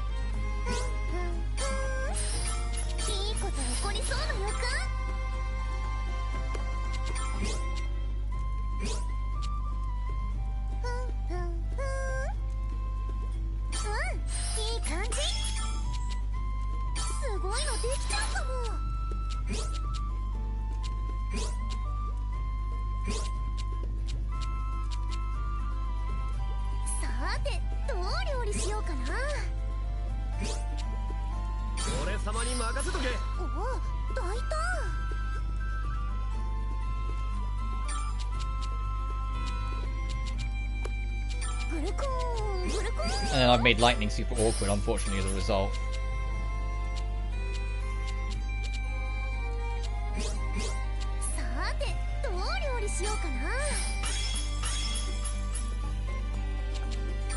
Oh, I get what component divided is. Some of the pieces aren't linked to the others anymore, despite one starting as such. すごいのできちゃうかも。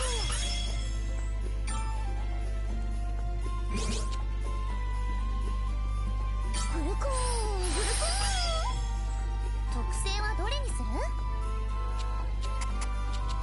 こんな一気に仕上げるよ。これで完成。いいんじゃないこれ。レベルアップ。何を作っちゃおう。 Still got my legs with gold Eisen. We don't have alchemical clay. 隠し味はっと。 We don't have alchemical. What? Oh.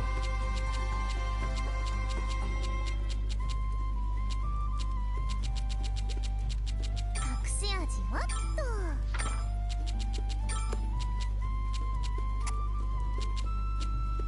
まずはあれから。いや、それとも。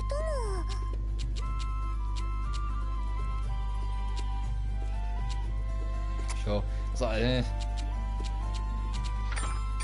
まずはあれから。いや、それとも。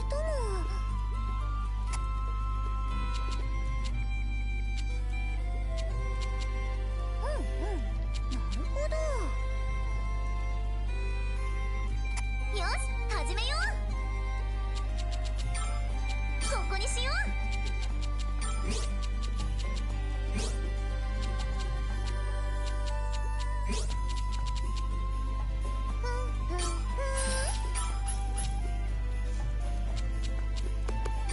悪くないかも。すごいのできちゃうかも。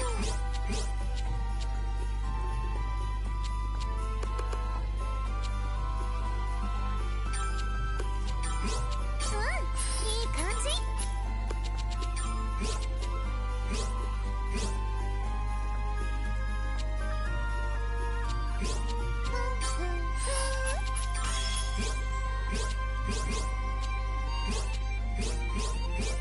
いいこと起こりそうな予感。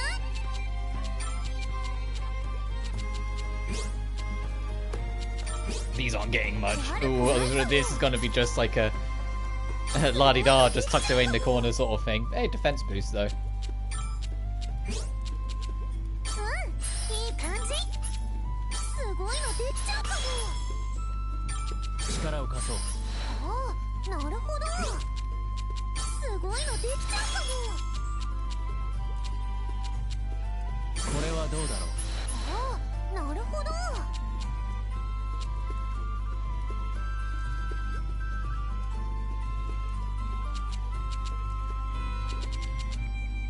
とりあえず入れてみる？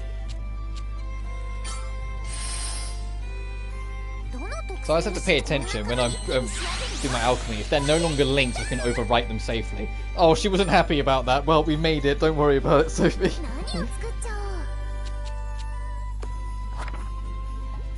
う。何を作っちゃおう。 Okay, so we need to actually learn how to make a breezy aroma then. So recipe ideas. Is it in shed? Venom. Breezy aroma, refresh oil, and a charming duft. 何を作っちゃおう。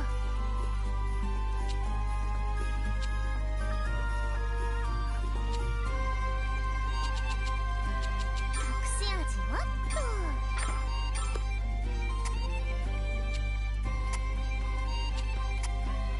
やってみよう。悪くないかも。 すごいのできちゃうかも。 私も手伝うよ。アレットちゃんやるな。うわ、やばい。アレットちゃんやるな。これはここ。いい感じ。悪くないかも。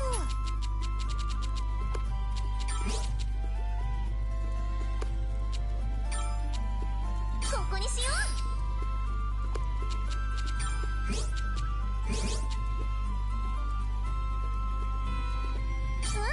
いい感じ。いいこと起こりそう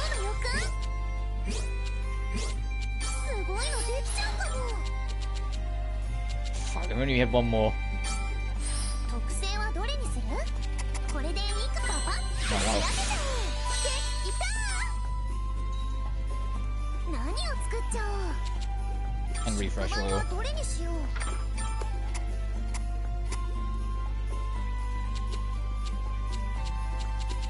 よし、始めよう。よし、始めよう。 Make more fucking everything soon. いいこと起こりそうな予感。いいこと起こりそうな予感。行くわよ、ソフィー。おー、すごい。こんなのはどう？助かります。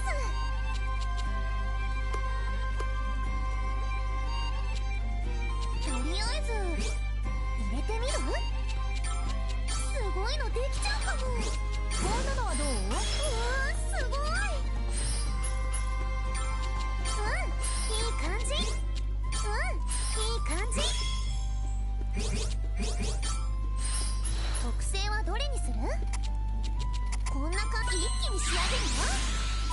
いた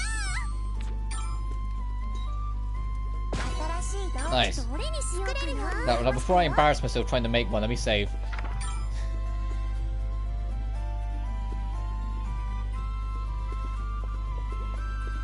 何を作っちゃおう。隠し味はっと。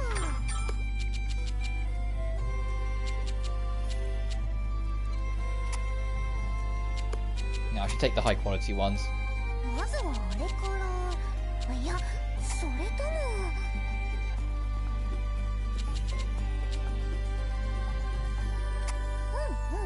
なるほど。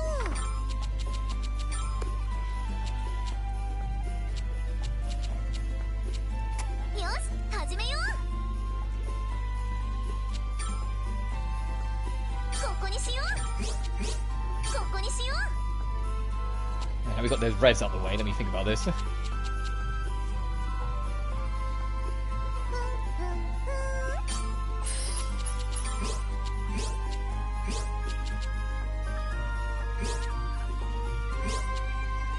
We're not getting anything extra in it, so I just want to do that.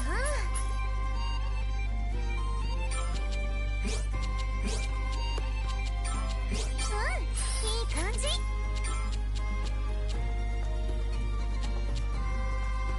いこと起こりそうな予感。 So I can just do that, yeah, and it will let me. ガレット Cool. ちゃんやるな。いいこと起こりそうな予感。 And then we've got all the lightnings. 悪くないかも。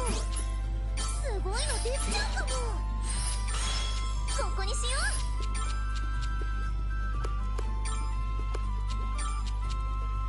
とりあえず。力を貸そう。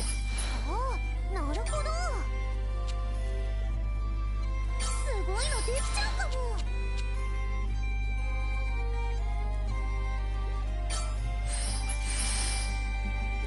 どの特性にしよう。これでいいかな。パパッと仕上げちゃおう。いたー。 And she got the boost. Yay! So the quality's going to be super fucking high. It's not quite the breezy aroma I want, but it'll do. さて、 Alright, the winner of this catalyst challenge is ソフィーの勝利。 Sophie. Congratulations. Huh? Whoa, really? え、 Indeed, you made something of great quality. I'm not playing favorites here. プラスター。 Plachta, any objections? None. Your judgment was correct. Even I can see clear as day that Sophie's skills are superior to mine. Completely ashamed of myself. プラフター。 Plachta? Hmm. あ、待って。 Plachta, wait! 待ちなさい、ソフィー。 Sophie, don't. ダメよ、ソフィー。 Stay here. It really make matters worse if you go after her. But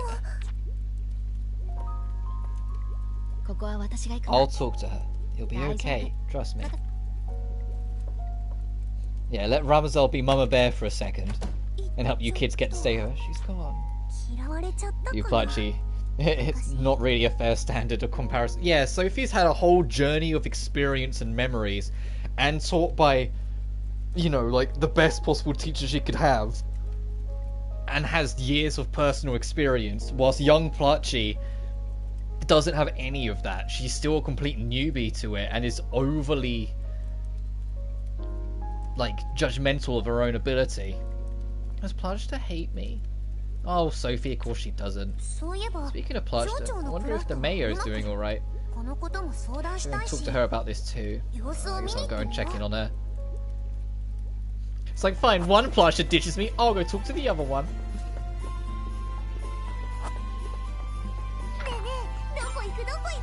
Oh my god, there's a lot going on over there. Let's go to the residential district first. Plucked from a time where she had no experience. Yeah, exactly. She was still learning with Luard. They were still trying to figure things out between them. They had zero experience, really. They just kind of had bare basics from what we've been able to tell. Relationship. Oh, but ain't Sophie. Wanna come along when you have some free time on your hands? Yeah, where to? A banquet. Landed myself a real good client, so I'm feeling generous.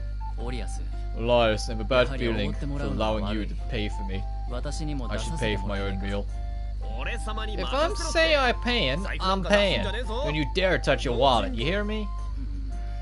You say so, sir. You are most gracious. I swear I told you to knock it off with all that sir stuff. This guy. Anyway, Sophie, what do you say? I'm afraid I'm a bit busy right now, but you two go and enjoy yourselves. That's so. Well, suit yourself. I'll treat you some other time when you're free. Let's go, D-Bold. We ain't stopping till the sun comes up. I welcome it. I have many work matters that I ought to discuss with you. JRPG I've played so far with an organic conversation is Trials of Cold Steel. I mean, yeah, but I just roll with it. I think I've played so many JRPGs, so I've learned to just kind of roll with the punches of the dialogue. It's there, like, the dialogue in most JRPGs is there to serve a purpose first, whether it's for character growth or story development, and then be normal later. Come on, I told you it's a banquet. Work talk is banned.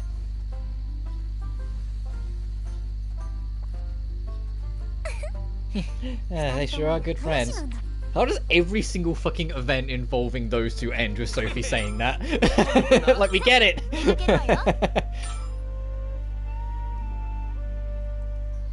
I've heard more and more about Trials of Cold Steel, like, recently. Like, it feels like I've gone from hearing about it every now and then to, like, hearing about it a lot. I normally do too, except for most glaring. Like, if organic conversation and context were involved, Plachta may not be so hard on herself. Yeah. Oh, she's here. It's like she's pretty busy. Maybe I should leave her to it. Yeah. And if it's, I think Plachta knows Sophie's there. Why are you standing there, Sophie? Please do come in. How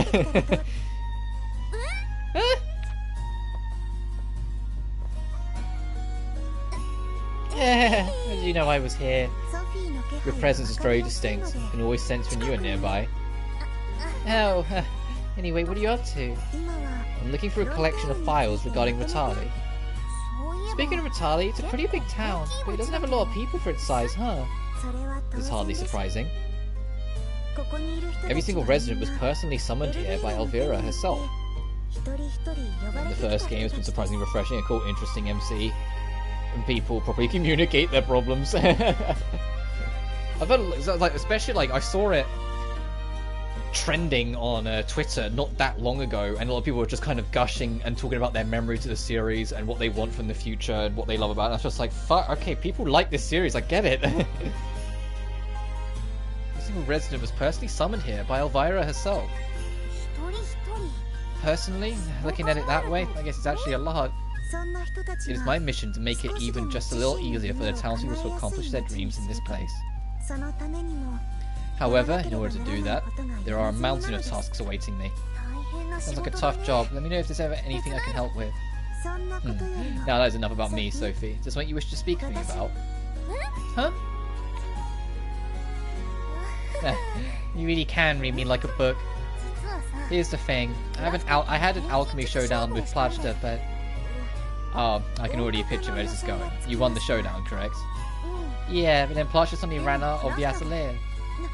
Goodness, she's terribly immature. And your fool runs away after a loss. I tried to go after her, but Ramazal said she'd go instead. Do you think that was the right move? Yes, I'd say so.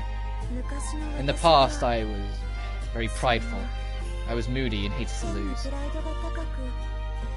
Yeah, I've said it before that like young Plachta, like although not as prideful as her, she does remind me of Elmira a little bit from Furus, like Furus particularly. Like she has that kind of like self-made pride and that self-made ego. The only difference is, yeah, she can still be. The only difference is, like, Plachta took it to heart a lot more than Elmira did when things didn't go her way. And Elmira was a lot more almost arrogant with herself, whilst Plachta's nowhere near as bad. Very prideful, was moody and hated to lose. Allow me to apologise on behalf of my past self for making you so anxious. No, it's alright. I'm kind of glad I get to see all these different facets to you that I've never seen before. It is an unbearably embarrassing ordeal for me, however. Anyway, would you like to talk for a while? You came all the way here to see me. Yeah, Cheese, there's so much I want to tell you. Ego isn't a problem in my opinion if you can back it up. Yeah, it never is on its own. It's just the fuck around meter and the find out meter. You have to be careful with that. If you've got the ego, the fuck around, you better have the resources to survive what happens when you find out. And young Plachta kinda doesn't have the latter, but she keeps fucking around. And so she keeps on getting bit like this. Like hey, let's do a competition, and then gets rinsed. You know? Whilst Elmira was extremely talented, so she could keep up with the find out. No matter how much she fucked around, more often than not. It was just that Furus caught up and became the new found out and kind of surpassed it, making it a problem. I kind of wish I had face cam on, because I was using my hands as bars then as I was explaining. Time is truly flown, Sophie. I think you ought to return to the Atelier soon. Oh yeah, the other Plachta is probably back by now. Yes, I hope so too. Could be unreasonably stubborn at that age. I'm sure it'll be fine. Plachta, can I come by for another chat sometime? Of course, Sophie. There's no need for undue restraint. You did call us family, remember? Yeah, okay, I'll drop in again soon. Good luck with everything. I was ready to go, by the way, I love you, or something like that. She goes up the door, but no, never mind. It's all in my head. There's like a million lines that these two say to each other that doesn't happen. Anyway, there's other people to talk to around here, if I recall. I think you had something new to say. Oh, well, no, we can turn this in at least.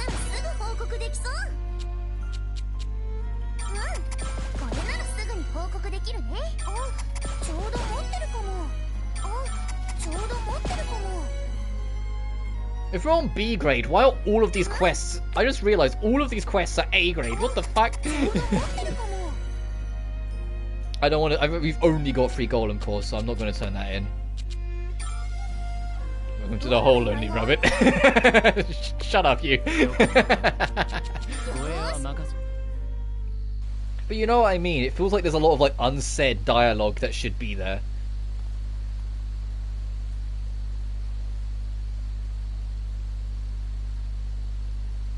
Oh, meanwhile, Ram finds our Lonely Rabbit.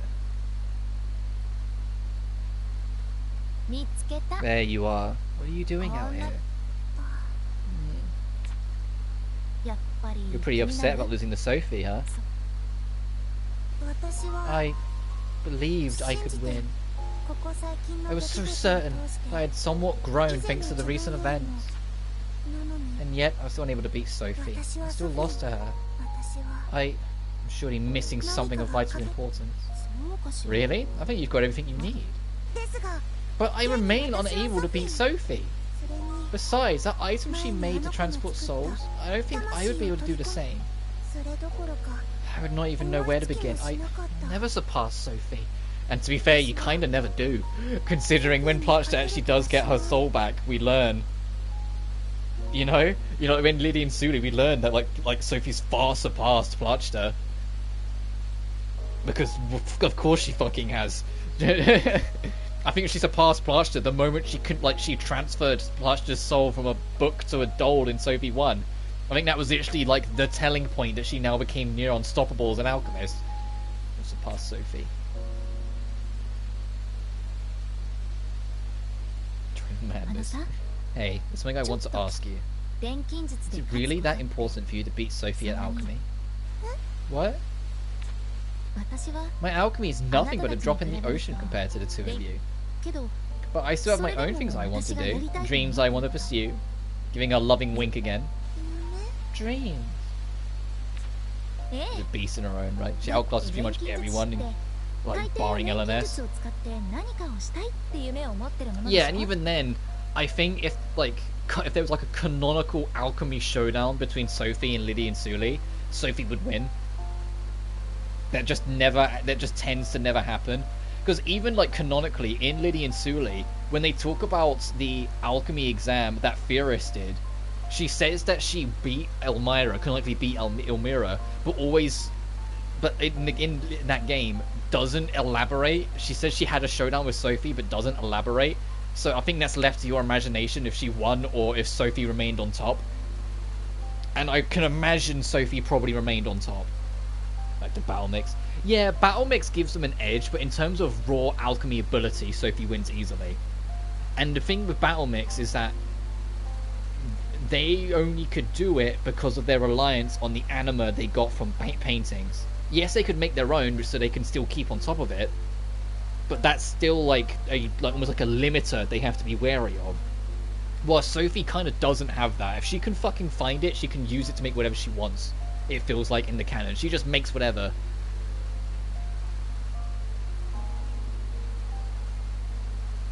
It is battle mix. Yeah, it's even like established that they were god awful at alchemy at the start of Liddy and Sully. They were genuinely complete shit until, and then it was the anima that gave them the initial edge to start finding themselves and get better at it as a whole. Like it was the motivator as well as the actual crutch. That's right. I mean, most alchemists dream of doing something with their alchemy, right? Those dreams don't just disappear because we may be inferior to someone. I'm sure it's the same for you, right? Plus, I don't think you're missing a thing. Rather, I think you simply lost sight of some things. Lost sight of things? Yes, there's important thoughts that you have always been inside of you. It was in the vein of pure combat, I place Sully as the strongest. Yeah, because she has a fucking gun. But yeah, even ignoring that, yeah, she's very strong. Sully's combat ability canonically is very good. Like she's like, it was established that she was like professionally trained with her guns, and you don't get professionally trained with guns without having some kind of muscle and balance and ability in of yourself to be able to control your muscles, sort of thing. That she can take multiple turns at once. Yeah, because her speed is through the fucking roof. We're getting into a fight like at the start of the game, like the first real fight, and watching Liddy go once and Sully go 3 times. So it's like, hang on a fucking minute. You know, before I eventually unfortunately benched Liddy for forever. Inside of you. Please tell me, what are they? Sorry, but I can't. I don't know what they are. Besides, there's no point unless you uncover them for yourself through your own experiences. I have to uncover them myself. It might feel very uncertain, but you'll be okay. I know you can do it. With the wink she's got again. You have what it takes. I believe in you.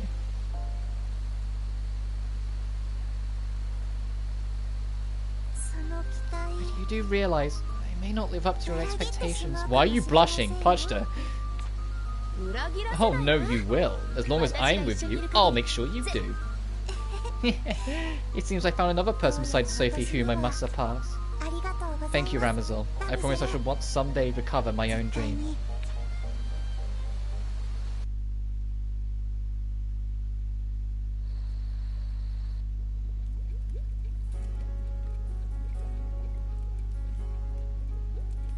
Okay, we're just doing these then. I clicked on the tavern again. I might want to add, but no, we're not going back to the tavern yet. Thank goodness the mayor's here. I haven't been able to relax like this in such a long time. Yeah, the thing about this game is when they use blushing. Well, most of the time it makes sense. Like Plachta our Plachta genuinely getting embarrassed, Sophie letting her feelings get the better of her, or getting called out on her sleepy stuff. But what was that one about? Was it her just feeling embarrassed that she made such a scene over nothing? Your sense is not going to go ballistic. Or is it supposed to show that, like, no matter what Plachta it is, they're always going to have ties to Sophie's family? You know how, like, Doll Plachta always gets along super well with Sophie.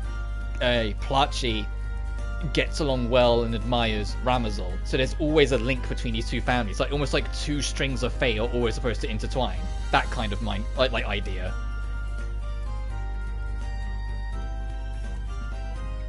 Also, yeah, I want to point out, like, Ramazal, like, when we first joined her, like, she was always supposedly super busy with things. But now they've introduced a mayor character. She can now fucking actually be a part of the party normally. They did away with the excuse. You were doing all the mayoral work before Plachta came along, right?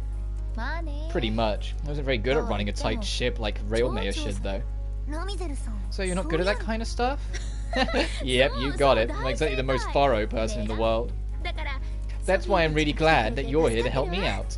How long do you plan to stay here for? Till Plachta's satisfied, I guess. Elvira said we don't have to worry about time passing in the real world since time flows differently here. And I kind of want to spend more time with, you. Nothing. Yeah, because she leaves, she has to say goodbye to her grandma again. Nothing. God, look how focused she is.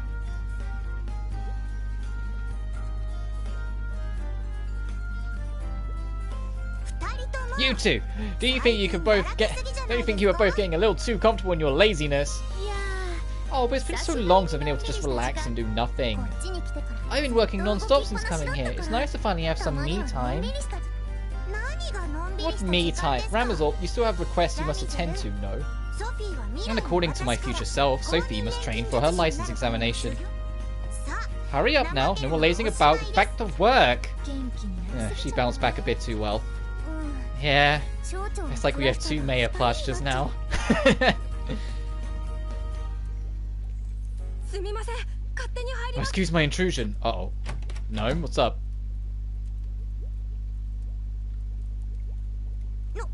Oh, Gnome! What brings you in here such a hurry? I do apologize for barging in, but I have a message. The mayor wishes to see you all at once. Plachta wants to see us right now? It's probably something major if she wants to see us all urgently. Understood, let's all go at once. Thank you.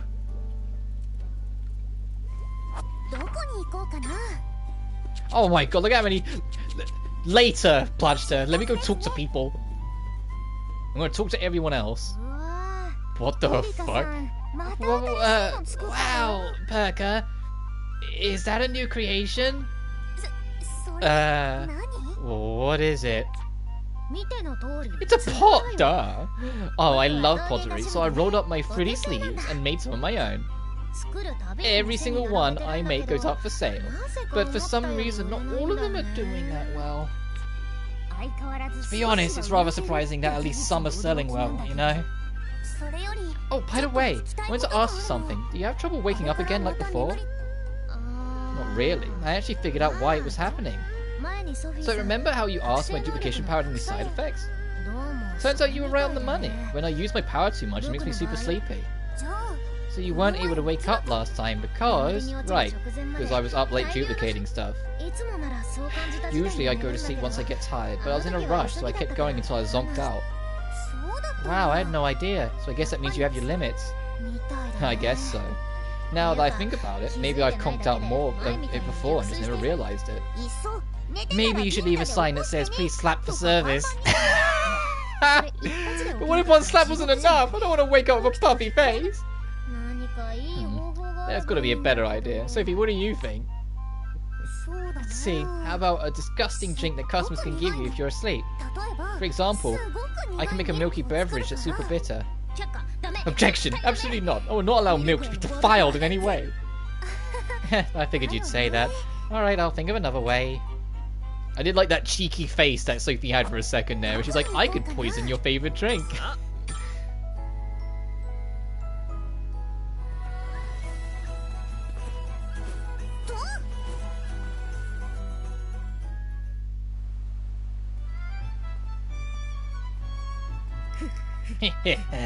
Farewell to Merchant Aled, and hello to Endless Riches. アレットちゃん Aled, is everything okay? You're talking to yourself again. Oh, Sophie! Look, it's a super old document. An old document? Oh, I've never seen writing like that before. Aled, can you read this? You betcha! If you want to make a fortune fast, when you need a long-lost buried treasure, that kind is written about in old documents. I studied all sorts of ancient languages in preparations for this very day. That's amazing, but it must have taken you a long time to learn so much, right? Well, I'd never have been able to do it if I hadn't come to Urshawai. There really is no stopping you when it comes to making money. It's seriously inspiring. So, what does the document say? Hang on, no need to rush. I'll have it translated in a jiffy. Okay. I know a similar writing system, so that would mean... Come on, what does it say? Dear future me, how are you enjoying life as an adult? Have you become a doctor yet? I'm studying really hard, each and every day. Do you remember what your life was like when you wrote this letter? Huh. I know that if I keep at it, one day I'll be a great doctor who helps the suffering. Heck is this junk? Is this some kid's letter to their grown-up self? I paid through the nose of this thing. They said it'd lead me to buried treasure. This is fraud! How dare they pull a fast one on me?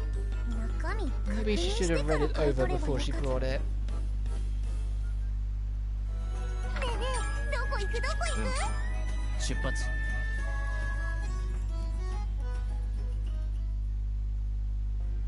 Oh.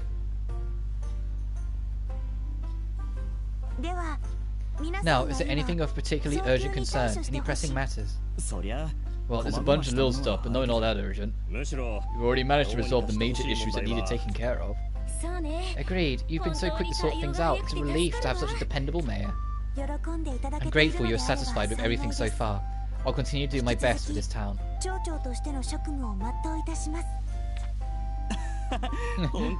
a real serious one, aren't you? Ramizel took care of many issues herself, but there's just too much for one person to do. Having someone whose focus is solely on the town has really made all the difference. You're a mighty fine mayor, Miss Plachta. We're counting on you. Thank you. You're far too kind. Wait, is she embarrassed? That's a side of Plachta you don't usually see.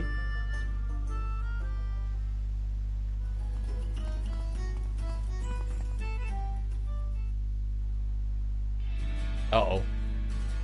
Uh-oh. Yeah, hi. Why is it like a stare down? What are you up to?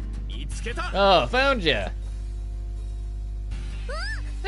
What is it? My Atelier is tidy, I promise! Good to see you're showing some proper remorse. Very nice. But that ain't what I'm here for. Here, take them. These are... Oh wow, vegetables! And they're all super fresh. Well, you got a good eye. I packed them just this morning. I didn't get to give you any last time because I was too thrown off by the mess in your Atelier. Oh, I didn't know. We fought for you. I'm sorry. Never mind. What's important are these veggies? You won't go telling me you ate veggies, will you? I love veggies. They're delicious, fresh, and cooked into soups and the like too. She sounds like she's advertising them.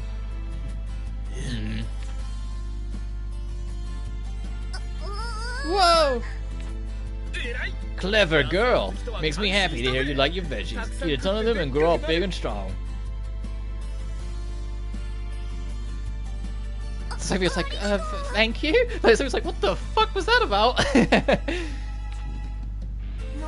You know, Elias kind of reminds me of a rougher version of Oscar. Well, I gathered that was the point. I gathered that was the point. Like, as soon as he was introduced, it's like the first male you meet here has a name that's 5 letters that starts with O. I gathered that was the whole point, is that he's kind of slightly reminiscent of Oscar to give that familiarity, but not 100% there.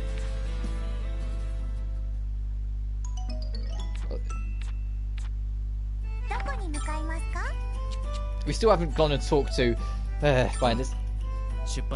Let's go see what's up, and then I'm going to wrap up. Because we are getting on in this stream now. Everyone, I do apologise for calling you over so urgently. This is me like the premise for like when we come back later after Sonic Frontiers. It's fine. Just tell us what's going on. Is there an emergency? Strange monsters have appeared near Ritali. They have already caused some damage. I have called you here because I need your help to defeat them. Strange monsters? I'm afraid further details were not included in your report. Yeah. If I may. Plachta and the mayor are the one and the same, yes? It should follow that the mayor has already experienced this occurrence in the past. Hey, that's true. Does that mean the mayor knows all about what the monsters are and what happened here? I do apologize, however. I have no such memories. I have no knowledge of what happened here, or regarding anything in Ruenheid. Why? I wouldn't think it was something easily forgotten. Unfortunately, there was a time in my past where I had lost all of my memories. I believed I was able to recover them with Sophie's help, but it is possible not all of them have returned after all. My remark was most thoughtless then. I apologize. Not at all. It is something I too have been curious about. But is it really possible for you to only be missing memories specifically about this? Sophie, at present, defeating the monster is of greater priority than my missing memories. But no, that's literally like goal numero uno for Sophie is help Plachta. Like, it's literally all the way into Lily and Sully. Her top priority is help Plachta. I've already called upon those citizens who can fight to head north. I would like you all to head to the grasslands to the south of town, please. Yeah, leave it to us. Elias, the super bodyguard, will show those things a real fight. Everyone ready? Then let's head off right away. Right. Yeah, right. Let's go. Woo! Onward! It would have been nice to do that in sync. Oh well. Doesn't change the fact that we're all ready. We'll be back soon, Plachta. Be careful out there.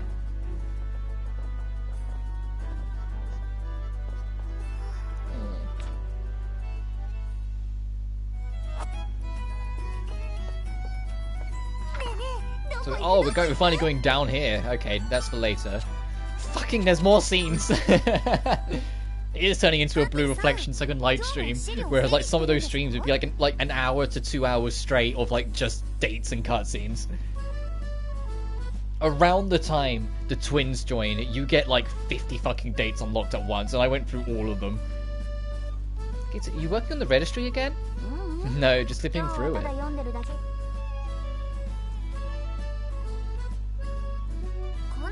That's one big book. Did you write the whole thing? Pretty much. It's a fair number of pages, but it's still missing things, if you can believe it. Sure are dedicated. So why did you quit your job at the Observation Institute? Didn't I tell you last time? I was constantly rushed off my feet. But you loved it anyway, didn't you? Well, even love has its limits. We're talking about collecting every form of data imaginable.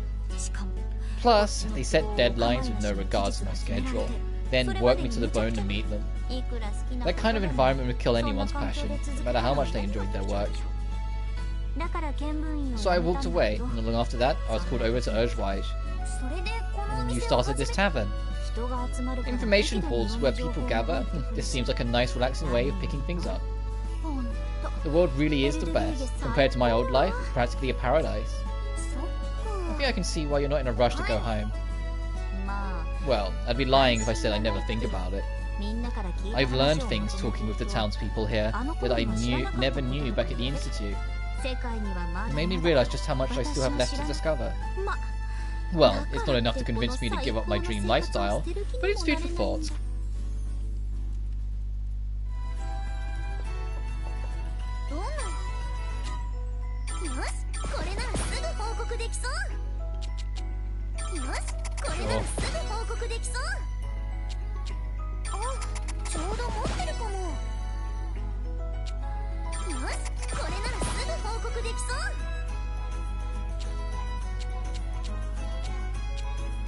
Storm bracelets that has lightning barrier, frostbite. Okay. Oh, there's more scenes here.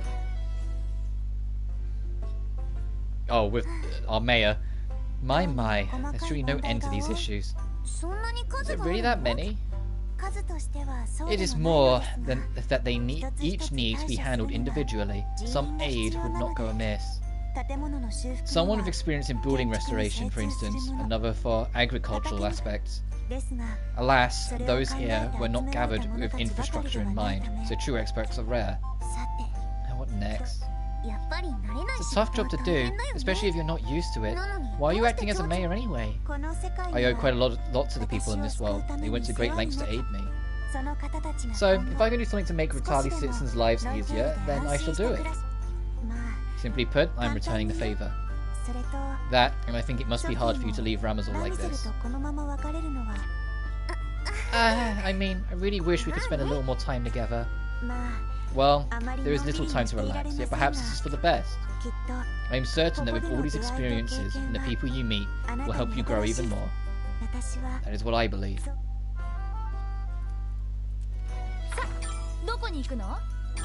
Meanwhile, back at the Atelier / outskirts, because they're one and the same in how it handles it, it feels like.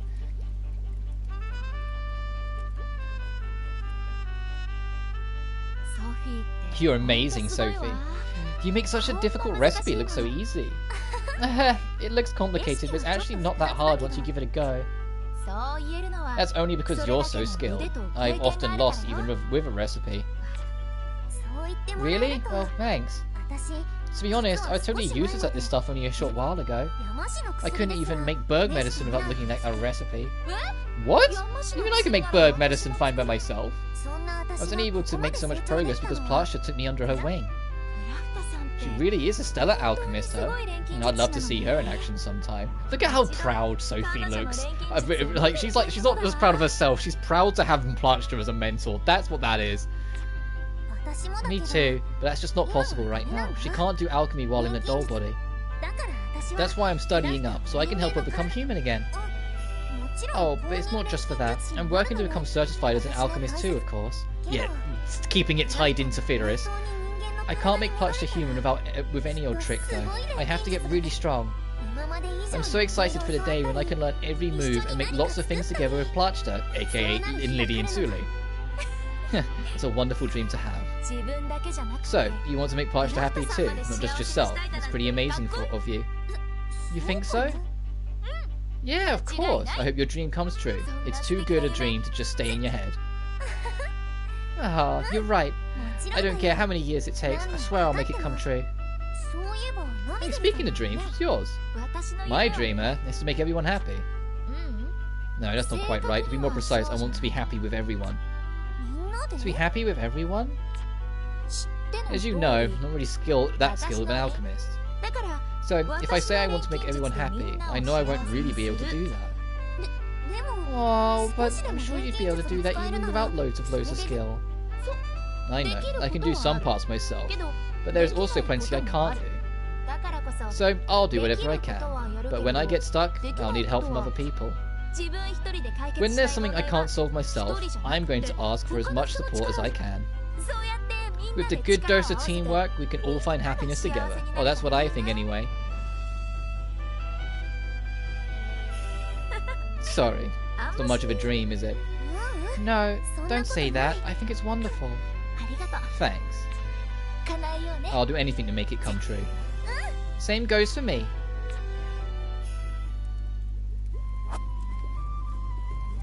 Aww. More scenes. Jesus, the brightness between in this room to out to this is like boom. Alright, so let me save. And I will wrap it here. So that's it, we're not done with Sophie 2, obviously. I'm going to come back and finish it and do everything. But we are going to be going on essentially a break for like maybe a week or two. I doubt actually it'll be 2 weeks. I doubt Sonic Frontiers will take us 2 weeks. But at least for like the rest of this week, because Sonic Frontiers comes out tomorrow and that is going to be my main priority. So we got a lot of progress done. We got a whole new dungeon done. If I check this, we're in chapter 5 now, working our way across. Still some more events to see of everyone. Oh, all it for Cat? Okay. Oh. I need to do more of these. I might... Oh, that's completed. Oh, it's in progress. Whoops. More support, guard, challenge, trust, and... Okay. So I might get that done, or some of that done off screen, since our objective is in the opposite direction of all these other areas I can go to. So it'll be easy enough for me to kind of just go through and like do some cleanup. But yeah, that'll be it for now. So next time we meet in Atelier Sophie 2 will probably be in like a week's time. at most, at least, sorry. But as always, thank you so much for watching, and I will see you guys tomorrow, where some real chaos will begin as we enter Sonic Frontiers. The 5-year development of Sonic Frontiers. Let's see how it finally unfolded upon release. Until then though, thank you so much for watching, and I'll see you next time.